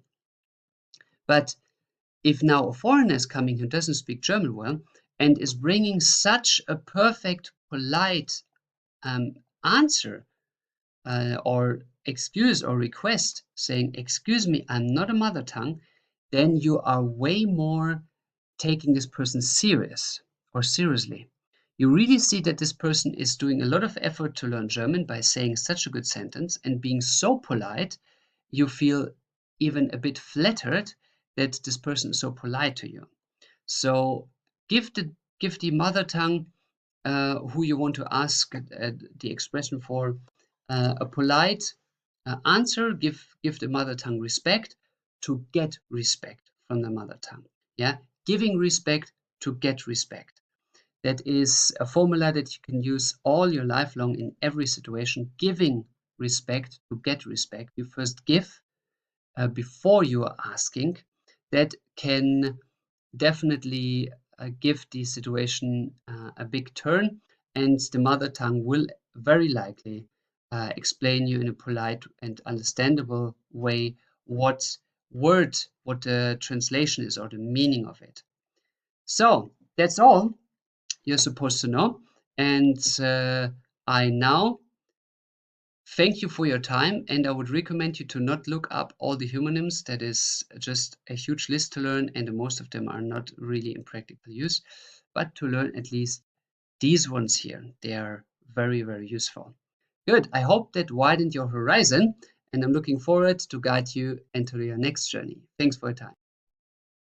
I welcome you back on board today to solve the mystery when to use a capital letter in the German language. It is often very confusing for people when to write a letter big and when to write it small in the German language. So to make this easy for you, I took all the rules into just 4 packages that will make it very obvious for you when to use a capital in the German language and when not to write it. So let's go with the first package. That is everything that is a noun and all the names are written in capital letters in German. For example, das Auto or plural Autos without even an article, you spell it with a capital letter. Or just names like Kevin, like my name, or title names like Johann Wolfgang von Goethe, the famous German literature and administrative person, was written here with a big G or with capital G. Or names like the cars, Mercedes, or historical names like the First World War, the Erste Weltkrieg, are written in big letters. So everything about the noun and names is always in big letters. Let's go already to the second package. That is, at the beginning of a sentence, you always write capital letter. It doesn't matter what it is, what word it is. The first word, the first letter of any sentence is in big letters. For example, der Mann geht nach Hause. So der is with a big letter. And it doesn't matter what the second letter would be. For example, lange Zeit ging er, doch dann rief er das Taxi. So long time he walked, but then he called the taxi. So lange Zeit, here lange is in big letter because it's at the beginning of the sentence. And if somebody wonders what rief means, it's the Präteritum of rufen, to call, and here write it in the Präteritum instead of the past two because it is in written form. Sometimes we Germans write the Präteritum, the past one, in written form instead of using the past two. Only sometimes, but you refer always to the past two, as you know already. So better use the past two. Now, and then you also write in big letters, in capital letters, the referral of letters or any polite forms of addresses. For example, you always start a letter with sehr geehrter and so on, like dear Mr. And then it is with ich schicke Ihnen anbei. So ich, so anything that starts here after the comma is written with a big letter. How to write the most, or let's say the culturally best ways of addressing an email or letter like this, you find out in the lecture about the comma. So check out the lecture about the comma, how to start an email or a sentence in a letter in the German language, the best way. Okay, and then any polite form of address, like Sie, ihr, ihnen, for example, or anything in a polite form, you just start with big letter. So that would be the you, the formal you, and the yours in the formal way. Okay, so this is the second package. Now let's move quickly to the third package. Let's make it easy. The third package here is anything about time-related parts of the day.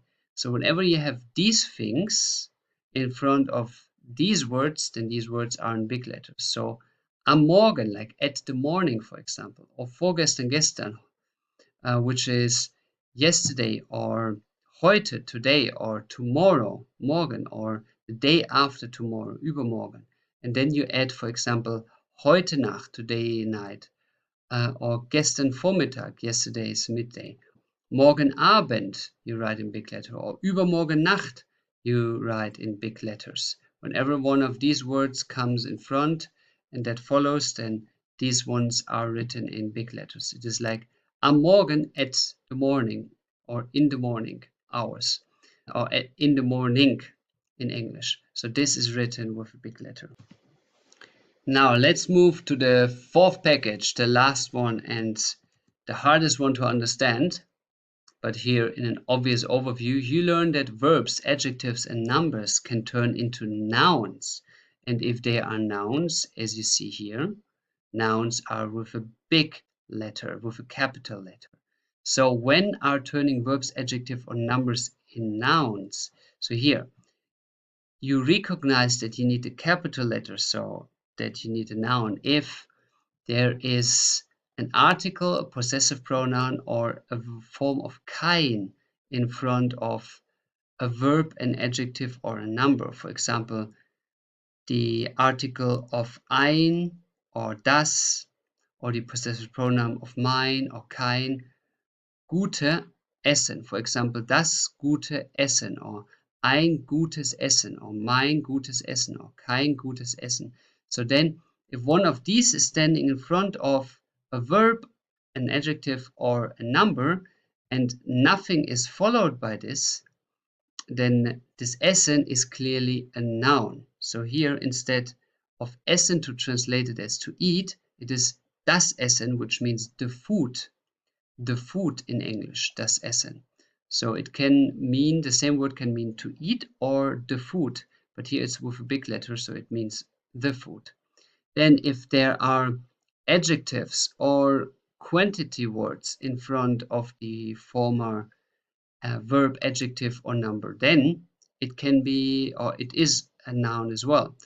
Like quantity words are like much, few, viel, wenig, all, alles, etwas, something, allerlei, all sorts of. Then, for example, you have es gibt viel Gutes in der Welt. There is much good in the world. So if one of these words is in front of this adjective good, then it means like the good. So it is a noun. And here we have some examples in form of verbs, adjectives, or numbers. So for example, I love the swimming. Also in English, that would be the logic of a noun. I love the swimming. Ich liebe das Schwimmen im Meer, in the ocean. So here, das Schwimmen, and there's nothing coming after about another noun. So here we have another noun at the very end, but in between is an im. So here, as das Schwimmen is standing alone with das, then it means the swimming. It's a noun. Or an adjective, like es ist der größere von beiden. It is the bigger one of both. Der größere, so bigger, here an adjective in the a comparative form. Der größere von beiden. Or the numbers. Ich will eine Eins in Chemie. I want to have an A in chemistry. Like in German, we don't count A, B, C in the marks. We count 1, 2, 3, 4, 5, 6, with 6 the worst and 1 the best. So I want to have an A in chemistry. So here the number Eins is turning into a noun because it means the A. And here we have an article in front of it. Eine. Okay, numbers bigger than 1 million, you also write with a big letter automatically.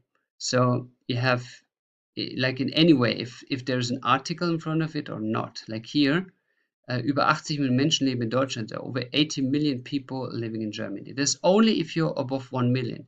If you, for example, say over 8 people live in Germany, like über 8 Menschen, yeah, or let's say 8,000, 8,000, then you spell it together and in small letters. Only when it starts above million, then you're going into the capital letters. Okay, and that's it. These are the 4 aspects of the German language, writing big capital letters. And that's all. So it's not that complicated. You just need to get used to. With the most complicated thing here is the last one, probably, with some verbs, adjective, or numbers can be nouns, but it is clearly because you have articles in front of them or any kind of measurable word. And that's all of the chapter today. So thank you for your time. And now write several sentences to train this topic. Thanks for your time. Welcome, welcome, welcome, welcome on board. Today you're going to solve the short mystery when to use the S in TZ form, or some call it SZ or sharp S, depends how you want to call it, or the double S or the single S. So it's often asked when to use what. And I made you three simple boxes to make it obvious for you. The first box is when to use the double S, which is basically after a short vowel appears, then appears a double S, or vice versa. The double S makes the vowel short that is standing before the double S. So for example, we have now always 3 examples, 1 noun, 1 verb, and 1 adjective to confirm that. So the river in German, der Fluss. So check here, Fluss is very short, yeah? Fluss. If you have a normal U, as you know from, for example, Uhr, the clock, die Uhr. So it would be it's long, while here Fluss is short. If you would put the long U here, it would sound like Fluss, but it's not Fluss, it is Fluss. So the U is very short, the vowel is very short here. Then we go to muss, same logic. Here we have an like the verb must, the modal verb, or nass, wet, nass. Same thing, it's a very short vowel, so in this case the A. For the second package, we go to the what I would call the normal S. So how you pronounce just one S. That is here, for example, the journey, die Reise, or lesen, or tausend. So this is a normal Z, tausend, Reise, lesen. Compared to the long S, which is the SZ, that is now a very long vowel in front of it, which is Spaß, which is the fun. So you hear clearly with Spaß that the vowel here, the A, is long. Spaß. Now that is because there comes the SZ at the end, or vice versa. You can say there comes an SZ because of the vowel being long. But just it is very hearable for you. Spaß. Then here Reise and Fluss. Or you can compare nass with Spaß. Spaß, nass. Clearly distinct from each other. The one is long, the other is short. The same here with stoßen. That is to bump. Or groß, that is big. So these are the three differences, all three types. The one has a short vowel, the other has a long vowel, and the S feels completely different, which is in between, like with Z, Reise.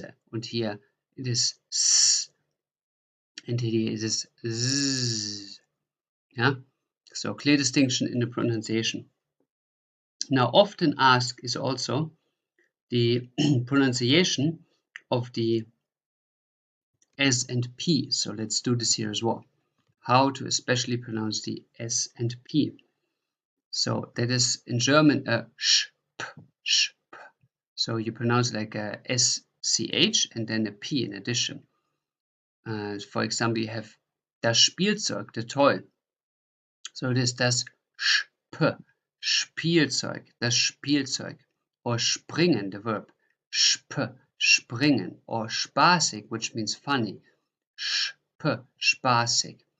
And even if the SP is not at the beginning of a word, then it is still sp if it's in the middle of the word. Like if there is a prefix in front of the verb or adjective or noun that has an SP, like here bespaßen, then it is still sp. So bespaßen. Yeah. So if it's in the middle of the word, that does not change anything in the verb. Good. Then we're coming to the pronunciation of the ST that is often asked as well. How to pronounce the ST. And here we have two packages for you to understand, which is the following matter. So first, if the ST is at the beginning of a word or if the ST is in the middle of a word, that's different in the pronunciation. For example, der Stahl, the steel, der Stahl.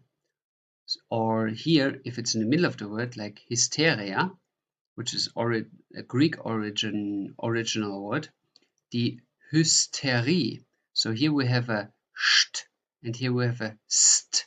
So der Stahl. Der Stahl works similar like here. Here you have a SP, which is sp, and here you have an ST, which is st. Yeah, same logic. Both of them are sh. And then just a different ending. So der Stahl, the steel, or stehen, to stand, or ständig, permanent. Yeah?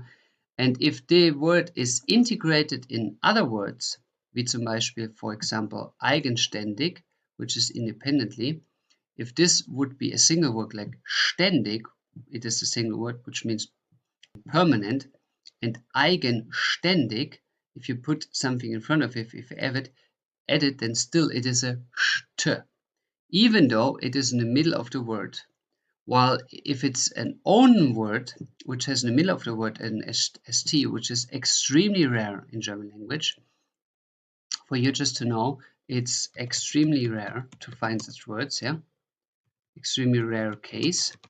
Then you have it as a form of st, die Hysterie, or der beste Mann, the best man. Good, so these are all the forms of st and sp, and how to when to spell the ss or the s or the sz. Good, that's all to know about this. Thank you for our small journey, and now find some example in your life. I welcome you on board for the next lecture soon. I welcome you on board for today's mystery of how to know if a word needs der, die, or das. So it is a big question for most learner how to actually figure out if a German noun needs der, die, oder das. Now this is the topic of what we call der genus. Der genus comes from Latin and it basically means gender. So you see here, gen and gender has the same gen in it. Now, how to use der, die, or das is unfortunately no universal rule, no logic. So that means there is no way of having one rule to understand when a word has the der, die, or das in German to determine the gender in the German language. There is no rule. Therefore, what I always recommend is it is hard, but just learn every word. That is best done passively by speaking with German mother tongues and by reading books and watching movies. And a long time, you automatically remember if you need a der, die, or das for the word. But if you're not satisfied with this answer to learn all of them, then I can at least provide you with a hint of two aspects for you to guess, not to know, but to guess what word needs what article, what gender. So there are two aspects that give you a hint what gender the noun is, but it is not a 100% rule. It's not a 100% rule. I repeat, it is just a hint that gives you higher chances to understand if the word is male, female, or neutral, but there are so many exceptions that it is not a rule. Therefore, we now divide the board in between male, female, and neutral to analyze these aspects. The first aspect of the two is the ending of the word can hint the gender. The ending of the word can, not to 100% will, hint the gender. So if you have certain endings on a noun, then there is a higher probability that this noun is following the logic of specific gender, but it is not a 100% proof. That means there are so many exceptions that this is not a rule, but just a hint for the majority of the words. For the male, the endings would be the following. Here you see a column that I made for you. Here on the left side are the endings. There is one example and then there is a comment. So if you have, for example, the endings of A and T, then in this column here, these are all male words. For example, der Musikant, the musician, then it is most of the time der. Most of the time, not always, most of the time. These are often professions and they are male. The same goes with the ending AST, like der Gast, the guest, is most of the time AST ending is male. The same goes for EL. If the word ends on EL, it's most of the time, or precisely 60% of the time, it is a male word. Or if it ends on er, often also professions or social roles or titles like profess, for example, Elektriker, the electrician, which is a profession. Then it is a male one, like der Jäger, the hunter. 60% of those nouns with er ending are indeed male. The same goes with en. Here we have even 80% of these nouns are male. For example, der Zement, the cement. Nouns that end with ich are often male, like Teppich, the carpet. Ending with ig, like Essig, the vinegar. Ending with ling, like der Schwächling, the weakling. Ending with mus, Materialismus, the materialism. Ending with or, with der Moderator, the moderator, or us, der Sozialismus, the socialism. These are most of the time male words, but it is not 100% guaranteed because there are so many exceptions. Good. Then we have another type of ending for the females, which are here listed in the following. So we have everything that ends on a is most of the time female, like die Kamera, the camera, or ans, the arrogance, the arrogance. Words with ans are very exceptional, very rarely, and mostly have the origin of Latin and Greek. The same with word endings like ens, like the conference, die Konferenz. While the German words of I, the butchery, die Metzgerei, is also often female. Then you have Heit, wie die Gesundheit, the health. E, that is by far the most female used ending. 90% of words that end with E are female. Important exception is here der Junge, the boy. Ends with an E but is male. But the absolute majority of ending with E is female. So this is something that you can really keep in mind. If it ends on E, it is very, very, very, very likely a female word. So this is something you can almost keep as a rule in your mind. If you don't know if the word is female, then just check if it's E ending, and if it's an E ending, then it's very likely female. If the word is ending on ik, then it is very likely also female, like the word pedagogy, the Pädagogik. Or if it ends with en, then it is often female, like die Prinzessin, the princess. En is most of the time also used for female professions. So if you have der Arzt, then you are ending an en, and most of the time at an umlaut, and then you change the article to die, and you have then the female form. So die Ärztin, that is to form professions, you're adding an en, and then it is most of the time a female form of the profession. So this is for female profession forms, very common. Other example would be, for example, let's say der Pilot, the pilot, and then you're just adding an in. It's like die Pilotin, So then you have a female pilot. Okay, good. Then we go with die Nation, Ion, the nation, often female. Then Keit, die Höflichkeit, the politeness, often female. Schaft, Wissenschaft, the science. Tät, Realität.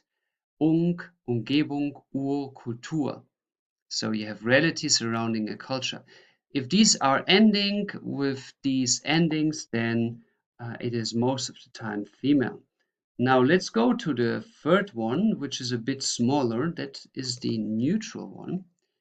The neutral ones are ending often with the following forms, which are listed here for you. You have chen, like das Mädchen, the girl, which is most of the time neutral if it ends on chen. These are all diminutives, which is the sweetening form of a word. You learn about the diminutives in another chapter. Check it out to understand the concept fully. The same is with line at the end of the word, like das Hündlein, the little dog. It's also diminutives, and all diminutives are automatically neutral. Now you have here a great exception which helps you a lot. It is that if you have a GE in front, of a noun, then it is in 90% of the cases a neutral gender. So if you have the prefix, which means pre is before, like preteritum or prehistory, before, if you have a ge before the word, then it is very, very likely a neutral word. And as it is 90% of the cases that way, you should take this also as almost a rule. If you see a ge in front, then it is very likely neutral. The only exception that comes in my mind at the moment is, for example, die Geschichte, the story. That would be an exception of the 10% that is not neutral. Die Geschichte, which is here, die Geschichte means the story or the history. Good. So now, if a word ends with ma, like thema, the topic, it is mostly originated from Greek or Latin. They are very rarely in German language, and that is most of the time neutral. Then ment, like das Instrument, then it is neutral most of the time. Then if it ends with nis or sal, then you have a 66% chance this word to be neutral, like das Hindernis, the obstacle, or das Schicksal, the fate. If it ends with el, it's most of the time neutral, like das Hotel, the hotel. And if it ends with like das Imperium, the empire, it is also mostly neutral because it is again Latin or Greek origin, and these words are very rarely. So this is the first hint. If you have these endings, then they might be belonging to a specific gender, while the most important forms that you have to learn is if it ends on en, it is 80% male. So please mark yourself this one to be very likely male, en. Then the other form you should learn is if it ends on e, then it is very likely female. And if it ends on, if it starts with ge, then it is very likely neutral. And I just see here that I made a mistake here, excuse me, cement. That cement is not ending with en, but ent. So instead of the example der Zement, you can put the example der Samen, which is the seed. Der Samen, that is en ending, that is typical male. Der Samen, the seed. So in total, these three endings, the en, male, the e, female, and the ge as the prefix, so the start of the word, being most of the time neutral, this is something you can truly remember, something that is very important and very obvious, a specific gender. Now, that is the first aspect that you can analyze to define the gender. The second for the gender definition is specific topics. There are some certain topics that are most of the time described in a certain gender. For the male, these are the following topics. Everything that is an obvious male being is logically male. For example, der Mann, the man. But there is also a male dog. There can be a female dog, which we will talk in a second, but the male dog is male. Or the male god is male. So in some religions, you have several gods, or you have a female and a male version of a god. And if it's then the male one, it is male. And then the next topic are days of weeks, or the days of the week and the months and the seasons. So time-related aspects are most of the time male, like der Montag, der Januar, der Winter. Or you have weather phenomena, they are also most of the time male, like der Regen, the rain, der Sturm, the storm, der Hagel, the hail. All car brands are very male. I guess this is a prejudice of men loving cars, so they must be male. Here we have der Porsche, der Mercedes. So if you point out and point on a specific car and say, hey, it is der Mercedes, it is der Porsche. And foreign, at least foreign from the German perspective, rivers and waters are of male article.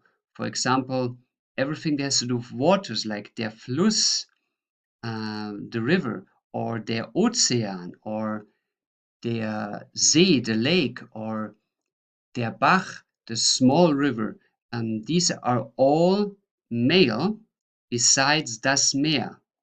This is neutral, the ocean, das Meer. That is the only neutral thing that has to do with waters. Now, the difference between Ozean in German and das Meer is that der Ozean is a huge Meer and das Meer is a small ocean.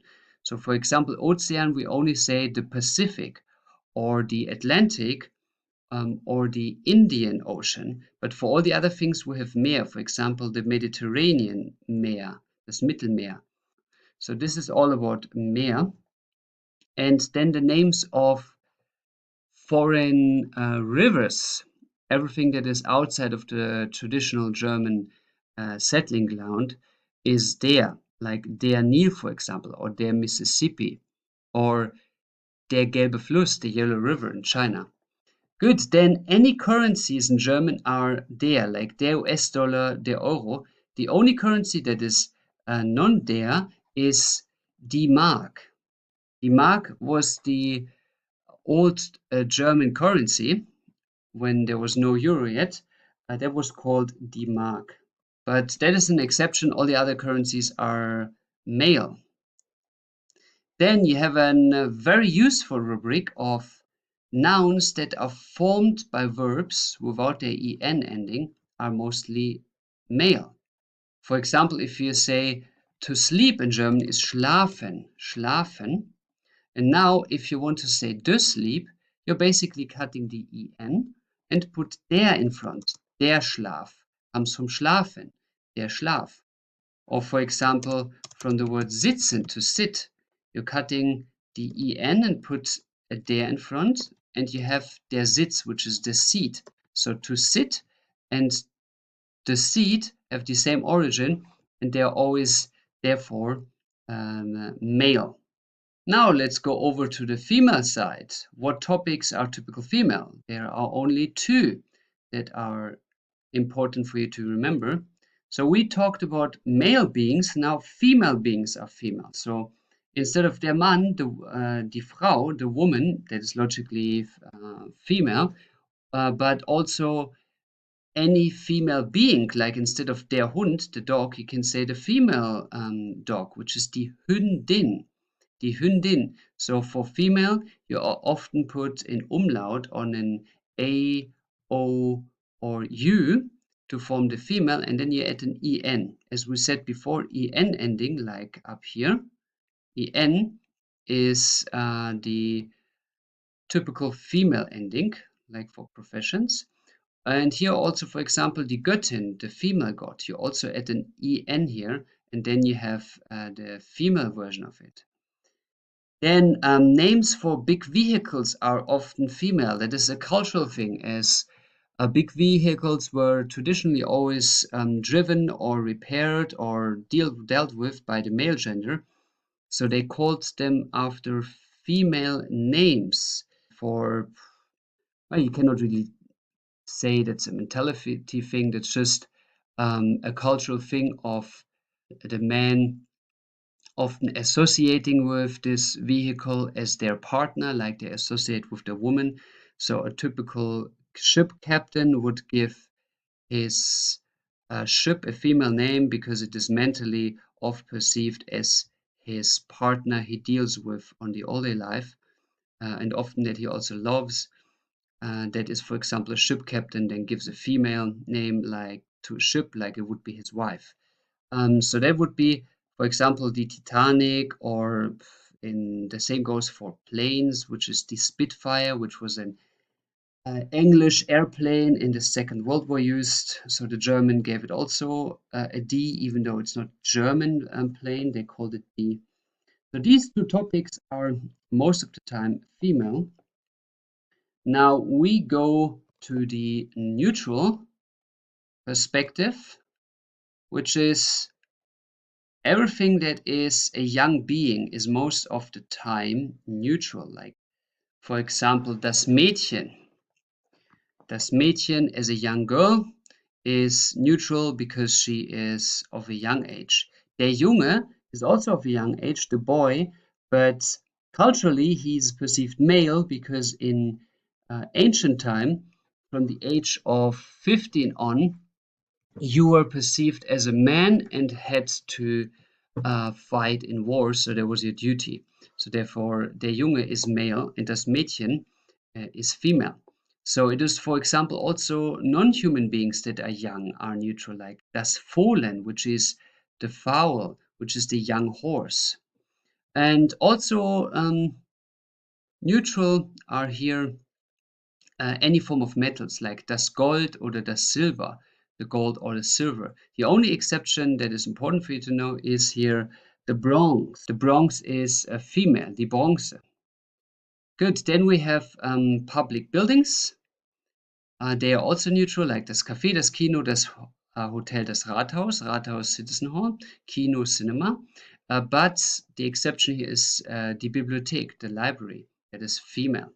So these are hints how to use the endings or certain topics to understand if it's male or female, but it is all a hint. It's not a rule. It's very unprecise. But what you can have as a rule of the thumb is if you have loan words from English, then the English word adopts the native German equivalent article. For example, das Telefon is the German word. Now, das smartphone is also neutral. It's like the English version of the phone. In nowadays, phones are mostly smartphones. So das Telefon is giving das Smartphone the article. So if you take an English word that has a German counterpart, then the English word has the article of the German counterpart. For example, der LKW which means Lastkraftwagen, which means weight power wagon, is in English the truck, and in German you would just say der Truck, the truck.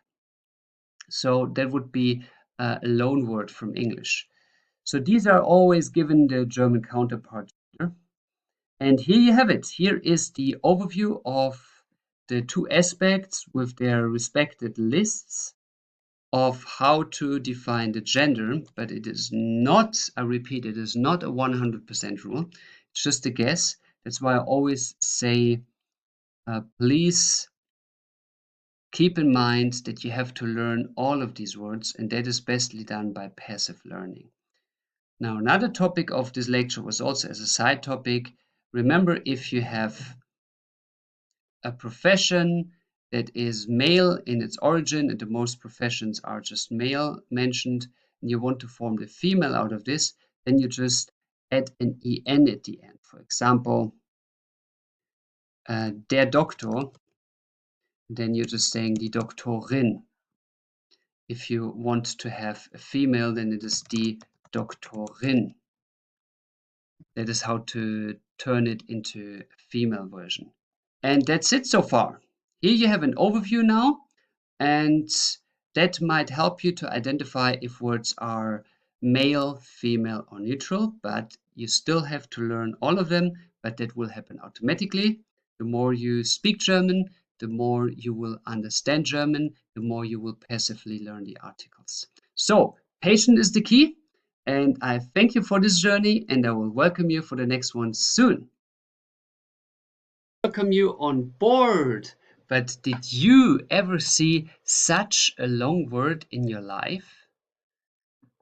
Donaudampfschifffahrtsgesellschaftskapitän.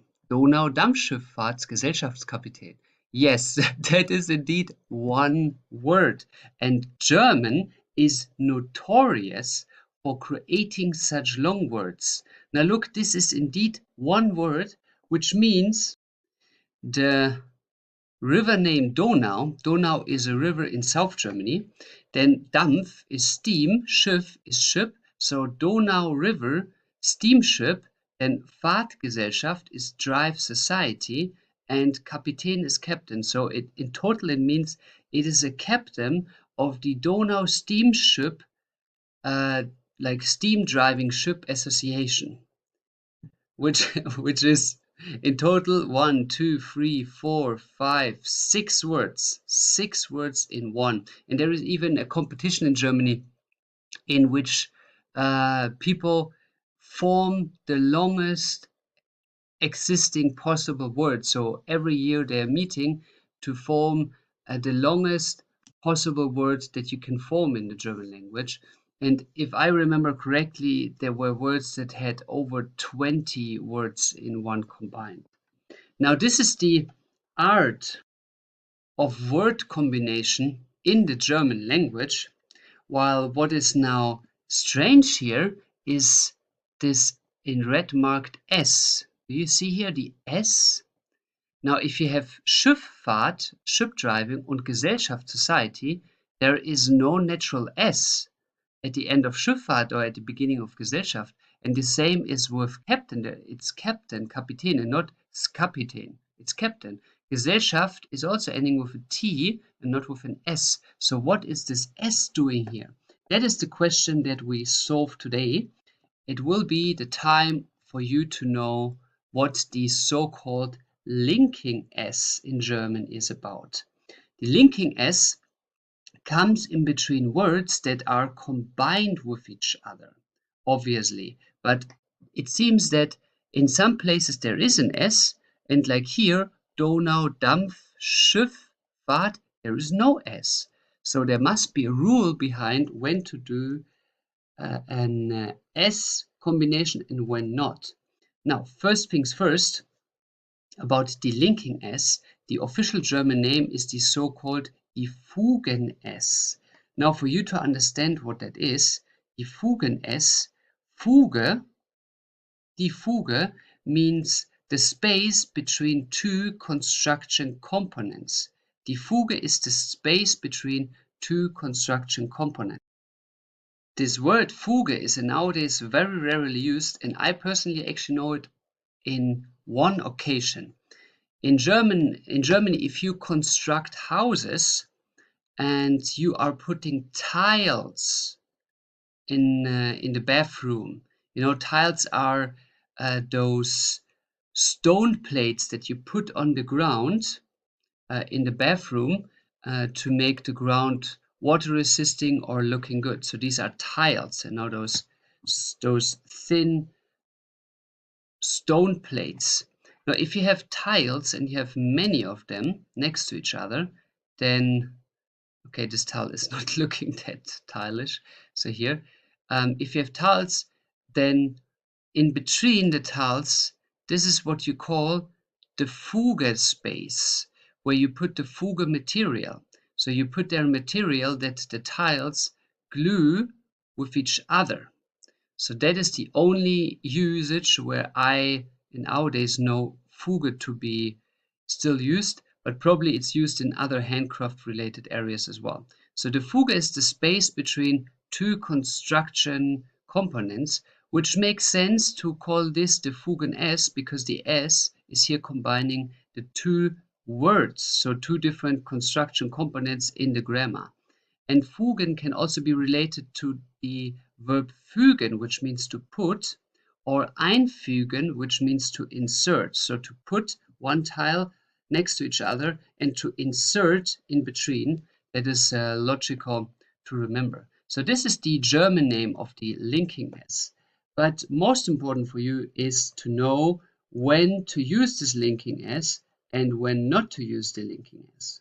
So for an overview for you to understand the rule of the linking S, let's have a short to understand when to use the linking S, so when to insert an S on the left side and when not to insert an S when you combine words. Again, you see here between Dampf, Schiff und Fahrt there is no S, so these would go now here to the right side, and between Gesellschaftskapitän there is an S, so this would go now to the left side. So now we need to know why here is an S written and why here is not an S written. And these rules we're going to list in an overview. So there are two blocks in each side. In the left side, the block with yes, we're using an S, is regulated by this following rule. If the first word that is to be linked is ending with one of these endings like tum, ling, ion, tet, then you have to add an S. Let's go over them systematically. For example, das Eigentum, the ownership, das Eigentumsrecht, which means the property right or the copyright, you are adding the Recht, which is the right, and here you are adding the S, as you see. Eigentum plus S, because Eigentum ends with a tum. So if the word is ending with a ling, like der Frühling, the spring, then you also add an S, like the Spring Festival, das Frühlingsfest. Or words that end with ion, like this, das Stadion, the stadium, they are also with an linking S, like for example, the stadium entrance, der Einlass, or die Qualität, Tät ending, the quality, Qualitätszertifikat, so here quality certificate, or Heit, Gesundheit, the health, and das Gesundheitswesen, the healthcare. So here linking as required. Die endings with Schaft, like Eigenschaft, the characteristic, like Eigenschaftsprüfung, the characteristic, examination, needs a linking S. Aussicht, the view, the Aussichtsplattform, the viewing platform, linking S. UNG, Vergnügung, the pleasure. Der Vergnügungspark, the amusement park, needs a linking S. So if the words end with these endings, then it needs a linking S. And the second category of when to use a linking S is here, when the first word, the left word, is a verb in the infinitive, and in addition with a noun, you need a linking S. For example, essen, to eat. The joy of eating is essen. So you see here, you put this infinitive verb in here, essen. And then you add an S plus a noun, like here, joy, the joy of eating, Essensfreude. So again, you're having an infinitive verb like essen, then you add to the infinitive verb an S and add the noun, Essensfreude. The same, for example, leben, to live, Lebensängste, fears of life, or wissen, to know. Der Wissensdurst, the thirst of knowledge. So here again, infinitive plus S plus the noun. So this is how you can create words with a linking S. Now, let's go to the rules when to not have a linking S. So this rule is also in two blocks. The first block is if the word is feminine, so female, so die, has not an ending like in number one, which is this one. So if the word is female and it does not have an ending like in number one, then it does not need a linking S. For example, we have the word die Kuh, the cow. So you see, die Kuh is female, and then it has not an ending like in one of these. So there is no tum, ling, ion, tet, and so on the end of Kuh. So that's why you don't need a linking S.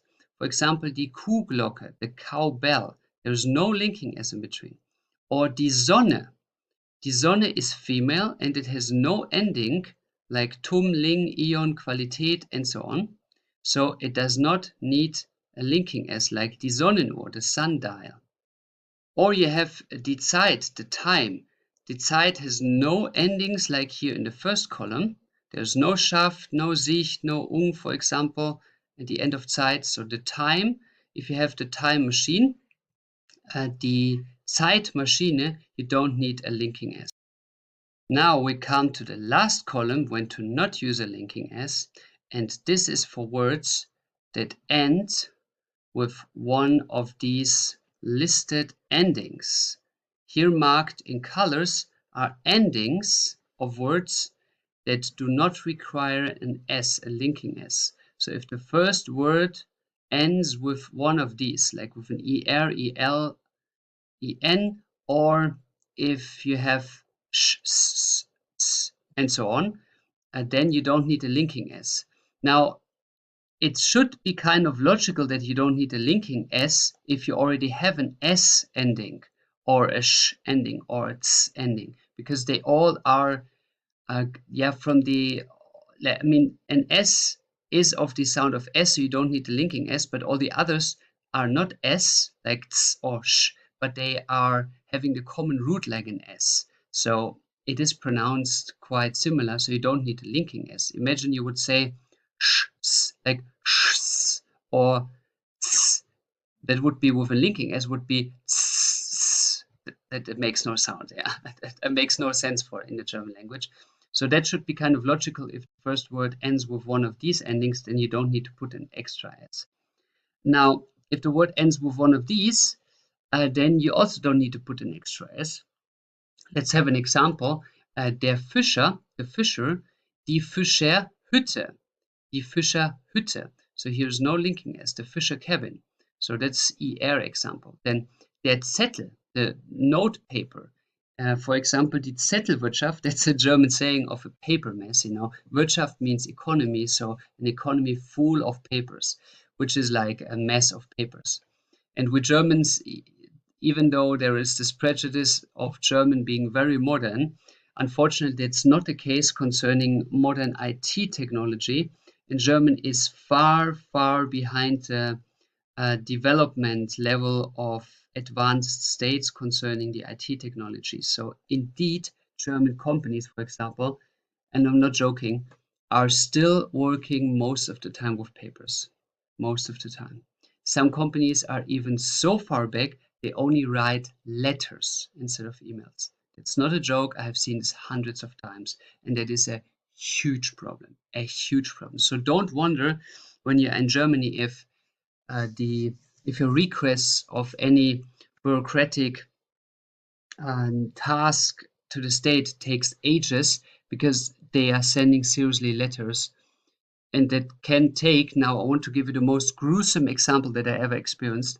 When I did my tax report in 2010, I sent my tax paper in and received the answers, hey, you have to pay back a ridiculous sum of 50 euros or something, which at that time it was worth like it was a very small sum. So I calculated everything again and said, hey guys, that was miscalculated. So I sent back the letter and said, I don't have to pay this 50 euro. Look at the calculation. I sent you an Excel file by paper because, as I said, some of them don't accept emails, so you have to send them the Excel file via paper. It's not a joke. Yeah, that's not a joke.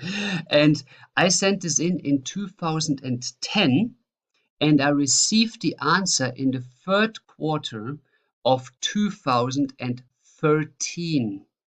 2013. Yes, you heard correctly. They needed seriously almost 3.5 years to answer. 3.5 years.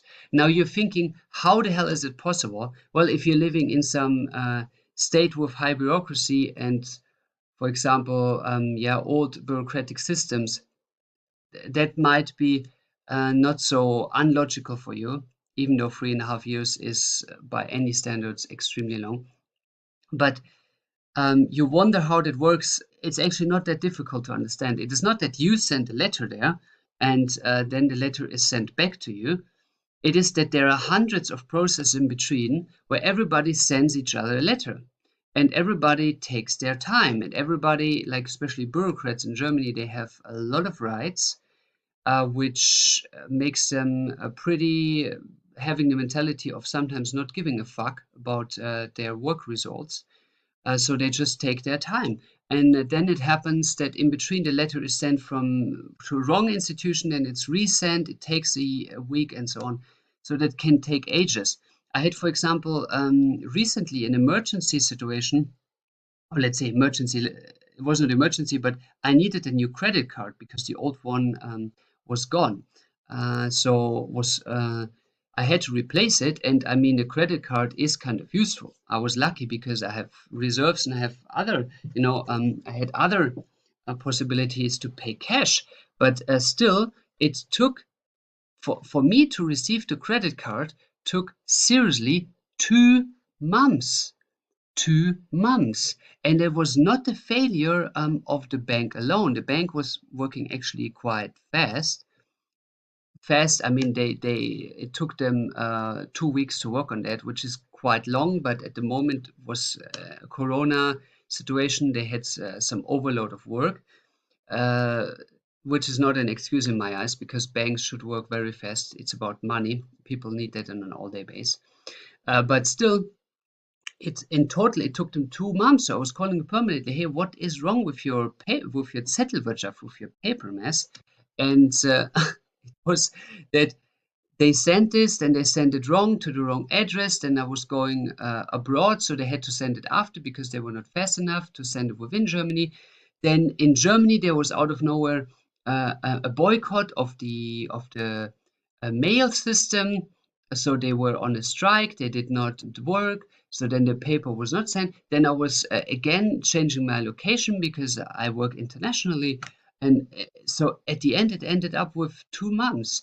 So that is an important thing for you to understand, that when you are working with German bureaucracy or in general with German business, it can seriously take long. And that's why we Germans call this a Zettelwirtschaft, a paper note economy, which is a paper mess.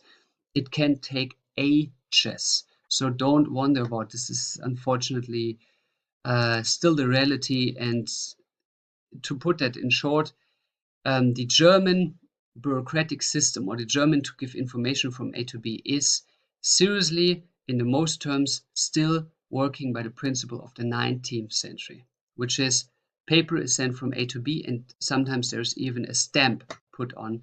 Instead of using a modern encrypted e-system where you just receive an email, you have to confirm, for example, by a phone that you received the email so that it says, yeah, encrypted system is confirming that you don't need any stamp or something. Yeah? So that is unfortunately still the case with German. So this is a paper mess. Good. Der Zettel, the note paper has an EL at the end, so you don't need an S as a Fugen S. Then die Arten, here in plural, the species, has an EN ending, so you don't need an S, for example, biodiversity, die Artenvielfalt. Or neben has an EN at the end, next to. The Nebeneffekt, the side effect, does not need an S in between. Now, these blue ones should alarm you, these blue endings, because here it says, if there is an EN ending, you don't need an S, but you just learned in the left column that here on the second one, if there is an infinitive plus a noun, then you have an S in between. And an infinitive always ends with en. So if an infinitive ends with an en and it needs an S here to form a combination word with a noun, why does it here say if a word ends with an en, you don't need an S in between? That is because this rule only applies if it is not a nominalized verb. So if this is not a verb, so the species is not a verb, or neben, next to, is not a verb, therefore it does not need an S. Yeah? The rule of having an S after an infinitive is only if this was truly an infinitive, a verb, and if it's not a verb, then it does not need an S.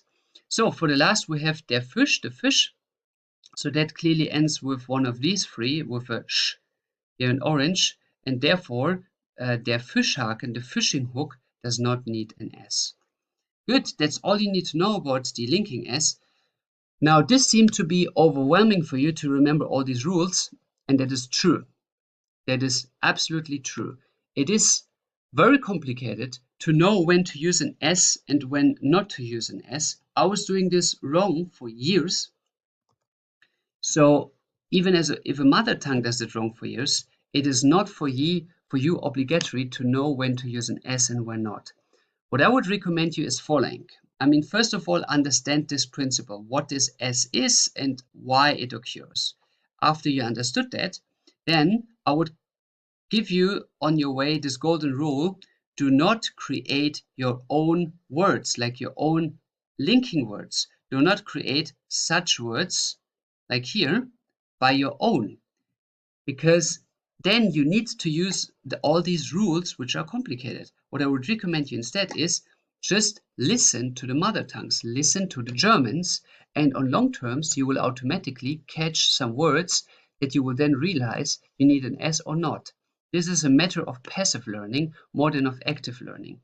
The only thing you could actively learn by writing down vocabulary is some certain keywords that you really need for your job. For example, if you, let's say you work in law, then you need to know what Eigentumsrecht is. So write down all these words that you need and translate them by Google Translator. But for all the other words, do not learn them systematically. That's a waste of time. Just learn them passively by listening to Germans, and whenever you catch such a word, you write it down and you learn that on long term passively. So you don't need to invest time, because your time invested is learning all these words, all these forms, is seriously a waste. It's just too difficult. Yeah. Good. That's all you need to know about the linking S. Then I thank you for your time, and I hope this chapter made the topic of creating endless long words way easier for you to understand in German. Thank you for your time. I welcome you back on board today for a small lecture to understand what are the different form of there in German. So pointing on somewhere and saying, there it is. So that is clearly a location point, but in German we have two expressions for this location point. There is an expression of da and dort. Now the difference between the two is that da is referring to close distant things, and far to far, or like dort to far away distant things. So if the speaker says da and points on it, da, it means there, but it means in the sense of this close point. And if he points on dort, then it means on the far away point, which is very important to know that this is from the perspective of the speaker. So let's say the speaker stands here, and he is looking on, let's say, a house that is nearby, and then there is a field here, and then there is a house far away, yeah, like here. So then the speaker says, da ist das Haus, there is the house. So he points on, he means this house, the closer one to him. And if he says dort ist das Haus, then he points about the far away point. Now that is important if you are standing next to each other, then the distance is probably the same. So you know da means this one, but it is important to understand this difference in case you are not next to the speaker, because let's say you're having a phone conversation and you are closer to this house, so you're far away. So that means that you are standing here. And then for you, this one would be the da and this one would be the dort. But now if you're on the phone with the guy, you're having your ring phone here and talking with each other, yeah? This guy also having his phone, then this person says da, and then he refers to this house, while for you, this house is dort. So this would be da from his perspective, and for you it would be dort. So that sometimes leads to confusions, because with modern technology we have the possibility to talk with each other from far distances, so we don't have the same perspective on things. So this happens rarely that this is mistaken, but via phone it could be mistaken, that somebody refers to da and meaning something that is close to him, but for you it is actually dort, it is far away. So always think from the perspective of the speaker what da means. Good. So this is the difference between da and dort. Now let's talk about some applications of this da and dort. So here, like a diamond shaped, there are different, but both of them use the same ending. For example, in applications of saying there too. In German it would be I go there is ich gehe da hin. You need to add a hin because a hin is a movement. Ich gehe da hin or ich gehe dort hin, which means I go there to. You cannot translate this to English with there to, but I go there. But this hin means to. Hin is therefore an movement which you also see in the question word of wohin, where to, wohin, which is clearly a movement, so it is an accusative. So where to is an accusative as well as dahin. So hin means to implies a movement, therefore it's an accusative. Now we can say dahin, which is close distance, and dorthin, which is far distance. The same goes with daher, which means from, like I come from. Daher. Ich komme von daher. I come from there, close distance. Ich komme von dorther. I come from there, far distance. For example, let's say you stand on a map, a world map. You have whatever. You have America on the world map, like here, with Mexico here and South America. And then you have on the other side of the world, you have, for example, India here. Yeah. And if we are now standing in India, if we are in India, we're standing there and we have this world map, and I say I'm from, for example, from United States, then I would say I come from dorther. Ich komme von dorther, because United States is far away from India. Yeah. But if I say I'm coming from daher, close, let's say the next town in India, then it is the close distance meaning. So it means from daher. And important here is you need a von, which makes it automatically dative anyway. Ich komme von daher. I'm coming from there. So her is a non-movement, therefore dative, and is also related in the same sense with woher, where from, which is also automatically a dative. And that's all you need to know about there. Now do your trainings and point on things in your surrounding and say, ich gehe dahin, like I go to the next point, let's say the one that is 5 meters away from you, or ich gehe dorthin, which is far away from you. Now, if you have any more questions about pointing on things, the relation of their distance, saying this one, then have a look at this. Something we already talked about in the A1.2 package, where we talk about the comparison. But if you point on things and saying this one or that one, then in English, ironically, there is a difference between close and far. So this one or these ones, like singular and plural, that meaning close things, and that and those, like singular that one and plural those ones, that means far distance. So close distance and far distance in English. While in German, here, we don't have a far and close distance. So it's vice versa. We have, in English, you don't have a far and close distance for there, while in German you have that. But the other way around, for this one and that one, you have in English a far and close distance difference. In German, you don't. You only have these, which means this one. If it's far or close, there is no difference for us Germans. And these is added with the endings of the adjective. Here, like some examples with what can be added. For example, you have dieser Mann, this man, das ist dieser Mann, nominative, that is this man. Or das ist diese Frau, that is this woman. Or ich sehe diesen, I see this man, which is accusative. Or dieses Kind, yeah. So these are the endings you can add on these. So now you have the understanding that in English there, in German has two ways of being said, by far and close distance, and the English far and close distance this or that has only one translation in German, which is not taking care or describing the far or the close distance. That is all you need to know about these forms.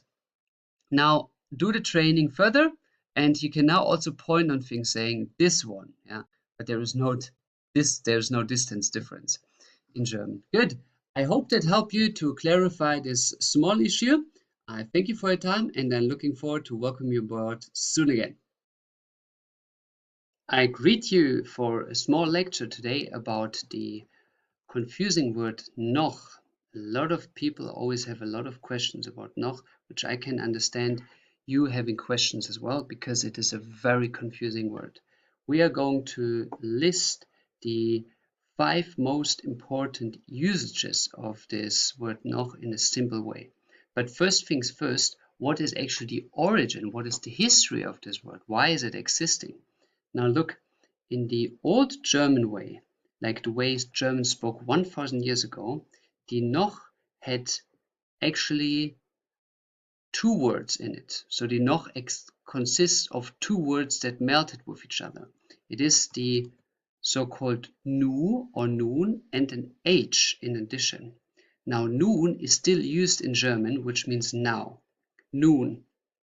We Germans in official High German say jetzt, which means now, but nun is more a regional word for saying now, which is very close to English.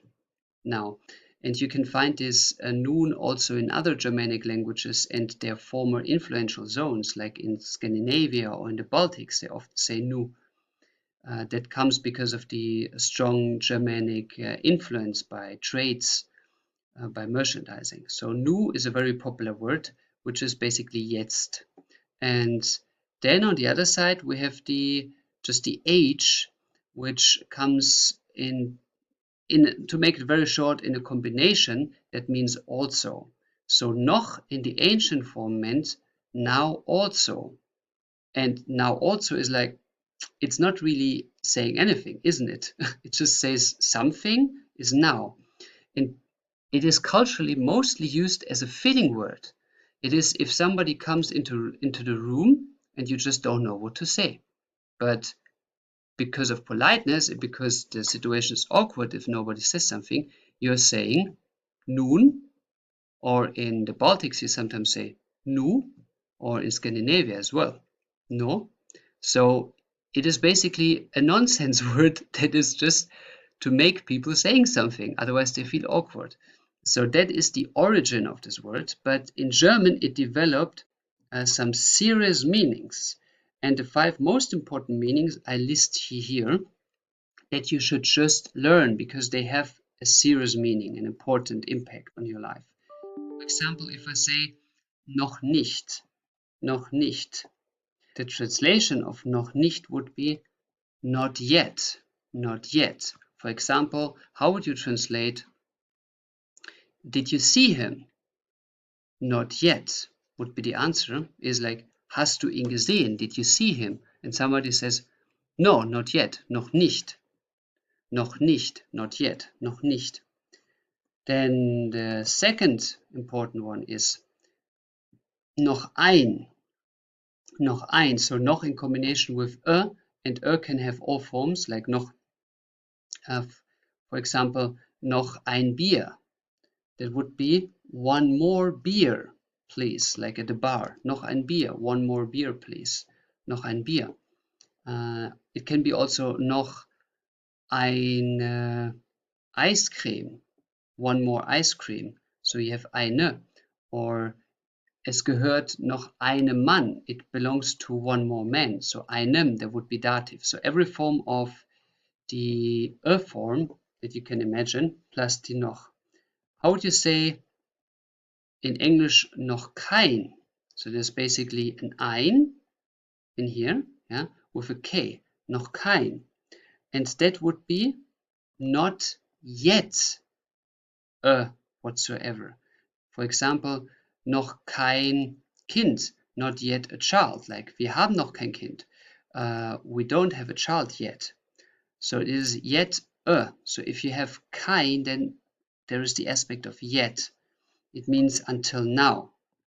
In Germans, we don't use this yet in that form. It's just the logic of the word. If we say noch, which means like until, and then kein is like until, here it is not a.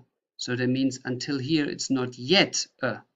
So that would be translatable as not yet. So German may sound strange in the translation to English, but actually here the English translation is the unprecise one. In the German logic, it is more precise. We say noch, like until, yet, not a. So until yet, there is nothing, but in English you need an extra word here. Because in the original meaning, it would be actually just not a. But by the English sense, you put in yet. So the translation is not yet a. How would you, for example, say, we have not yet a car. Wir haben noch kein Auto. We have not yet a car. Wir haben noch kein Auto. Then another one is noch nie. Noch nie. Nie. How would you translate nie? In English, that means never. But if you translate it from German, it actually means not ever. Or until now, not ever. So not ever, the logic is never, never, noch nie. For example, how would I say, I never swim in a river. Ich habe noch nie in einem Fluss gebadet, or ich bin noch nie in einem Fluss geschwommen, or I never ate an ice cream, or I never eat an ice cream. Ich habe noch nie eine Eiscreme gegessen. I never ate an ice cream. Ich habe noch nie eine Eiscreme gegessen. Okay, and then for the last important thing, it is haben plus noch is still have in the translation. For example, if I ask you, hey, you want to have a beer? And then you're saying, no, I still have like half of a glass. I still have. Ich habe noch Bier. Ich habe noch Bier. So I still have. Ich habe noch Bier. I still have beer.